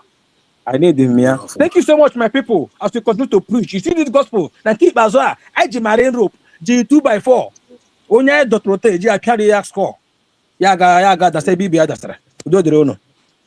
Thank you so much. Thank you so much. The one and the only triple Chignanken Gozegi. You see, I have 3 more people to I've never spoken tonight. Obi-Wan is here, EJ Minister is here, and Ocean Master is here. So, EJ Minister, it's your turn to speak. Ndewo Mazezedos. Thank you for your mic. Ndewo Mife. Ndị nọ na comment section and ndị nọ na the room. Ndewo. EJ, ima ekene bekwengo. Echemi Torgudo. Mahazi Odogwu no. I want to ekele haziga ekene onye. Mahazi Odogwu. I'm anaghị m already. Madam Origin ndị eji aba. Olu gị ka mma n'asụsụ Igbo. Ndewo. So, my dear brother Triple M, mgbe ọ na-ekwu okwu ihe gbasara ndị kpọrọ onwe ha prọfesọ mama ma prọfesọ ụmụ anụmanụ makwa prọfesọ ndị isi mebiri, ana m eche ihe gbasara nwaanyị ahụ exactly ihe our brother kwuru because in my spirit ozugbo onye bido kwuwe si chai ije watch ya dị video eji mee this redeclaration gaghị otu o si aga ka pusu ọ chọghịzi imechi ike ya na-eme nwayọ ihe o kwesịrị na-agụ ka ihe na-aga ya na-eme ya ekpuli anya elu ya ele ndị ya na ha kpara ụka ya ekpuli jele that this thing ọ ma nji mara sị na agwọ nọ n'akịrịka ma na-ele this man si kele ihe this evil woman because I'm of Myanmar before they didn't hear plan ya today before our DPM and march ya the angels of God they lead there up in kworo jee watch ya na unu ahụ otu ekwensu si duru chọkọ ya sọkọpụ n'akụkụ hapụ our DPM ka o kwuo ihe ọ bịara ikwu. Go and watch that video, you will know the evil, the level of criminals these people are. They were waiting for seconds. But Chineke may have umbo. The more you look, the less you see. Can have go there. Abiana city, Ndenenwe city, Nazda city boy. Is a one city boy in a terrorist ground. Ever hit Jerome Gele Haga on that side. And I think I got one on that side. I was that side the Arab city or Arab boy. Ilechebe ahụ nọ ga-akpọ onwe gị city boy. Nwere city nwere there. City without light. City car wụ na-aga na road, na-aga n'ime classroom. City enwe mmiri, enwe ha ọkụ. City bishi aga ị nwere city ga kpọrọ ndị nga gị kpọọ ha gawa London sị ha ga nọrọ de mana ajụnụ gị onye ka ị na-agbara ọsọ from city gị ahụ then ebe ahụ ịkpọjere ha onye ka ị gbakwuru na ndị na-enweghị uche ebe ahụ ijere na onye ka ị gbakwuru na ebe ahụ very soon ga-aka njọ karịa ebe isi agba. If you don't know, that shows that you people are not even living in this planet. Unu anaghị ebi na unu ejighị uche unu biri, all of you. Ị na-ekporo ndị nga gị poje sọsọ ekpere mkpere gị Ifeanyị Obama na ịmara unu na-esorie n'otu efere ọkwa gbara egwu gbacha egwu gbarazi ya jewa n'ala ndị mmụọ otu a ka ọ ga-adị gị ịma ọ kpọchara ụmụ ya jewa bịa koro anyị gbaa egwu kelee Chineke hafa kelee Chineke ọ kpọfụrụ ụmụ ya ka ọ bịazie bịa ezekutu arụrụ ala ọ kpara nkata n'isi our PM ọkwa ovu ụzọ fee aka. That is life. Otu anyị na-ekwu okwu a na onwe onye ma ichi. But these people don't remember that. Ha anaghị eche na mmadụ nwere ike ịlaba ọ ga-ete ha. Ha anaghị eche na life is nothing but grace of God. Naanị ihe nọ ha n'obi wu crime arụrụ ala ha na-arụ ya ka ga-asị that tomorrow is assured. Shame on all of you. Well, onye na-asị ha bịawa 99.9% of citizens of United States are already in. Onye anyị na-asị ya ha niile nọrọ ebe ha nọ. Onye kwu ya sị bịanụ ka no nwa ahụ bịanụ ihe nọwụ ndị ke na-anọ jishi na ike ka iru ebe anyị na-eje. Onwe bịanụ ọwụla nọ. Onweghị onye ọbụla 99.9% or 0.1% onye ga-emanye erule ebe onye na-ekwu ya sịla bịanụ ka ikpokọ onwe ha na-ekpokọ ndị millionaires ọha nwawu 0.1% aha achọghị iweta ego ha. Let them be where they are. Emecha agbacha ọsọ a ga-agụ that mile agụ. The only thing is 99.9% ahụ we must be focused with our government. Eziokwu ewetu ụmụ amụsụ 0.1 na-anọ around. Our independence is supposed to be the easiest. Why? Anyị nweghara ike iji dị isi mmanụ ahụ. Akwa ịhụrụ ndị niile na-achị ụwa ntị shiri ha ga-abịa sekpuru ala rịọ. Mgbe France jere Burkina Faso enye ya agba ya si ka eme ke ya si oh because he kwuru like that our flight our plane everything go back to France show you that Amadi life Amadu ụwa ha nọ n'ime go back to, oh yeah ji aka withdraw their airline from Burkina Faso but odogwu nọ n'ụlọ amara na si here with the best thing after all o nwere ike ọ nọ na agenda ya chọrọ ime ya media self odogwu mara n'ihe mara kwuo ihe o kwesịrị ime ya si okay now ya na-eche na odogwu ka odogwu bịara sekpuru ya rịọ ya because ọ odogwu na-efe n'elu ya nwa nwe efere Mediterranean fe ocean bịawa n'ụlọ onye ọzọ bịa command ya odogwu emeni ya mara si na ya wụ barak na ya na-ala na ya na-aga aga buru ihe gị laa pụrụchakwuo ma ndị amị gị ya evurula o mere 3 months ya esekpuru arịọwa odogwu asị ya n'ụzọ emechiena o meghụ 3 months ya esekpuru arịọwa odogwu nọ n'ụlọ agwa ya si ya na ya adịghị sorry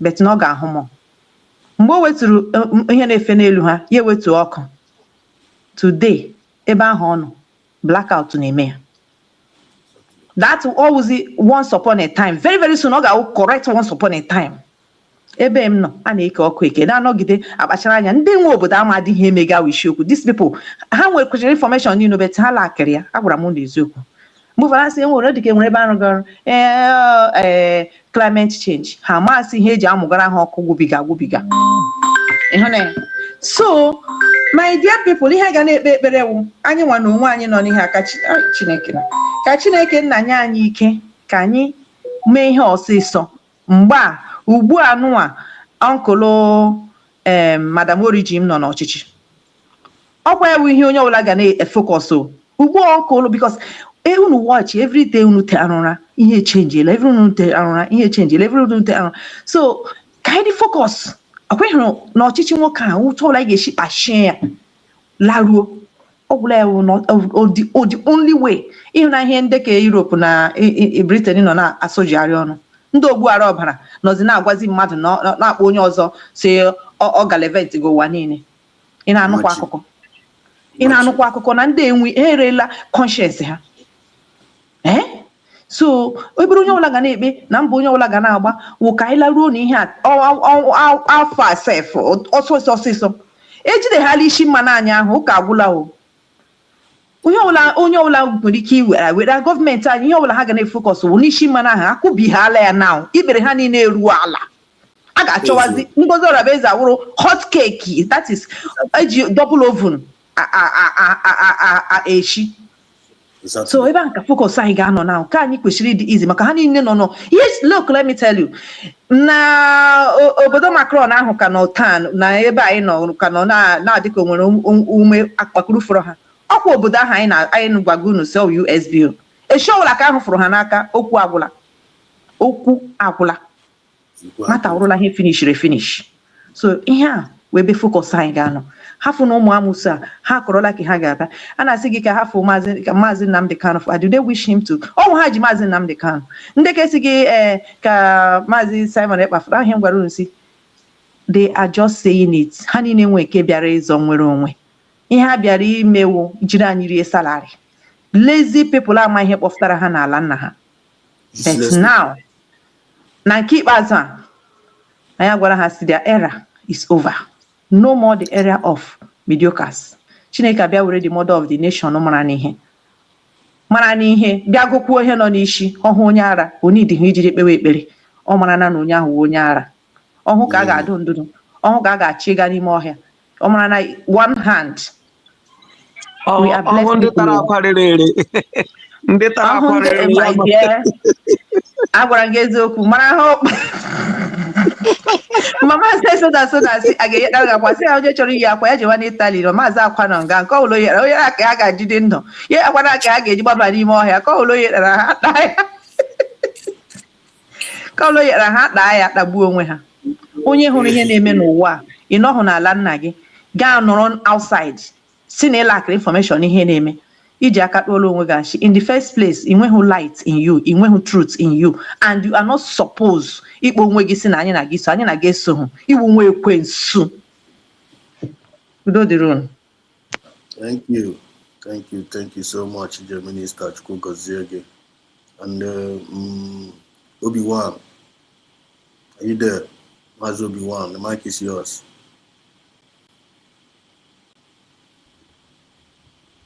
Yeah.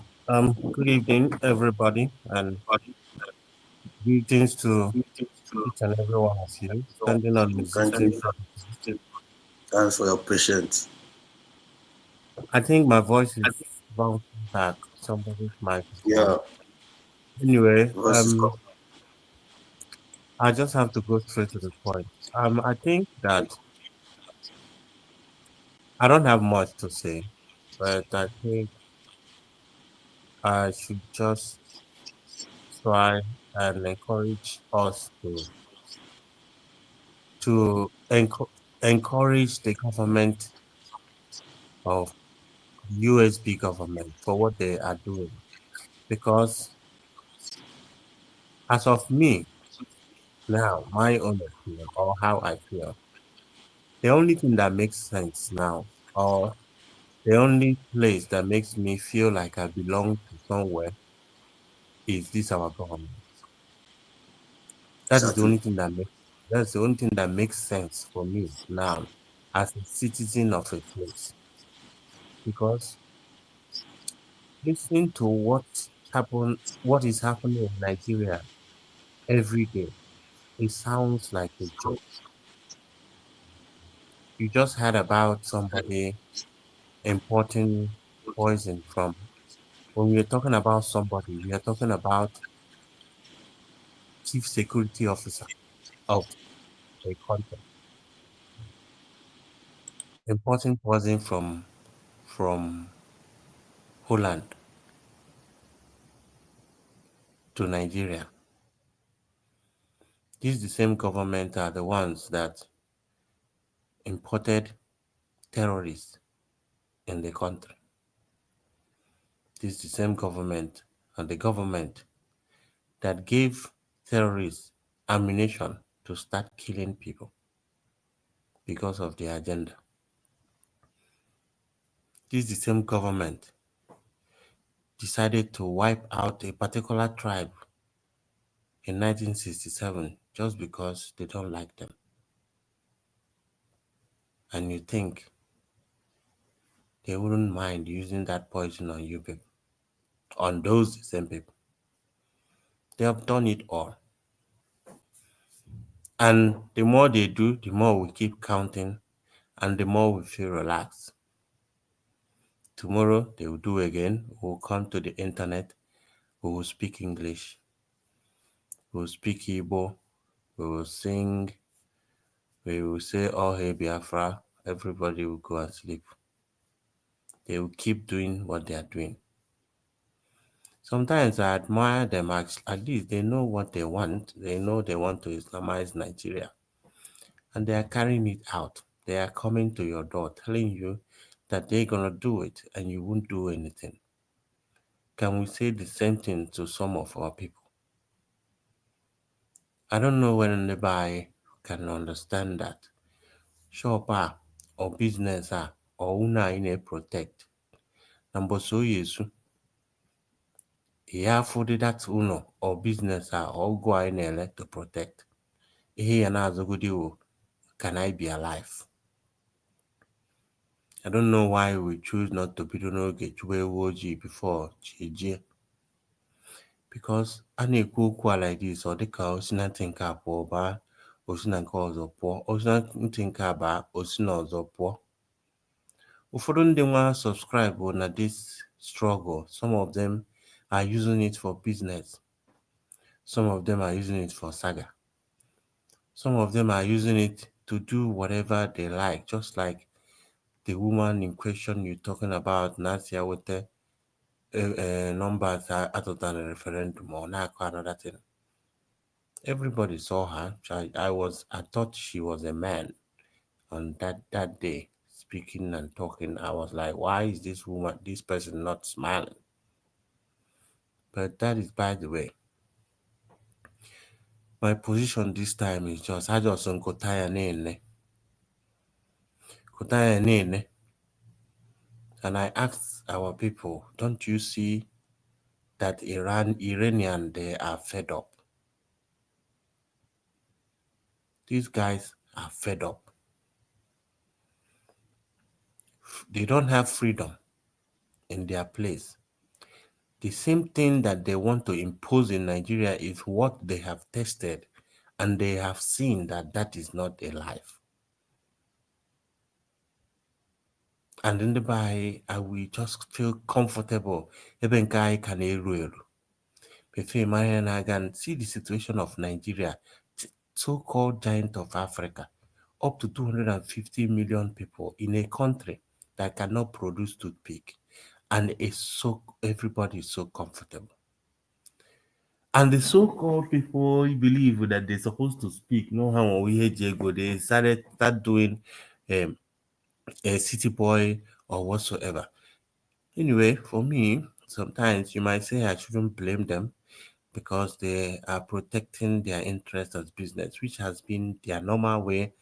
Everything in Nigeria is about your interest. Even most of the people now shout to Biafra Kita. Every one of them will start talking about Bola Tinubu because of hunger. Everybody is hungry. They dehumanize each and every one of the persons living in Nigeria not to worth anything. So you become a beggar. That is why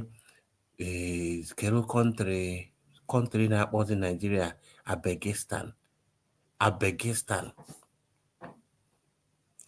Number of people who use the internet in Nigeria carry most of the country's population. Just something on a phone. I saw a video of a man complaining about coming from the airport in Nigeria. Everybody is begging. Everybody is begging. Put in the road. The police is begging. The road safety is begging. Even road safety will be telling you that your tire has worn out. And when you check their own tire, you see that your own is better than their own. And everybody is relaxed. onye ọbụla concentrate na ihe afọ ya eri n'ebe ahụ o si erite. They kept you there. Enwe obere ihe mere for you to be able to speak. Can you imagine in a way that Nandi Bai can stand up one day for the fact they provide a medium that we can actually push on, which is the United States of Biafra government? Okay, I natural since 1967.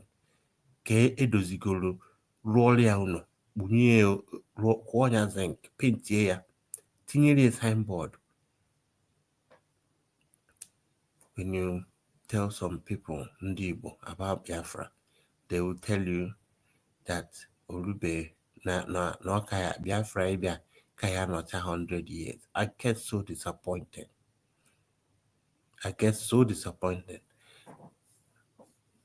I know it's not everybody that thinks like that, because ọ bụrụ na anya gị mepego, ọ bụrụ na anya gị so n'anya ndị mepee, ị ga-aghọta that na everybody is fighting for survival now. The tools is here for you to make use of it, to change your destiny. Nigeria is not conducive for what is going on there. This poison in question is tasteless. 18 years na mmiri, you can't taste it. 18 years na nni, you can't taste it. It doesn't kill you instantly. It gives you time. Onogide from one sickness to the other, before you know what is going on. I confirm onyenwa or onyenwa awungo. And we all are comfortable. Even Erufai that is bringing this thing up, does he not know about it before? Or is it because now that they are having problems? Because half one are saying that probably the election, Erufai has become a threat to the re-election of Bola Ahmed Tinubu. Now they start bantering each other. Then Erufai has to say this one. But he knew. The same Erufai is part of the people that brought terrorism in Nigeria. Imana Emigide, when Obanye another person, when it comes to your side, you become a saint. Just like Reno that told us how Bola Tinubu forged his result, that he went to Chicago, this thing, and that Bola Tinubu is a drug dealer, and so many things. This guy went out of his way to go and find why we should not vote Ahmed Bola Tinubu. What is happening today? The same mouth. Because Sina PDP push person article. People that you thought that they actually, should I say, went to order, that they have something upstairs or they have integrity. Everybody is falling. The politics in Nigeria, they made politics in Nigeria to become a gangster zone. That's why they want these guys, Ogenkere and so, they are finding it so uncomfortable now that somebody like Dr. Ngozi Arabeza or Van Bede and all those ones that are in position now, because this is not what they are used to. They are not used to that. They are used to where money will be going at the back. If I make $1,000 now, let me work for you. I'll pay you. That's all they are comfortable with. They've never tested a government that goes with credibility. They've never run a campaign that you can talk without sharing money and people will still vote for you because they understand what they want. Sometimes we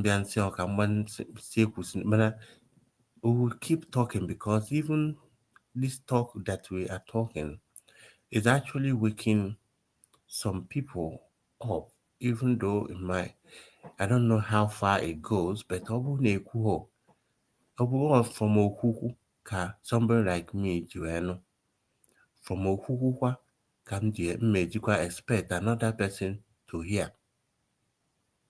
But I just wish that one day that Nandi Bonine in particular, especially in the Bonine, during the war, I watara affair. And I wakana atakwa affair now. And it will not end. they have already seen you as their enemy without you doing anything to them. Because of when they look at you, they see the blessings of God, the glory of God in you, they get scared. All of us, out of the blue, everybody, when you talk anything that happens in Nigeria, you will tell me always thought. Why? Why?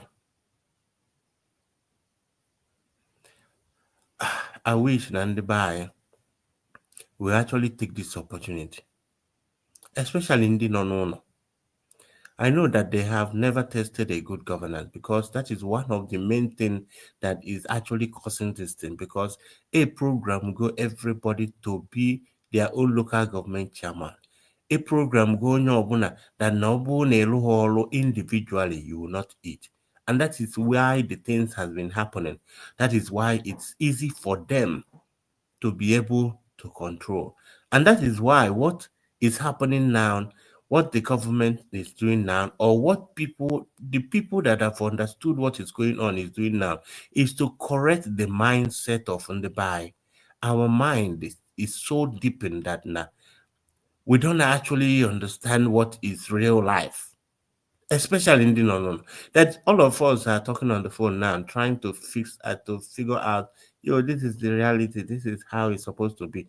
It's because you've gone to another man's land and you have seen when they are across their village. Ihe a na-ekwukịta na Tinubu na-achị anyị achịghọm. Gọvanọ ihe ọbụla Tinubu na-eme na Abuja ọ na-agbasa ndị village. Ihe ama iweta nke ha weta ka ha were ejegote ji na ede ha ya connect here. Because that government doesn't actually come towards them. They have never tested what governance is all about. So whether the governor is good or is bad is none of their business. They just want that time during campaign. They just go share us money. The same city boy, just Kubana chief priest, came out again today. He started a campaign of this. With the condition of things that is happening in Nigeria. I don't know that to some extent I get to the extent that Igbo mmadụ ada adịzi anyị ka ihe. Ịmakwana ha arụ. Itete n'ụtụtụ 200 kill. Itete n'ụtụtụ 30,000 kill. Itete n'ụtụtụ enyeghị another news one. You forget nke mere last week. Kwa mmadụ one chetelu ka na-echete Chibok girls. Tell me how many people that is remembering Ndiebo last year, Ndiebo last year, or even last week. Because why? New one is occurring. And then they buy at the busy, I need protect one shop. Come on, standing out one day to tell Sulu that this is what we want. This is what I want. Just no for individual, no, for collectively, to let these guys understand that now. That this way that Nigeria was created, for them to be comfortable, for them to be able, politics now, they all shifting their kids out of the country. Election Nabia. Obi Kubane move konke. They know that the country is not safe. Then they shift to Ndebehanine. Here. This is just their playground. Who are they playing with? With you and your kids, your children's future. I don't know when the boy. Let's say, let's assume that Nigeria made declaration na Finland. Let's assume that the United States of Biafra government. Is it not time? Also, so is it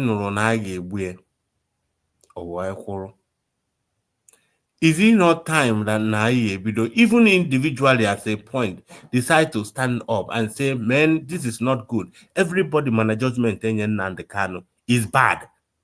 Okay, I'm gonna know that. Even anybody that studied law, everybody knew what was going on.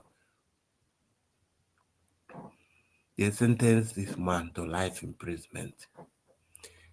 He has been in solitary confinement for a long time. Anogide today, no na enyere poison. Anogide no na today the heart is failing. Anogide ụfọdụ ndị anọ na-akụsi ihe mee Nnamdi Kanu ihe n'ihe ya ọkwa atụrụ ya life.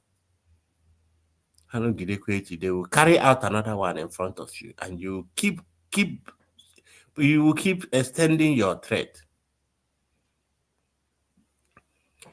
Haji Nnamdi Kanu, because Nnamdi Kanu followed them bomber to bomber.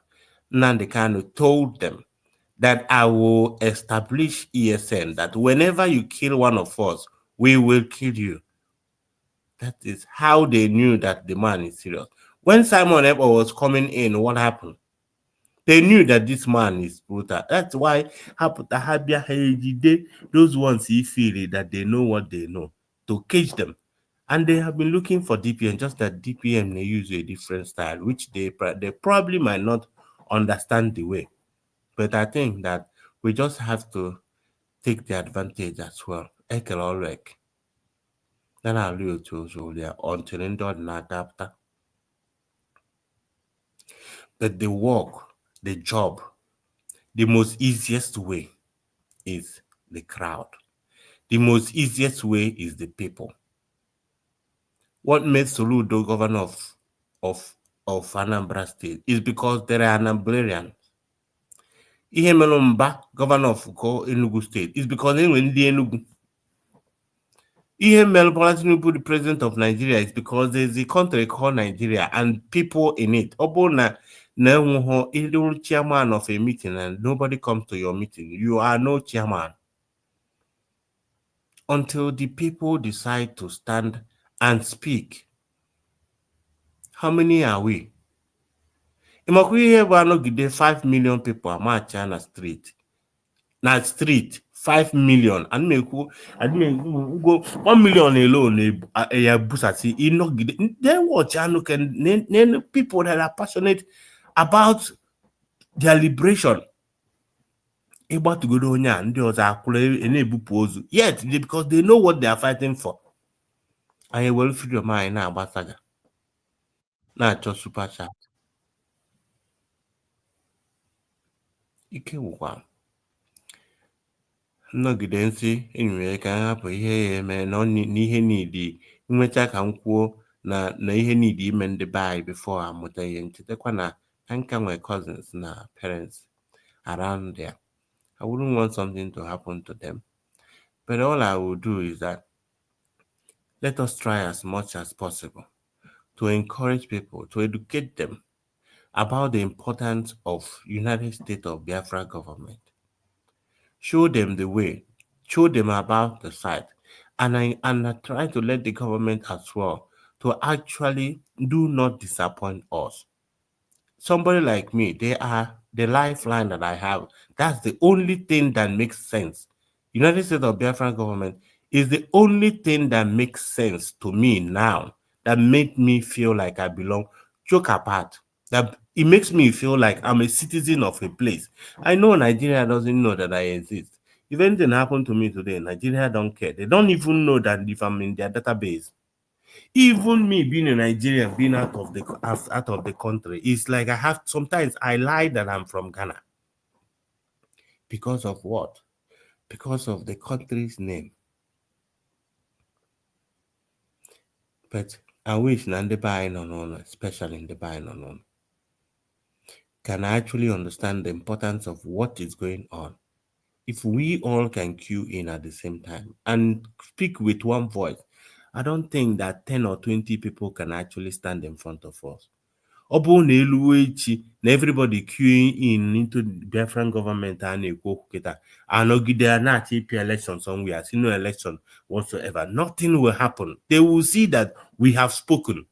Onye wo Kano, onye wo Mba, Kolonye wo Mike. Who are those people? They are nothing when the people decide to speak. What they do, Hanaya Funa he play gono. If we had not on turn, I repeat obi. ADC name ADC. And I say, come in. People are telling them that P2B but ADC. We want automatic ticket. Now he gave my support to ADC. What happened? It shows you how how unserious they are. Even Atiku no Onye Ekwoku, if these guys are really serious, I believe that they could have been able to sit down on a table and say, this is the problem that we have. We are the opposition. Who is the best candidate for us to put so that we can be able to take the power? You can see that selfishness is still inside them. They don't care. The next person is waiting for Bola Tinubu to finish stealing so that they can go in and continue where he stopped. And if they see me in Nigeria, I don't even know why US is wasting time to all these things. I'm tired of every day I hear, they put on ground, they might do me that. Oh, today the breakup of Nigeria is not on the table yet. But at the same time, I won't blame God because I believe that we're already there. But I'll come out now. I hope that tomorrow will be better than today. That's all I wish. Preach to people about United States of Biafra government. Show them sites where they should go and see what is going on. Even one of my cousins I was talking to the other day, I expect him to actually know exactly what I know or be following what he's following. He doesn't know anything concerning what is going on.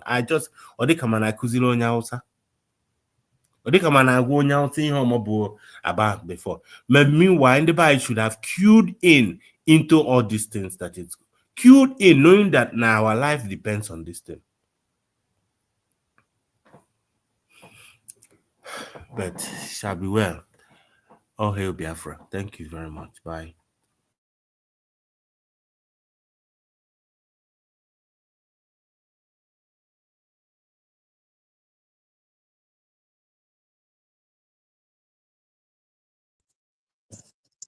Max Exodus on Okade.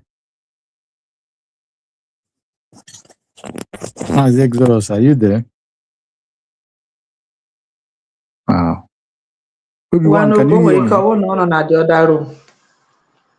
Man, I on a Monday Okay. now.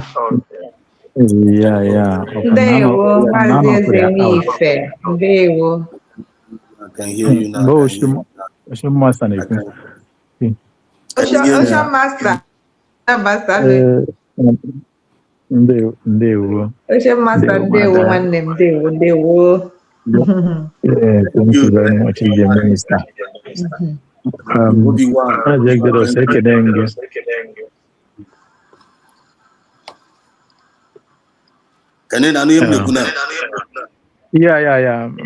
hearing you very clear. Okay, thank you, Obi-Wan, for your rendition. On Mazo Oshomasa, please, Mark, you see us. Thank you very much. Greetings to everyone on the studio. I couldn't see all. Maz Kuchus, I greet you. Before you video. I'm this adjunct onye dere ama sister Stella Ozoka. Onwe ajụjụ ogo batara here. Amamadu kolun na for the ajụjụ. Anona na for the script there. When na for Is it true that I've seen the question. I've seen the question. Granted pardon. That news it needs time to verify. We can't answer it now. Okay.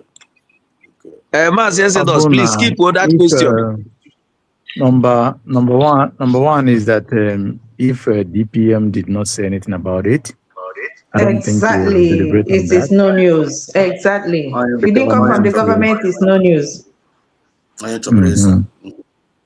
Good.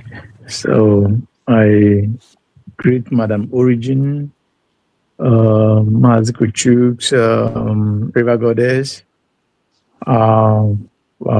legend. Triple M, I think. Yeah. And the other person I'm not seeing, many of us, because I couldn't see everybody. Udogwenugu, I greet you as well. Thank you. So it is a wonderful day today. Just enjoying listening. Everybody's on fire today, which is very great. Well, let me pick it from, I think is it Madam Origin or Egypt Minister will talk about what is going on in Iran, where thousands, over 50,000 people have been taken down. And the Iranian people decided that they are not going to back down, that they will continue because they know what they have faced in the hand of these people who are wishing and terrorizing the world. So the Iranian people want to be free forever. They want to liberate themselves forever. Now, I will narrow it down to our own place. You don't need to go as far as Iran for you to know exactly what is happening or what is about to come. It is there down in Nigeria, but people are not seeing it the way it's supposed because, their national television is not doing well at all. That is it. Now, but let all Biafrans use what is going on in, let me use the word Hausa land, Hausa, Nandi Hausa. Let us use it and know exactly what will befall if we don't tighten up our belts. Look at it. Some years ago, if Gowan, let me not use Hausa, if Gowan was told that what is happening today will happen to him, will happen to his place, I don't think he will believe that. Then the way he felt that he's so much love with the Fulanis, how they embraced him and the Hausa when there was bearing Hausa Fulani, Fulani Hausa or Hausa Fulani. Look at what the same people are doing to those who have the same faith, who fought against Biafrans. Look at what is happening to them today. Most of their military generals are shut down. In fact, most clean of a military general started with them, both retired. We're not talking about general. We're not just talking about we are talking about full generals, 3-star, 4-star generals. And today, look at what it leads to them. Sacking of communities, sacking of villages, taking their lands, annihilate them, putting them in IDPs. Their leaders, the only voice that would have, be strong and vocal in that area was eliminated, which was Umeda Melafia. So why I just mentioned this few things is for our people to know, for our people to use that as an example or as a case study. If these people can deal with outsiders like this, oh my God, that will tell you exactly that on this fight we are today, every Biafran, every Igbo man, every South man, every Eastern region, old Eastern person must have to take it as hard and fight it with everything in him or her. Because your existence, our existence, and lives depends on that. Obi-Wan said that the people, these guys, what do you call? Oh, there's something that Madam Origin called them. What is these guys that are jumping all around on social media now? Talking 2027. It's not city boys. You call them. There's a word. No, not thick boys. Is that thick boy? Sick boys. Okay, sick boys. Yeah, sick boys. Exactly. And so this name is very lovely, and I think it's what when you want to call them on Facebook or whatever, you just use that word, sick boys. Exactly, sick boys. Even if these sick boys, they allow them to take their families out there, keeping them in abroad, in London, US, or wherever they choose, because they can afford that. After that, your immediate family, which is your wife and your children. What about your siblings? What about your parents? What about the grave of your parents? What about your uncle, nephews, and all the distant relations? What about them? So you have run. And you continue to run till eternity. By your own self, you use your hand to bring or support destructions upon yourself. Now you're very young, but you will cry because of that. You will cry for it till your grave. When I look at what that Bloom is doing there in Imo State today, I feel like shedding tears. I feel like I wish man is God. I really wish if man is God. Because how on this planet Earth that a young man full of life like that, seeing what have happened in his own state, even in his own community, that he couldn't access his own house for over 5 good years. Do you know the cost of that? You have gone out a couple of days ago. We saw the leaked video of him while he was in Malaysia. At least you have gone to a third world country, Malaysia, or developing country.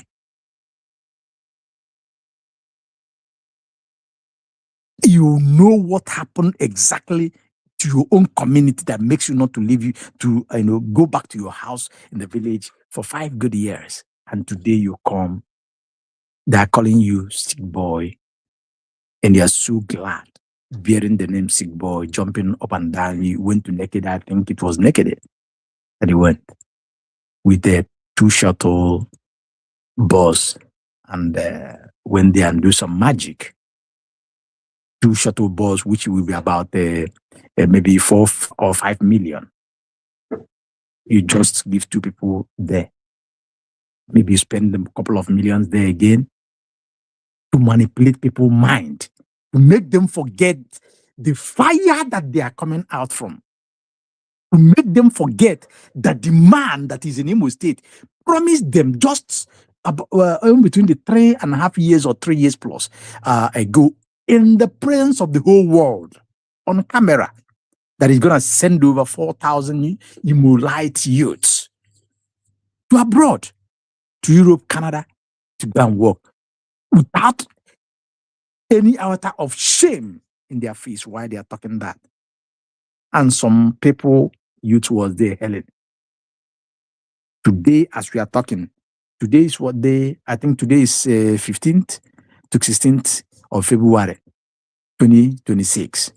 Now, how many people have left the shore of Imo State to go to abroad through the government that promised them, that promised to give 4,000, 5,000 Imolite jobs in abroad, and forgetting it so soon? And this guy is there. Instead of people to do the justice by stoning him with pure water or boo him there, let him go out and know that he's not welcome. He cannot bring the seat. Why people are mourning of what happens to Imo State, why people are on pain or in pain in what is going on in Biafra land at large. You come to deceive your people because you went and collected things that it's only you and God who know what they give to you that makes you to accept the Agbero work for their 2027. And he's there on the very platform, podium he was. Lie to them that is not all about campaign. That is empowerment. And at the same time, he talk about 2027. There at the same podium. I don't know why the Imolite that are very brave the most educated people, some to say, and they are still, kind of sharing the nonsense that is vomiting out of his mouth. Very painful. It's very, very painful. But I trust that our people are wise. And I know that our people, we have our decision. It's not about money. It's not about how you make noise. It's not about being connected to this and that. We are Republicans in nature. Onye ọbụla na-agọvanọ ezinụlọ ya. Onye ọbụla na-agọvanọ onwe ya. And I know that our people, they will still come to the terms that they have to give these people a chance. And I want to use the phrase of what happens at Mbuko Bosi. In those days, even as good as people see P2B to be, but P2B was there with Victor, with all the entourage. But at Mbuko Bosi was good and pursue out there. Why chanting that no to vote or now Guausa? If that can happen to a person like P2B, then who are those sick boys going around with the pains that these people have inflicted and caused on us? People are not eating 3 square meals a day. Children are not going to school. They are all there in the street hawking. You are not sure of your life night and day and night. You cannot drive from Enugu to Anambra, from Anambra to Enugu, to Owerri, or to Port Harcourt, or to Abia, or to Ebonyi State. I'm telling you, it's happening as we are. The 2 side mirrors and center mirror that you have in your car while looking front. You must have to calculate 5 cars ahead of you, 5 at your back, calculate on every checking point. You must have to.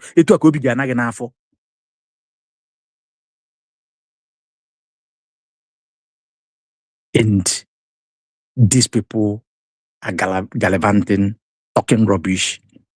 Is very painful. Our people, we need to sit up. We need to stand and give them the pills that they deserve.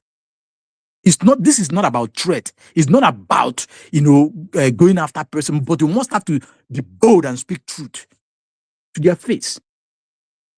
Whoever kills your parents, your father, your mother, whoever hates your parents, your father, your mother, we never genuinely love you, no matter what. We can't allow them. And besides, Biafra have been redeclared. Biafra is a different entity. It's a different nation. If they believe that they want Nigerian people to vote inside Nigeria, okay. But they have to negotiate with our DPM for now, with Dr. Ngozi Rabeze. They have to negotiate, and the Biafran government will tell them, will give them the condition to vote. If they have their embassies in Biafra land, the citizens of Nigeria can go to their embassy and vote. Not to campaign as if Biafra is still part of Nigeria. It doesn't happen. My fellow Biafrans, all of us have to be on this very particular occasion. All of us have to be on the same page. Call your brothers, your sisters, your friends, your family. If you're down there, do it. Anytime you see them, challenge them, not to fight with them but do the needful. Give your voice out. If it is to boo-boo them, if it is to tell them, no, don't bring this to my face. Please go somewhere else, because I'm not in for this. Use your wisdom. Don't allow them to give you the peanuts, giving you shuttle bus, Okada, giving you 1,000, 2,000, 10,000, 100,000, pretending now that they want to empower you. Where are they since all this while? Where are they when your businesses have been destroyed? Even in the eastern region, when the military came there and burned all the businesses of Ndibu, the Kototo, destroying the people properties, killing our people in their numbers in Anambra State. What of the latest one, Soludo? You are going far. Yes. The one that Soludo went to main market and tried to do all this nonsense that he's doing, that have taken a lot of lives in Anambra State. So we will never allow them. Them have not speak. They have not talk about the things that happens to us in Lagos. It is maybe because some people it have not affected them. That is why they of the heater. That is why they are not feeling it. Why you are into estate, real estate or property developing, you just pumping millions, develop properties on a very high standard for you to do business, to sell, resell, or rent. Nobody have paid you a dime. These people will come and tell you story that this land belongs to this, that land belongs to that.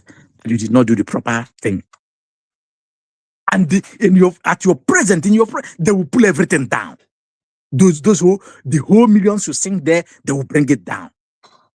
What a way to kill a man. What a way to punish a man. And those who sold the lands to you, those who approve the plans, those who, all the ministry that you went through, they collected all what they collect from you, and they allow you to dug the foundation, start the work, build it to the level that you finish it, to the final finishing. And they will come and destroy it just to make sure that they pull you down, which is part of the economic sabotage. These idiots, sick boys, sick people gallivanting have not spoken. Even their father, Ada Sorok, who initiated those things, because it was after the election of him, all those nonsense started, have never for one day condemned that. But every day they use different strategies. Destroy those houses today, burn the market today, they go to your warehouses, make sure that whenever you see that the warehouses are filled, burn it overnight. Even at the eve of 25th, 24th, 25th December, destroy their businesses while they are home celebrating. These guys have not seen it for one day. Even him, the Blum from, what is that his place? I don't know, oh God. The one you call the sick, one of the sick boy that you call a chief priest, Benia. Even to him, his business, when he ran to Lagos, because he doesn't know how to talk. He's just like basket mouth. He said yeah. He said that he left the shore of the East because of whatever he called it, whether insecurity or what. He went to Lagos. He didn't stay up there up to 6 months. He know what happens to his own, the business that he opened there. He did not talk. Look at the way he's moving. Now, I'm not talking about the one that called himself from Anambra State, who have, dismantle all the respect that people may have on him. Didn't even remember where he come from again. People want him, send a lot of messages to him. He pretended to come. All of a sudden, he ran to Imo State to go and have shake with the devil at is that Lion House you call that one in Imo State or what? I forgot the name of the government house, Ikonso House. Today, look at what is happening. It is time that all of us must have to, it's a must. We must have to stand up. They will not do that shenanigan in the East. It's a must. We will not, whenever they come, it is better. We saw people, I think it was in Tanzania, where people reject the rice that politicians brought to them. They throw it away, make sure that they scatter that vehicle and pursue them. That is what we're supposed to be doing now. If they did not allow you to go to school the way it's supposed, you cannot get job. You cannot do business. Even the one that you try, suffer to set up for yourself, doing everything for yourself, they don't create even a single an environment for you to thrive, or for your business to thrive. and they will destroy it. Then they will just now come to give you Okada or whatever they come with to deceive you. If you take it, you are the most fool. Don't say that anybody is wicked in you. It is you that wicked yourself. Because now, you don't eat in the table of your enemy. No matter how hungry you are, your arch enemy, who you know that is, he want to buy you at all costs. You cannot eat on his own table. That is a suicide. So, Biafrans, we know what is going on. We know what we want. Dr. Ngozo Rabeze tweeted that they have brought in some chemical from Poland, to do the kind thing that happened in Iraq against the Kurds, which is chemical. We should be very, very careful because these people, they mean business. They mean business of conquest. We should be very, very careful with that. And how we do that is to come out with our full chest and make sure that whatever the government of Biafra asks us to do, we must do it. We must do it for us to scale through. Certainly. So, Biafrans, it is time to stand up for our right. We know what is good for us. I don't believe in eating this food today, like what these people are saying, or what these people are accepting today, these guys are accepting today. And when you finish it, your generation at all time will suffer and cry for it. Just like people are crying for those who sabotage. People are crying for Dr. Nnamdi Azikiwe for putting us in Lumia and Onia today. Even if we had that, lately we had that British people compel him, he mustn't talk anything against the amalgamation. We mustn't speak anything against this thing. As we had told recently, the people dislike him in Anambra State. So we must have to think fast and know that after us, the reincarnation is true. Our children will not cry. We must do our best to obey and go by the template, the rule of the Biafran government, USB, championing now by Dr. Ngozo Rabeze, until our leaders comes out, Mazin Nnamdi Kanu, and that's our PM Simon Ekpa. And let me remind our people before I use my mic, Monday sit at home is sacrosanct. Sit at home at Monday is sacrosanct. It's a must to every Biafran. Myself that is talking to you now, my family, my relations, and every other person that links to me must sit down tomorrow, Monday, in Biafra land. Exactly. They will not lure any of us out to eye us. No.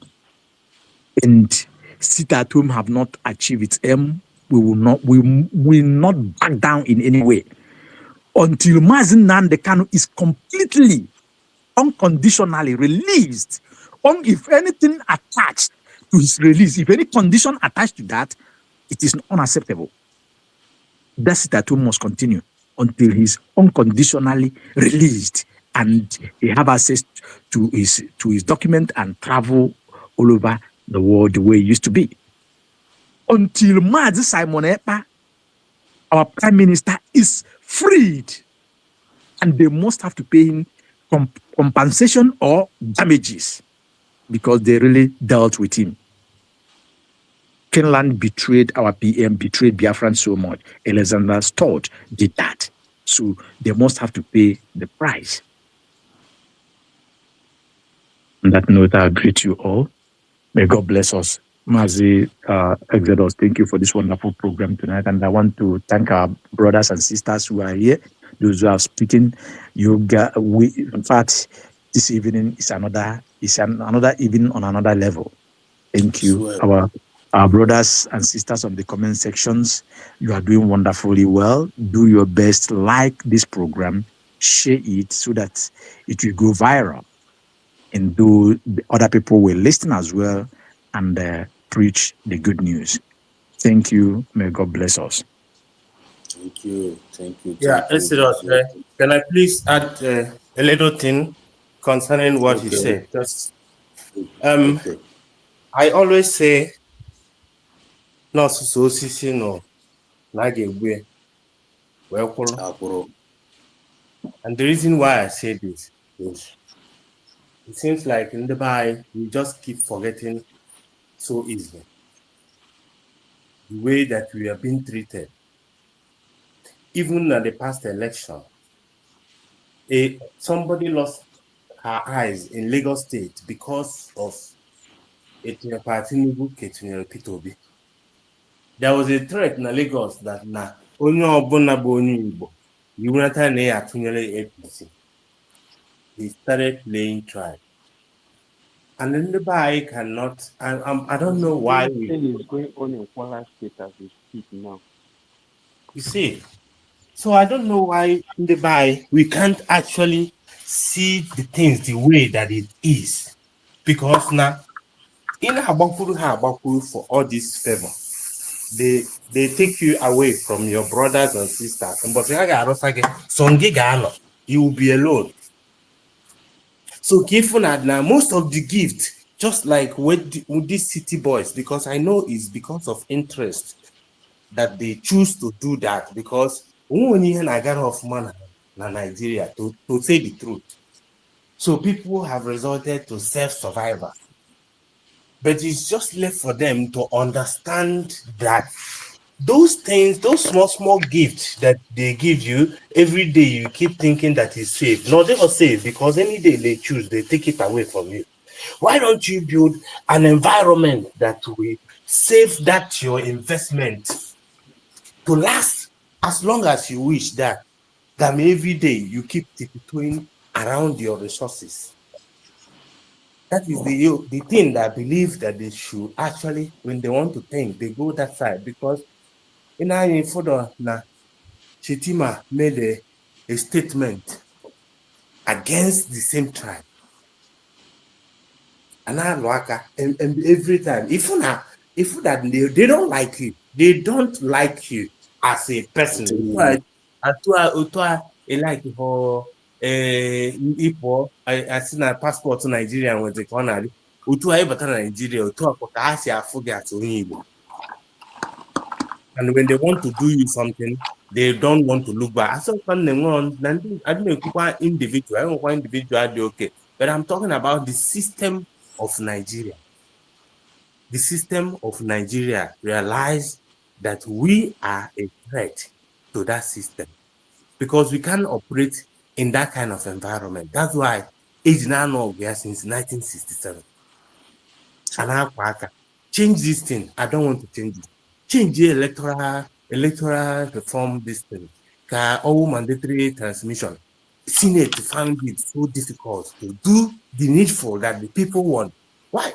And all these things is happening in an open place. That now, what is your main thing? Age where Hoge at Senate? Is it not to go and represent the people?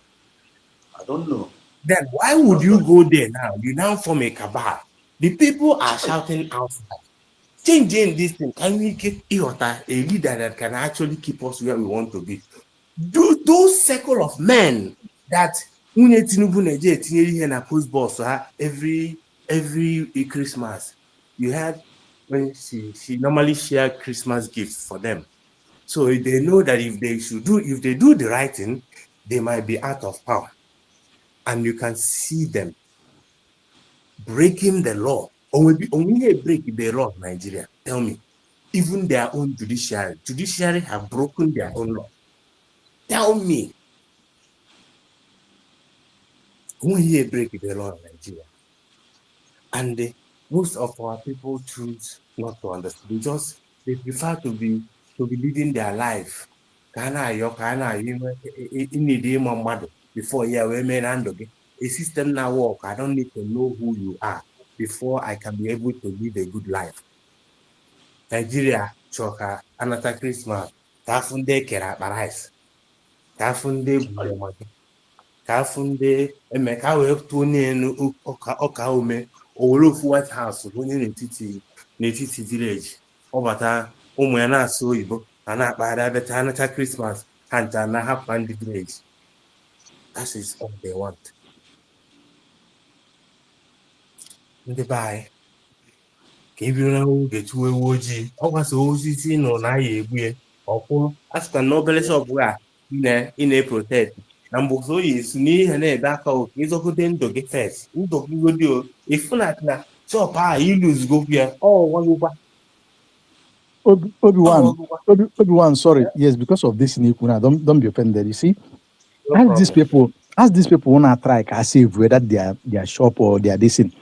During the 1967, let them ask their parents, how do they save that their own shop?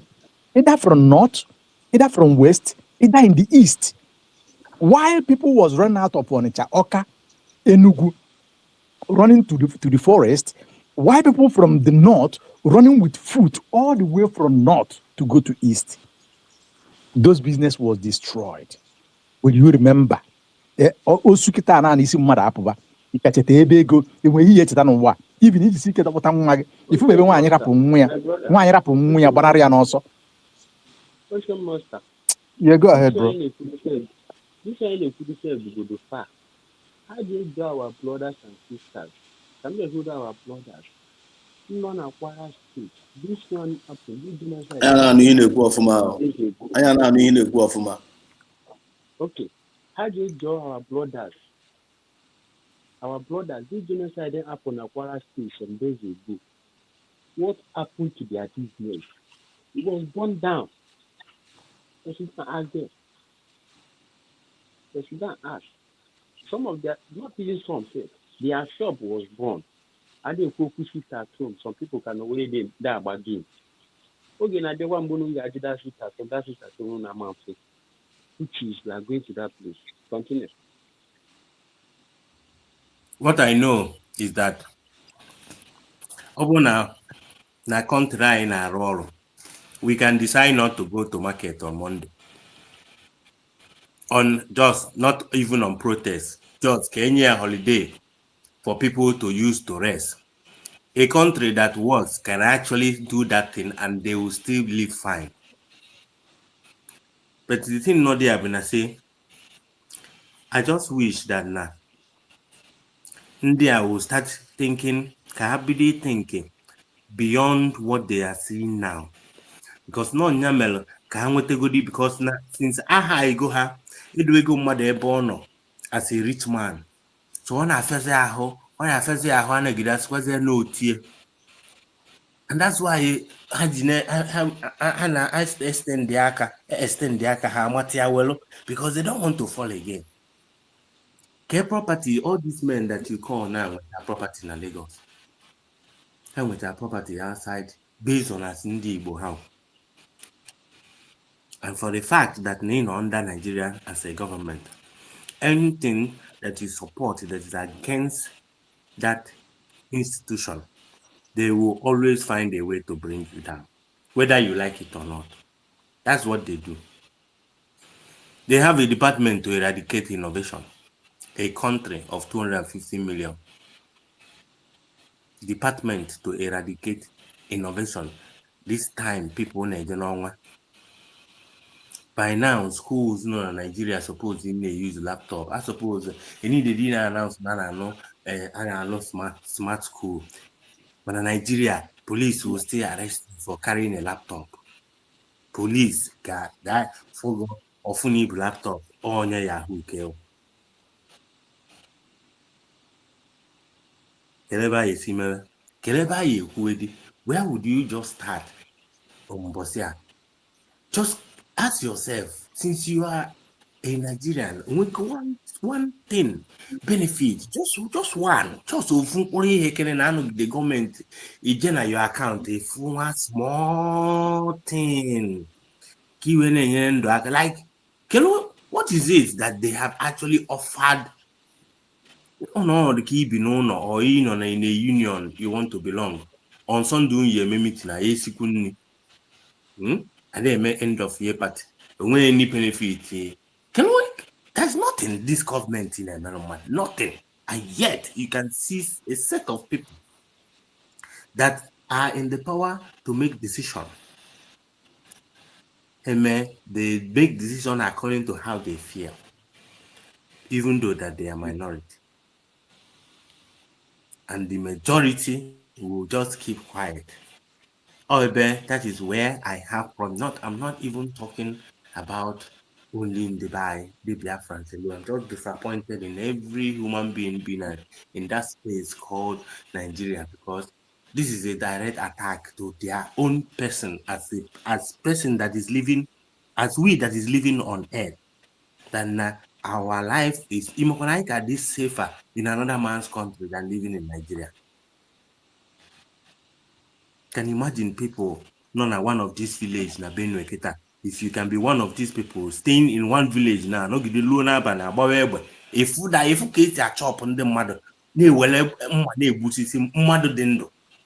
Think if you are in that position. Therefore, what these people no look at your side is in a go to an according for James Hadley Chase. In a relax, yeah. Where they put yourself in those people's condition. They are Nebuna Nigeria. What if they are your cousin? What if it's somebody? Maybe some people put on the internet, they open their heart that they lost all their family member. Or you can imagine being at your family when they took you to one day and see a bush on your own. Eh? How come the whole people in like not even because now I don't know whether more Marcin or no Fulani. I don't know. I don't just understand that now for a reason that now to be protesting in Nigeria now has become a crime. That now when you want to protest for a reason that will help me and you, another person will come there and sponsor a counter protest with the person money and agabiga through that problem. And I'm talking, telling the government to help us so that we can have a good life. And the same person, money and I got the same problem. We now go and be telling the government, don't listen to this guy. Don't listen to this guy. Yeah. And then make sure next paper. Next paper, money is share of one bread. The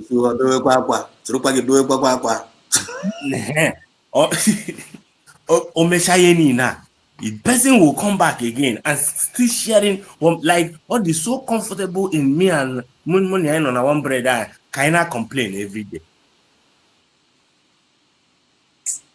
The reason I say anybody pray for anybody that actually dedicate to contribute in any way in this struggle, because is what we are getting into is something in the kind of life in the by live in the board before. An average person on a buy have never tested a good governance. I'm not trusting. I'm not all of you be in a Western world, you all know what I'm talking about. Hospital and buy treatment free. They've never tested mana a responsibility of a country that you don't even pay transportation fee. Transportation fee just able to buy trans until you little. Can you imagine? And they are praising Alesot for free transportation in their state, which is something that is common in another country. Therefore, this is just one example. One example. The buying one test a good governance. You see, that is that miracle they are talking about. They can never get back to being what they are. I think we are behaving like this is because what you don't know is bigger than you. That is where they still there and taking a step. Now they will lose it all. But not knowing that the future is much more brighter. I think that is the fear. Because they are normal. When I listen to what people talk about a place that they say that we come from, you pity everybody. See, I don't even like listening to Arise News or all these politicians because obviously I feel like once they start talking, they are just lying. Like I hate it to see a grown up man where kids, no. na-enene TV na dadi na-ekwu okwu, dadi ya nọ na telivishọn na-asị asị ọsịkwasịkwa n'elu nke ọ sịrị asị. Ọ bata nwunye shere n'isi avụọla ya echi anụ na-asị ọsị na ọkwa. Can you imagine terrorists na paradizi ndị ha kidnapụ n'ebe Nigerian gọọmenti na-atụ asị na kidnapụ, like I think nọmba na-ese okwu. Nigerian government na Oluho, among some numbers as in Oluho. Now, these terrorists decided to parade those people to show Nigerian government that they are lying. Hey, government are not assassin. Like, as it has the worst one, I've been government this last age there. They are not Hasia age there. You know, among some government of Nigeria are terrorists. When you was the terrorists, because it seems like the terrorists man, government na assassin. And I don't just, I'm just I told them mother. Government is assassin no 30,000 or 30. Then the terrorists were no the news the government na assassin NATO. Where just those people now. Go on. And they tell you. Because that's all easy. So. Ability for the cars from America. The government among the minister of forget it. Oya America baka. See I be chilling. You see that thing. Okay. Onke American Aguareno about no Christian genocide. Onye can see that the number of people who don't want to speak to one of the Senate man or congressman was there. No. You could see that thing. See, the thing the bad. Can add the good ima Culture of denial. Negodanya ụmụazị a na-egbuchi ndị mmadụ. Ụmụazị ekwere nkwa na ibute ịhụkwara some of them onwe nke si na ebidoro age 10 nke ọzọ si na ebidoro age 12. Ụmụaka ama ha ekwesụ ya na ndị na-achị Nigeria ama m ndị ka a ga-punish mo. Ụmụazị iwe na-ewe ha ịma ihe na-ewe ha iwe na agwara ha na ha bute 50 enye ha 75 virgin gịsị na ọzi 10 iwe ụmụazị ha pụta ha na kwa na ịchọkọshọt ọrịa ya virgins a ga-enye. And some of them even want to die also. That's why ha na-eme ihe ha na-eme ha na-adị eche maka ekwere ha nkwa 75 virgins. Ụmụazị eribeghị nri ya na-ekwe agwa gị na a ga-enye gị 75 virgin. Ụmụaka mma na n'ụwa ha nwere ike ha nwee dịka ahụ nwaanyị nkishi dị ma ha ekwe ha 75 virgin. Ọ na-emebikwara ha business maka ihe iwe na-ewe ha na-asị na ihe ha gburu sọsọ 50 ma ihe ha nwere ike agwara ha gbuo 500. Ị na-ashọtụrụ ha nọmba now. It is how miserable and how evil this thing is. Adults, they know that they are deceiving these children. You told them you're going to give them 75 virgin. They don't go to a village and clean it up. But to keep on aro, keep on aro ageji we na meet no virgin or apa no aro keje meet. Oh, he na we makwa he brainwash no. Amaghị ihe na amaghị ihe mgbe ha nwụziri ha wee je meet a virgin. When you don't actually understand what God is all about, that's why you think like that. It's very unfortunate. If you don't know God, that is the only time it shows. With your belief alone will make me look at you and understand that you are just a plastic in like if you just flow. You don't know your destination.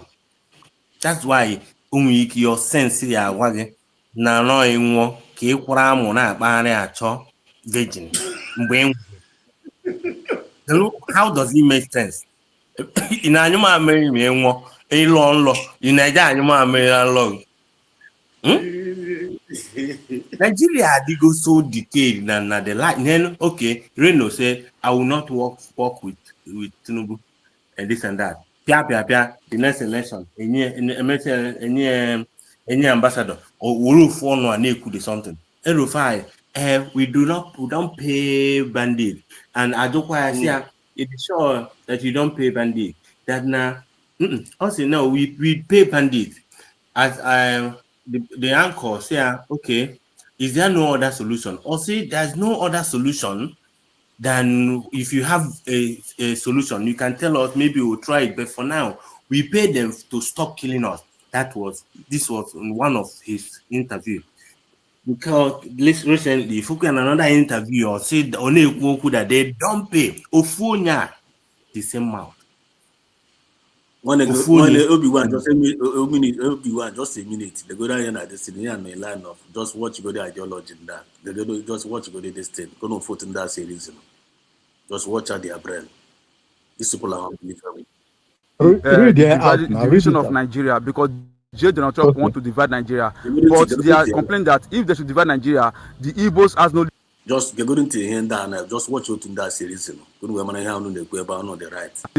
The northern leaders is afraid of the division of Nigeria because Donald Trump want to divide Nigeria, but they are complaining that if they should divide Nigeria, the Igbos has no leadership structure. They don't have any leadership pattern. That the Igbos will suffer, the Igbos will perish, and in less than 2 years of division, the Igbos will lack a lot of things. So they are urging President Donald Trump not to divide in Nigeria, not because of their self, but because of the Igbos. Because Igbos, they are business-minded only, but they cannot rule any country. They cannot have country of their own. This is from the northern leader. Share this video, comment on this video, and thank you. God bless. Oh, Mazi Exodus, you see, Isn't this funny? Isn't this funny? Sometimes, come there. You see, what sense does it make? No sense. Wait. What sense does it make? This is your enemies. This is the people that you said you don't want them. Everything about them is irritating you. You're angry about them. And these people say they want to out from you completely. Now, you don't want these people alive. The same you that don't want them alive is now trying to care for them. Do you understand what I mean by care? So that Donald Trump will not divide Nigeria because you are having mercy for Igbos. Imagine. What sense does it make? You allow your enemy to go and die because I know that in law court you don't help your enemy why he's making he or she is making mistake. So why would you now help Igbos on their mistake? Why they want to leave and go and die in their own place? Why they will go and force katakata as they don't have leaders as you allude. This guy is here.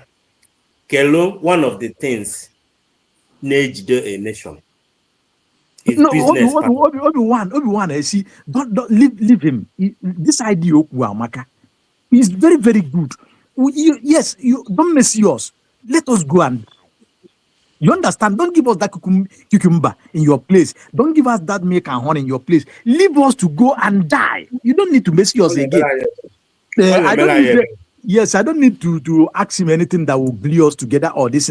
That a bella how actually go lie. No, you know, one day, maybe a bello, and I belly melo and I would only go to Pana in which a man would. You will look much for your child because of Chorondo in Ediaco's book, August. Now, Obi-Wan, I want to come back to Mazedo, so Pangua Judah, Joseph, Mbo Yenda G71 Virgin or 75 Virgin name. Was one go on a Jodia. Ina Jumacano about Jamie. So, it have Cassia Bomo, okay, no, Okona Befa. And then if I got all what in then, okay, be not non Yamedia. If I got all what in. And again, apart from brainwashing them, and we have about Magini Burantashi, Ikagwambi. Man, I broke up 75 virgin. You got to go. Come on, muddy ego, we are. Yeah, but that's not ways you. Yeah. On Lord. Obo Ikagwambi now, Lord, it is real. You got to go. Before.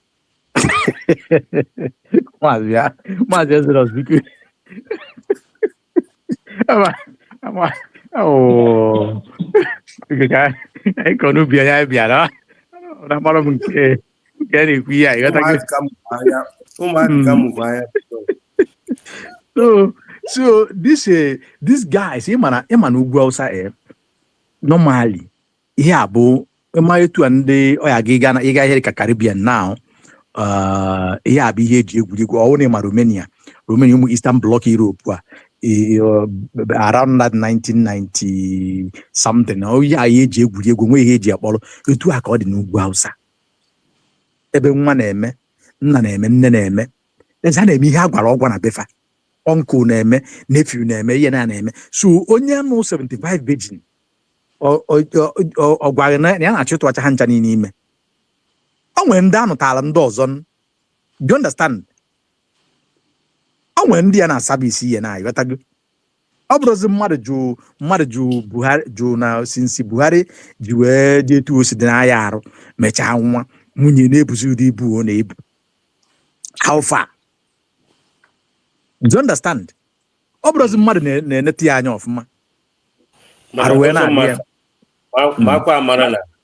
Their main agenda is to populate, which is what they are using against the UK now.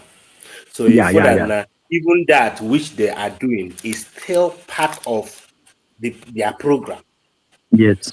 Like when they say Igbo Muslim, when they come in small, they start telling you they want to worship in a way therefore peacefully. When over this thing where process everywhere, we feel like an system. And when they are in the system, they feel again when they start staying where they make decisions. That no more hijab. Okay, hello, they will now tell you they need Sharia law for them to be comfortable because that is on their belief. But how did why they crazy? Yes, on high. My name and Kendi Bunkebai wouldn't work because what we try say with our own culture. I don't know if you got the same. We worship God through our culture. So Islam doesn't fit inside our. So before you change who we are, you first of all change. Like if you want, before you change our religious belief, you first of all change who we are. Our cultural in whatever. I don't know how I'm gonna put it. That is how you can change to go to our blood first of all. Yes, yeah, you have to change it because you were through our ancestors. Because no matter that now today religion make some good impact in our land, but there are some certain things that are not correct. Let me tell you, not obodo na no nezinu no ọbụla every surname or kindred ọ na ịbata nwere ihe na-eche ebe anwa. Ịda na-enya na ọmụmụ, ịda na-enya na ịma mbata asị udogwu na ọ bụ na ijiri iwere ajụ ife bata ma ọ na ịbịa ka ime ajụ ife. Ịda na mgbe a na-atọ mmadụ na ịma ntọta mmadụ na be ha. Ịda na mgbe a na-egbu isi na ịma mgbuta isi mmadụ na ebe a. Ịghọtago, there are a lot of things. Every family ọbụla, every surname ọbụla nwere ihe. Until today anyị na-ekwu okwu ya. Anyị na-ekwu okwu now. No matter na enwe ndị na-emebicha nke ya, but ihe dị n'ala ka dị n'ala because ihe dị na mmụọ dị na mmụọ. So onwere mgbe there is no way omume anyị na ha do our way of worship and their way of worship ga-eji wee mee gịnị blend. It can never happen. It can. Even by me, I saw a photo on Facebook, a photo where they say Igbo Muslim. Now, I think it's not a real photo, but design, it's design, projection as well, And when the Kehan about this, their person they preaching, a man they preach as in Tondibo, Tukuchana, Ufodu bu ozo, Ufodu bu undiausa, Mana haicha kwandiausa, Mana hatukuchana. Hatukuchana rank. Just picture this thing I'm explaining to you now. Hatukuchana rank. Then in Nezia ya fo eba romos na azia. When in nekata picture, let's na onye obuna igosi picture first ya say na ihe abro ndi Igbo. Because it doesn't it never displayed our culture in that picture. as Igbo Muslim. But in reality, now, in reality, they are not. Because when you look at the guy, the guy is in Suka, guy koi okona Mazkai channel the other day, he specified, and I know that as well. Most of these people are saying have one, if you check them, it's either a Mahabasu Fulani or Nugu at that time, or non dia. Some of them, like if you go to Enugu to now, the Ebanapo over the road, and there's so many other places. You can never know that na unless we may go with them. Itu according na Bakliki. So, but these people, they are not Igbo's origin. Trace them, either one way or the other. Happen them bago. So, and I want to say this very wide because of here some time ago, even the population in Danacho,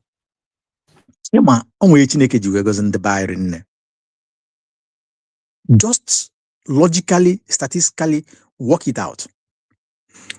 No matter how you do it, Igbos, we still have more population, far more population than every tribe you can think about in Nigeria. Even when you even imagine, we still outnumber them.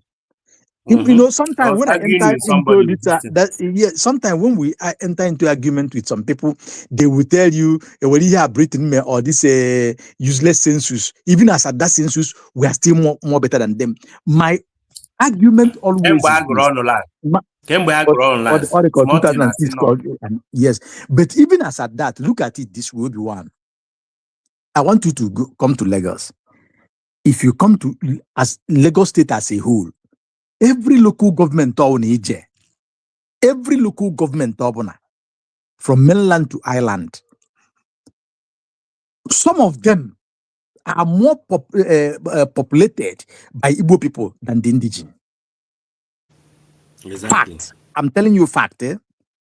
Now, go to Ogun State. As it is today,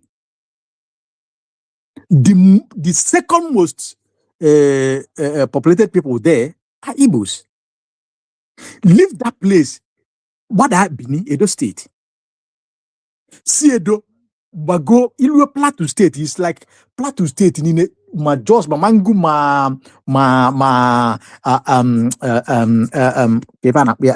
Ebeni Jebundi will dominate. Go to Kaduna. Then listen to the people who return from Meduguri. Go to Kanu. Sabongeri Kenya into 10, 9.5 ndi bunye. Populations can now foul. Go to Kari, for example. Maybe on other people will be saying all these things you are saying. So why I give you this thing? Go to Calabar, go to any other place you think about. In their number. So where did you get that population that you are talking about? Because if you are more population than we are, it must be visible. All through the millions. If you are about 900, 800 or 700 of them are Igbos. So how do you tell me that na population? Because na Chineke goziai, we are fertile, and then na for our Asian people, exactly.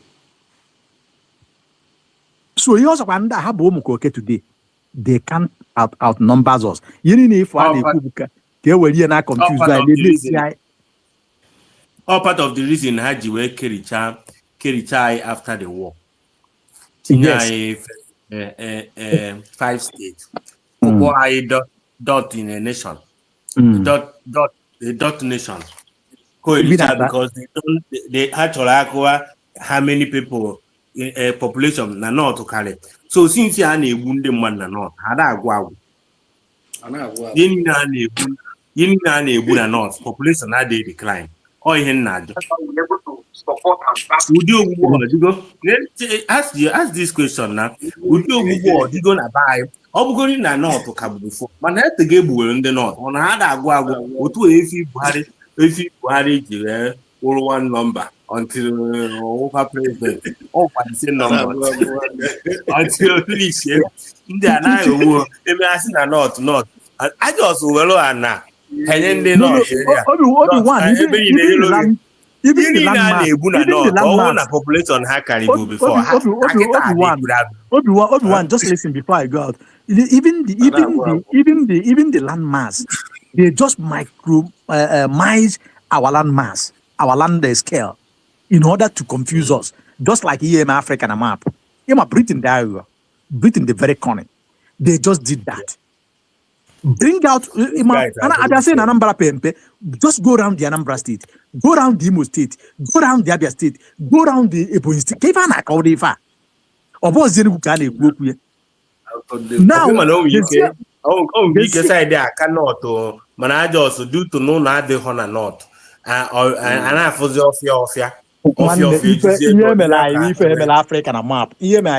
African map. Or compress to brainwash you to make you believe that you are too small. You can't do nothing. But in reality, they are the small one. They are very small in this thing. So thank you very much, Mas Exodus. Thank you, everyone. I really appreciate you all. May God bless Biafrans all over the world. Bless the lovers of Biafrans, lovers of freedoms, and the alliance of Biafrans. Remember, tomorrow is sit at home. We must sit at home. We must support our government in whatever they are doing for this liberation and recognition. Thank you as God continue to progress us. Yes, sir. Thank you so much. Bye, Mr. Exodus. Bye. Thank you. Thank you. Thank you, Mife. Everybody, thank you so much. Obi-Wan, thank you so much, Mazi Ocean. Thank you so much, Madam Origin. Thank you so much, Triple M. Thank you so much, Mazodogu. Thank you so much, EJ Minister. Thank you so much, the legend. Thank you so much. Every other person that has spoken here tonight. Every is one quote. Thank you so much for the information brought from by Thank you so much, all the lovers of freedom. Didn't in our comment section. Comfort Etiku. I see you. Thank you so much. The Bandits. They were Stella Ozoka. Anna Kawana, Stella Ozoka. They said USB,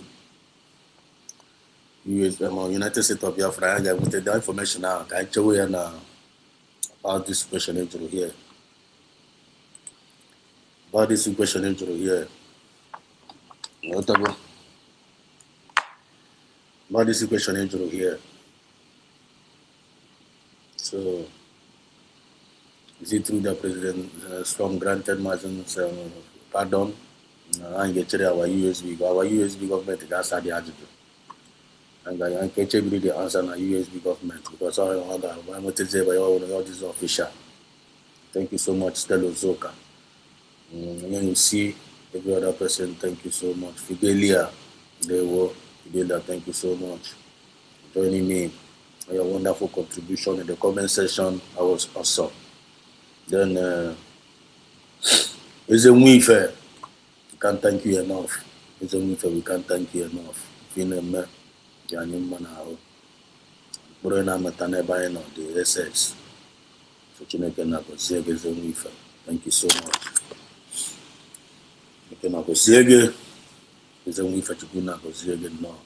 Too much. Thank you so much. Thank you so much, Google Zege. I do it excellently, marvelously well. Everybody promise when I will support to more increase upon increase upon increase. Thank you so much also, Oluchiwa God. Thank you so much, Dadio. Thank you so much, Armstrong, for a wonderful gift. Thank you so much, that is it for us tonight. Tomorrow you sit at home.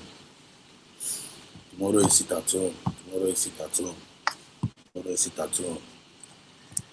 And then I get a current update put on now. Our Excellency. Her Excellency.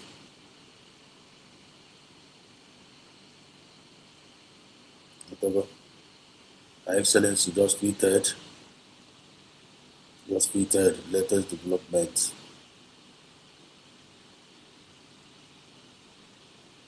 Just tweeted. United States of Biafra government will go YouTube channel. So I'm like I got subscribe. Our government have gotten a YouTube channel, official YouTube channel from the USD government. So I'm gonna appear.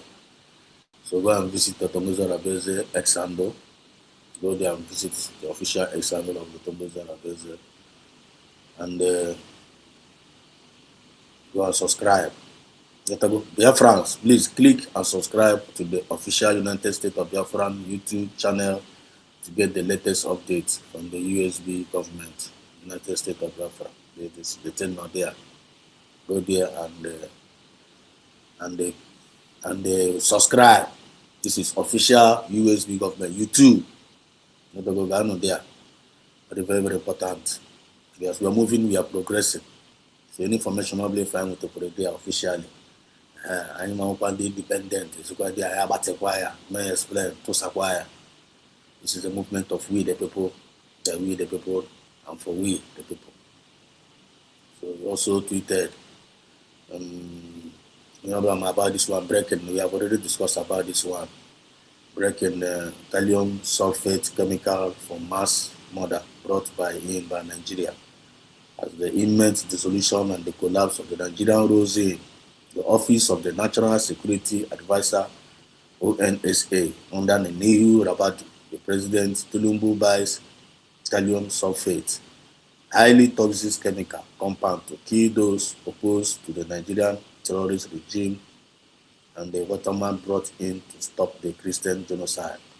Poland supplied the toxic chemical to Nigeria to accomplish the plan.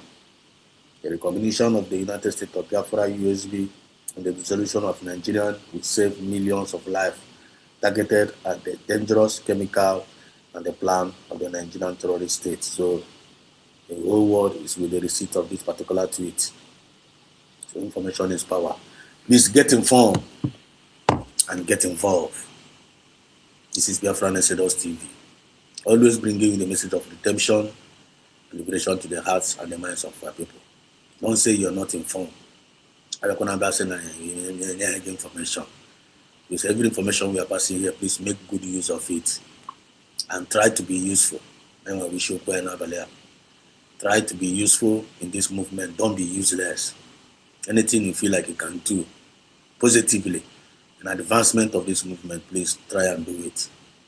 With that solution, only when any solution in there with it, I am getting any progress. So all nature of progress, tell us what your government is doing and be useful. We may not be able to tell us what your government is doing. Are you useful? Or we be able useless? Be